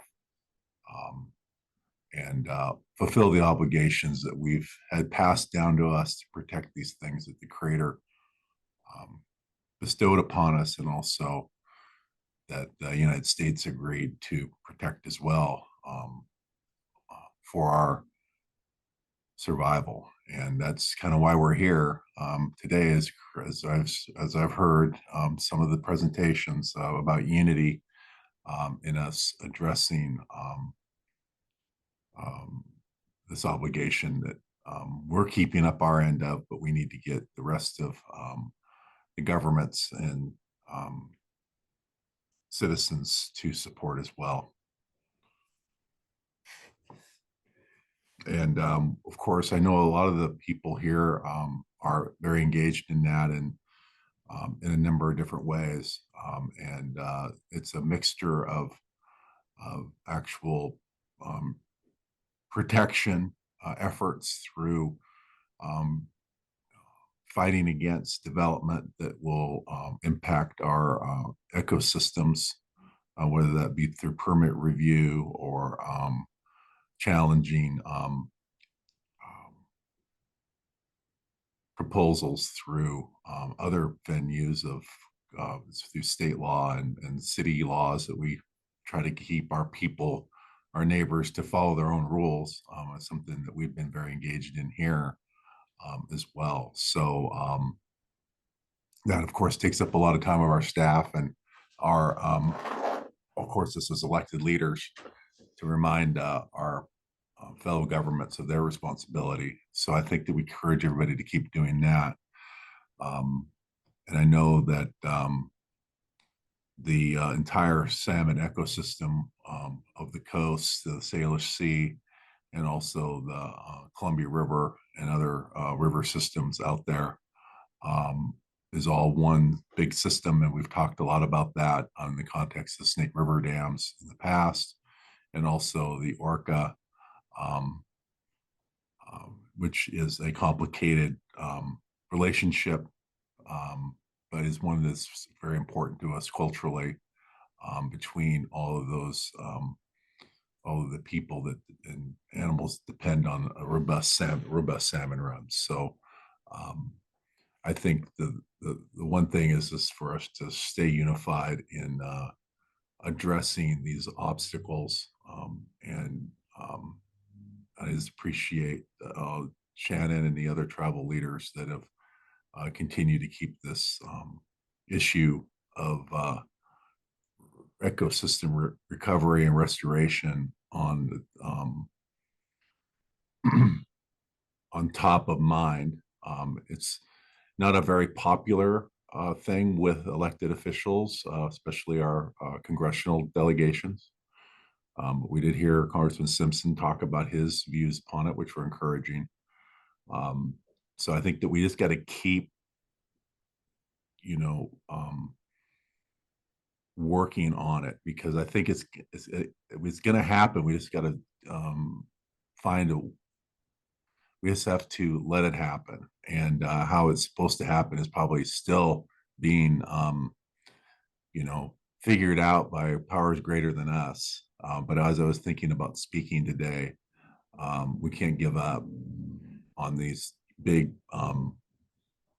asks. And there's other tribes that have had similar obstacles to either dam removal or culvert removal, or certification of shellfish beaches, that we thought were impossible and have occurred and have actually turned out to be possible. And I have some personal, from a tribal leader's perspective here in Suquamish, we have a couple of those that have happened to us. There's beaches that were polluted, that we never thought would ever be able to harvest clams on again, and we are doing that. And that happened out in Bremerton, Silverdale area, and I thought that was a miracle. And then I said it'll never happen in Paulsbo and Liberty Bay, and that's happened. And then I didn't think in my lifetime that we'd ever get all the culverts off of Chico Creek, where there's a wild run of chum salmon, but that's happening. We got 2 out of the 3 done, and the third one's almost completely removed now. So these are tall asks, but I think that we're on the right side of history here. It just, and I think a lot about Lower Elwha and what they were able to do on the on the Elwha River, and that at times seemed impossible, and they were able to overcome that over decades of work. So just wanted to give a bit of a pep talk to everybody about that, and probably giving myself a pep talk too, to keep moving forward, because we are making a difference. There are big challenges, as those of us that were at Centennial Accord yesterday heard from the governor about climate change, and the fact that, and I heard from earlier from Siletz about the, you know, that is really the large presence that's kind of almost dwarfing some of our efforts, that we have to take a look at, and really incorporate these opportunities that we have now to invest in decarbonization as well, and kind of set the stage for us to do more about global warming, because I'm really concerned about stream temperatures and river temperatures. We heard about some of those impacts are happening now. So coupled with also trying to do some of the more practical things around providing better buffers for our rivers and streams, and getting a bit more natural systems in place. So enough of the technical discussion. I'd just like to close with the importance of this gathering, and I just really appreciate the ceremonial beginning of the conference today, because as we all know, this is, you know, a not just a natural resource issue, it's a cultural resource issue as well, and they can't be separated. And the water and the salmon and the animals and the plants, and the places where we conduct our ceremonies that require a pure um, context or status for us to conduct these ceremonies is all intertwined in our way of life. So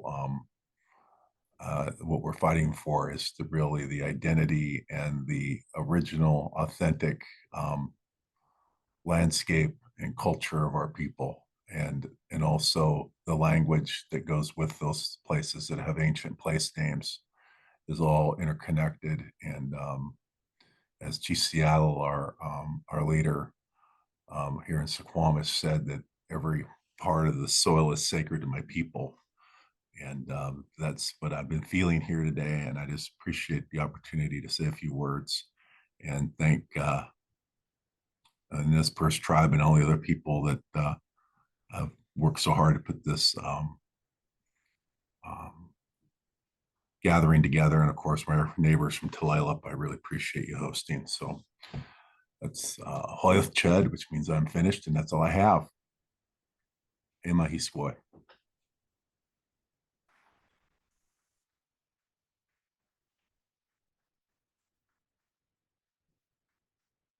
Thank you, Chair Forsman.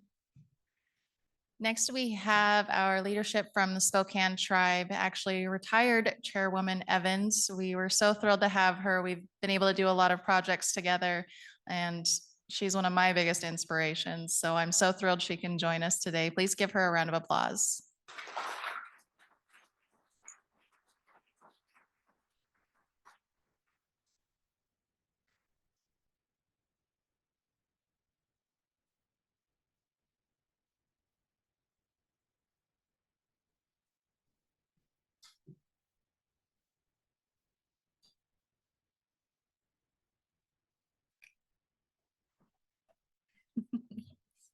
Sit down.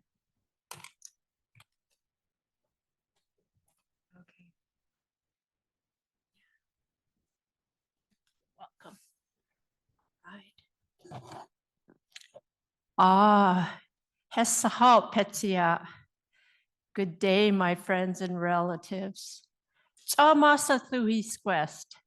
T'amasa is my Spokane name, my Spokane name, and this name was given to me by my late grandmother, Cecilia Pion Abrahamson, and she was a member of the Coeur d'Alene tribe of Idaho.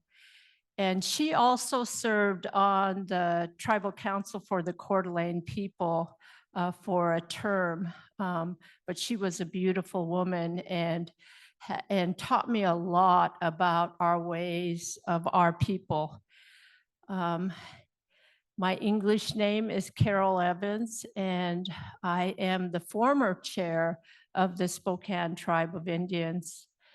And first of all, I would like to thank the Tulalip people for opening their home for this beautiful gathering and letting us gather here and having our ways presented to all of you has been beautiful for me. What a beautiful day it's been. And I'd also like to thank the Nez Perce tribe. Shannon, you're amazing. I love the fact that we opened with our culture, with our songs, and every tribe has been able to share that, share their culture with all of you. And one of the things I would always tell political leaders, congressional leaders, the president, or anyone, always listen with your heart. And with the way that this conference, this gathering was set up, I think we are all listening with our hearts. It's been a beautiful day, and I'm just been honored to be able to be here and listen to all of the beautiful stories of the people, the original peoples of this land. Because I'm not an official leader of my people, the Spokane Tribe of Indians, I have to ask our ancestors for permission to speak, for the people. I ask my ancestors for that permission. I ask my ancestors for permission to speak for the land, for the air, and for the water, for the salmon, and for the orca. I just feel that it's so important, and if I'm able to touch your heart, then I know that my ancestors have given me permission to speak to you today for my people, the Spokane people. The Spokane tribe, as many of you know, is located in eastern Washington. It was originally 3 million acres. Today we live on a 158,000 acre reservation. We have about 3,000 tribal members. And One of the things about my people, when we were moved to the reservation, we were moved to the lower portion of our historical homelands, and we're still almost surrounded by water, which is a beautiful thing for my people, because my people were a river people, they were a salmon people. And now our reservation is surrounded by Shimmickran Creek to the east, Spokane River to the south, and the Columbia River to the west. And so that's a blessing for my people. When they were moved from the Spokane area, they were still able to fish the salmon. The salmon still came all the way up the Columbia River from the ocean to the Spokane River, up to Spokane Falls. And since time immemorial, my people lived off the salmon. Like many of the tribal representatives said before me, that they sustained about 50 to 60% of their diets consisted of salmon. Well, that's the same for my people. My grandmother, my chichia, she told me a long time ago, the salmon would come all the way from the ocean and travel up the Columbia River and travel all the way to the mouth of the Little Shimmikin and the Big Shimmikin. And you know what? The eel would follow the salmon, and that's what fed our people. And the salmon, she gave of herself so that we could exist, so that we could be here. And I asked my grandmother, I said, well, how did they come that far? That's a long ways. And she told me, I don't know, but she gave of herself.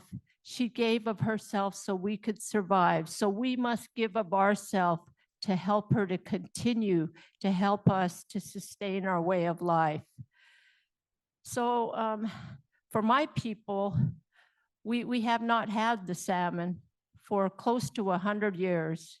We are in the blocked area of the whole Columbia River system.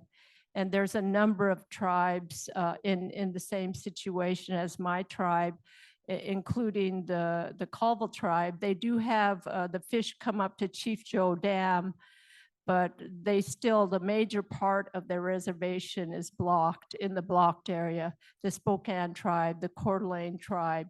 So we're all in the blocked area, and we haven't had the salmon come to our lands and swim up and come and reproduce for close to 100 years. And so that's been a traumatic, it's had a traumatic impact on my people. The loss of our culture, of our language, of our spiritual practices surrounding that beautiful fish that sustained our people has negatively impacted my people along with other tribes that are in the blocked area. And I've been to, as a tribal leader, when I first got on tribal council in 2013, this was one of the first issues that was put in front of me, is you need to speak for the land, air, water, and the fish. You're going to be on that part. And so that was one of my most cherished duties I felt, is being able to speak for the salmon, the water, the air, the land. It felt like it was what I was supposed to do. And so I became an advocate for the Upper Columbia United Tribes in reintroduction. And so it was an honor for me. And the Upper Columbia United Tribes is a consortium that consists of 5 tribes, the Colville tribe, the Coeur d'Alene tribe, the Kalispel tribe, the Kootenai tribe, and the Spokane tribe. And 3 of those tribes are impacted with the blockage of the salmon. So for years, we've been advocating for funds and for ways to bring back the salmon.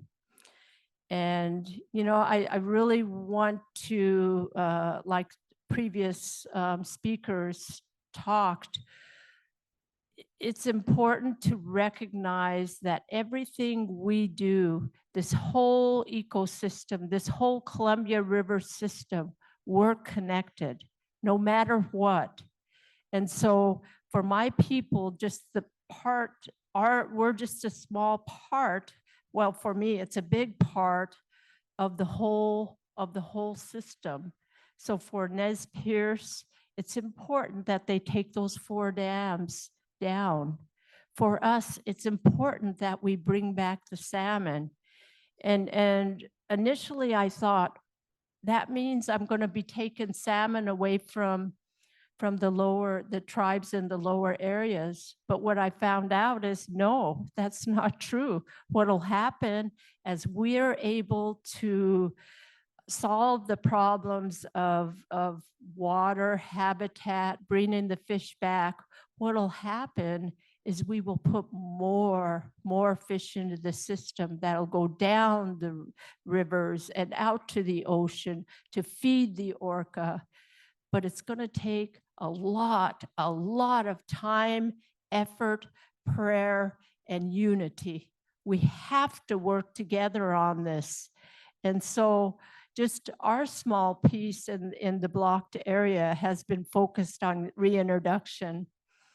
And we have many successes for the Upper Columbia United Tribes. Just recently, we had a federal funds that are being allocated to the Upper Columbia United Tribes in the amount of $200 million for 20 years.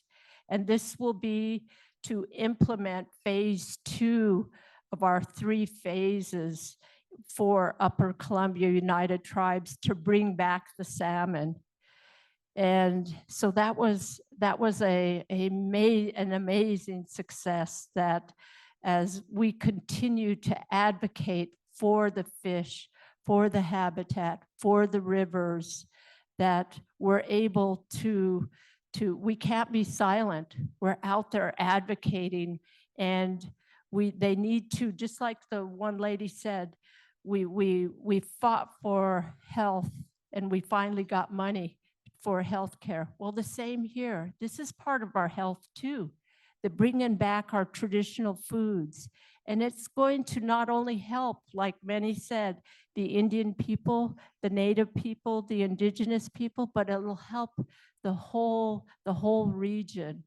And so for us, I think it's important that we continue to work together.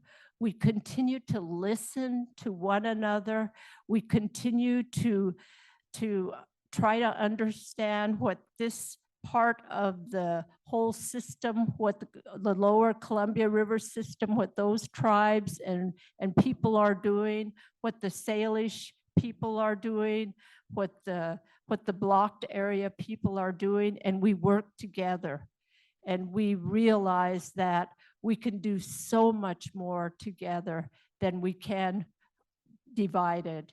And so I think that's really important, that we understand that it's taken a long time to get to where we are, and we're not in a good place when we think about Mother Earth and how she's hurting, and how global warming and climate change is impacting us, what it's doing to the melting of the ice, to the warming of the earth, to all areas, you know, the hurricanes all over, even down in California.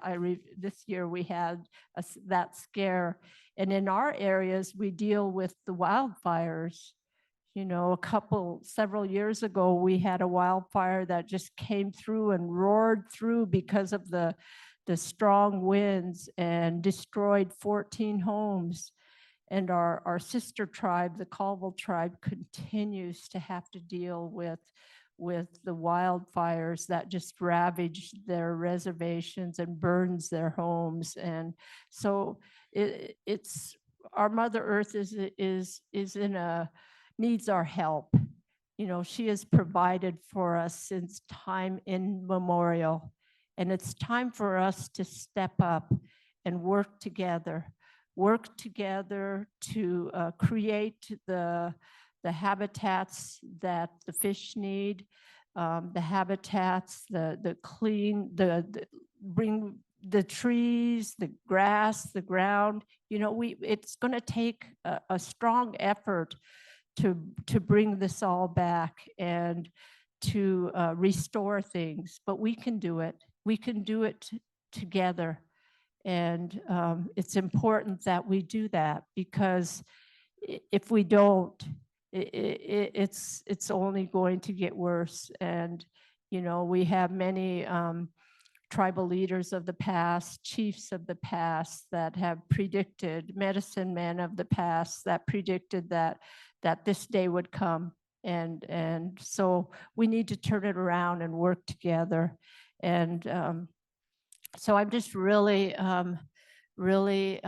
glad that to be here today, to be able to share a little bit with you about my people from the Spokane tribe, and to actually let you know that we too were a fishing people, that the salmon came back to my people every year, all the way up to the Spokane Falls in Spokane. If you ever been to Spokane, you see the falls. That water there was the coolest water. And the scientists tell me that it had the best insects. So the salmon just loved getting back to the Spokane Falls every year. They said, though, I've seen pictures of the June hogs that are maybe almost as big as me, but maybe not quite as big as me, but they were huge. And I dream of that coming back, because I think for my people, if we bring back the salmon, we will heal. If we bring back the salmon, we have to do many things to bring them back. And that means we need to help Mother Earth heal also, clean up the rivers and do everything that is needed for the salmon to survive in areas in Eastern Washington, going up the rivers and the tributaries, their tributaries. That's important. So I really appreciate you taking the time, and I want to thank Kaylani and Shannon for allowing me to speak, and I really am humbled that you trust that I could come and speak on behalf of the fish, the water, the air, and all of us, the people. We are Skaluch. And to me, that when my grandma told me about Skaluch, that's who we are. And I always thought that was Indian people. And I know it's Indian people, but it's good people. And so that includes you. If we're all working for what our purpose is, we're Skaluch, and that's who you are. So I thank you for allowing me to speak, and just really am glad to be here, and I'll continue to be here tomorrow. I think I'm on a panel tomorrow. So thank you for listening to me. She uhoy lemlem. That's all I have to say. She.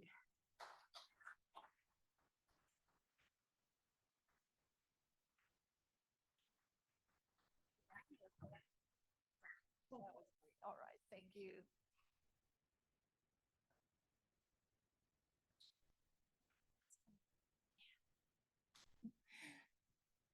Thank you, Chair Evans. Just like this little table that just like sticks out here.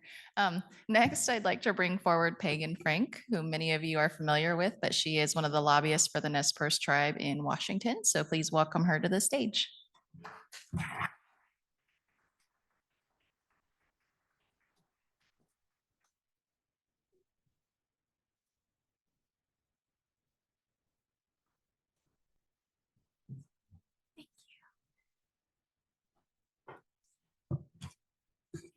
Good afternoon, everyone. My name is Pagan Frank. I'm an enrolled Northern Arapaho from the Wind River Reservation in Wyoming. However, it's getting close to half of my life that I've lived here in the Pacific Northwest, married to the youngest son of Billy Frank Jr., William Frank III, also Chairman Frank III, and I guess I am his boss. I want to thank the Nez Perce tribe, one of my bosses also, for bringing us all together, for having this convening of the salmon people and potential future and allies who walk beside our salmon people. Also want to thank the Tulalip tribes for hosting this event and allowing us to walk in their traditional homelands. So I am one of the state lobbyists for the Nez Perce tribe. It's an honor. I have a business with my partner, Mary Michalski, and we have another client who does some dam issues, and so we're getting to be known as the Dam Girls or the Dam Girls. So I am also the executive director of the Salmon Defense. We're a small nonprofit created by the 20 Northwest Washington Treaty Tribes, also known as the Northwest Indian Fish Commission. I'm honored here to be sitting with the chairman of the commission. He worked alongside my father-in-law, Billy Frank Jr., as well as my mentor, Lorraine Loomis.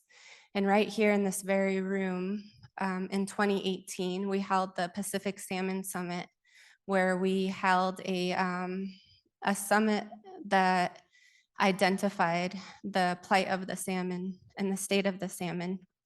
And from that summit was created the Billy Frank Jr. Salmon Coalition. And in that coalition, we identified and mirrored the treaty tribes' issues. And that is habitat, anything to do with habitat restoration, hatchery production. We know that we need hatchery fish, like our Lisa said here, my salmon sister earlier, hatchery fish are treaty fish. We will need hatchery fish until we can fully restore the wild salmon.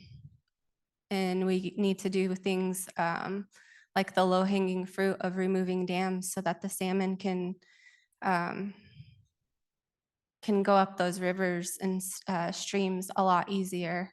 So, and then we have pinniped management, which is also not a very great political thing to be talking about, but due to measures from people that don't understand how to manage systems, we got the Marine Mammal Protection Act, which hindered tribes' abilities to manage the resource. And now we have an overabundance of seals and sea lions that we have to deal with that are eating our salmon. So with that, our coalition, it has people on it that have never sat at the table before, such as tribes, sports fishermen, commercial fishermen, scientists, and some political people from around our state. And through our principal tenants, what we kept coming back to and what we hear at every single table is we need a communications campaign. And so we've been working since the pandemic to raise money for a communications campaign. And in a minute, we'll show you the phase one of our communications campaign. Last week, our firm that we've been working with, Invisible Co., they filmed for 4 days. So last Sunday, Monday, Tuesday, and Wednesday, and our amazing producer, Sam Kelly, was able to put a teaser together that we were able to show at Centennial Accord. And this is not our final product, but it's messages and imagery that has been pulled from the production last week. And We will have a release of the campaign on salmonwarriors.com during Bolt 40, during the Bolt 50 celebration put on by the Northwest Indian Fish Commission, or the latest Billy Frank Jr. Day. I also want to make sure that I acknowledge the Tulalip tribes, the Stillaguamish tribes, the Nisqually tribe, and the Muckleshoot tribe, as well as Stephanie Cellini for answering the call to fund this campaign. Without them, we wouldn't have been able to make it happen. And this campaign is to really get Washingtonians to understand the plight of the salmon, but also to empower them and empower them to help the tribes turn the dial for our salmon. So if you could please proceed.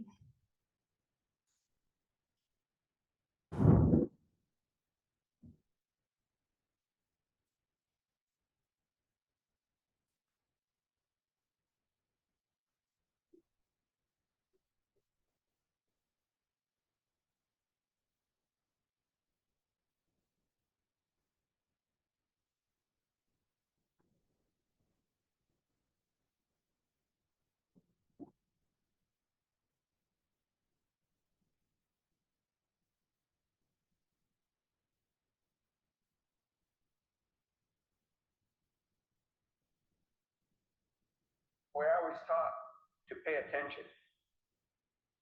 One day you're going to be tapped on your shoulder and asked to do something, and you need to be ready. For us as Coast Salish people, salmon is very important. Salmon has always sustained our people through thousands of years, and has always been there for us. Well, a keystone species is a species that's essential for an ecosystem to function correctly.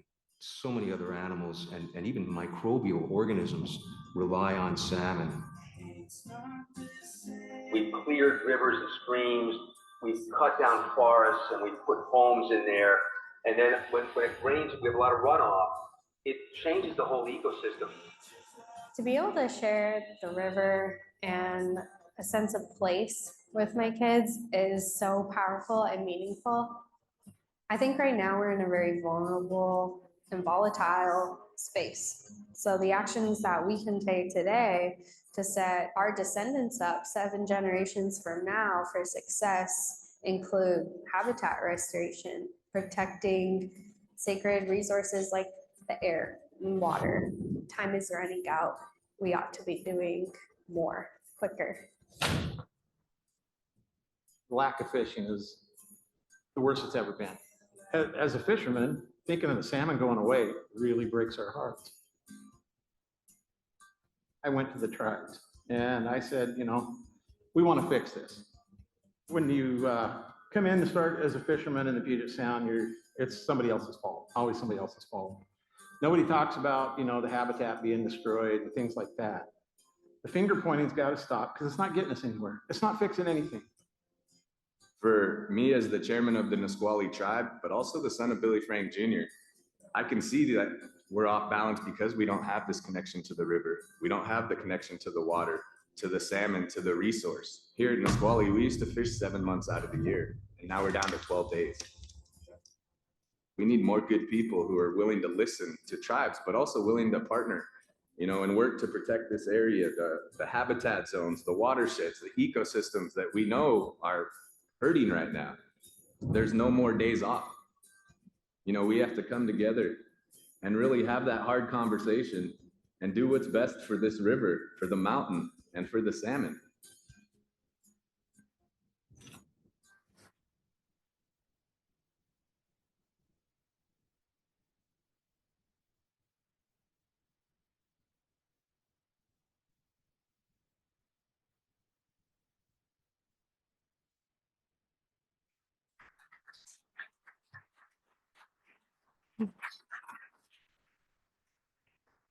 So today the message has been salmon are just as important as water. So when we have healthy ecosystems, we have healthy people, we have healthy communities, and we have healthy economies. This is just phase one of our communications campaign. So if you'd like to get involved, please reach out to me, and then just take a look at our socials on Instagram and Facebook and follow us there for details of when we'll have the release of our call to action on salmonwarriors.com. And thank you again to the Nez Perce tribe for this unexpected platform. I really appreciate it.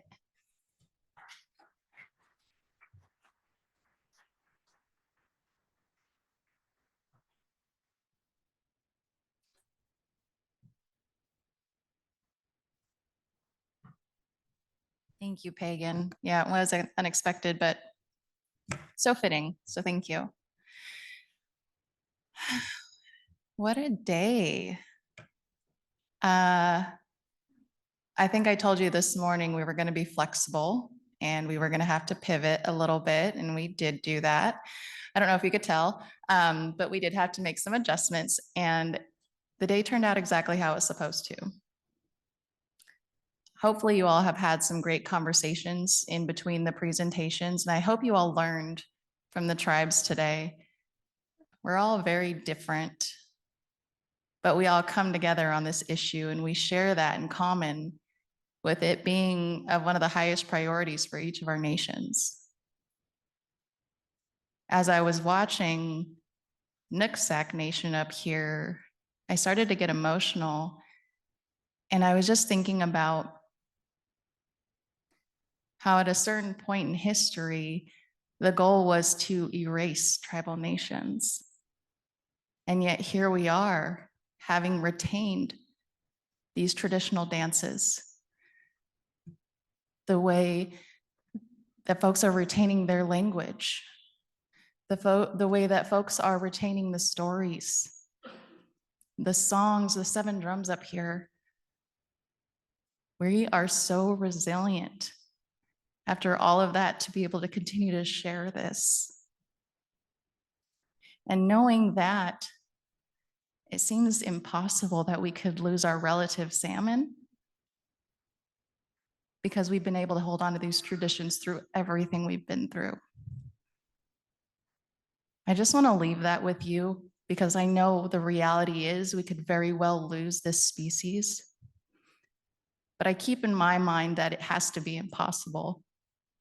We can't lose another piece of our culture. With that, I thank you so much for being here today. Tomorrow, we do not have the flexibility we had today. So please be here on time. We are starting sharply at 8. And we have a stacked agenda, and it's going to be fantastic. I'm really looking forward to hearing from all of our presenters, having opportunity to learn more, and continue to be together and share in this unified voice.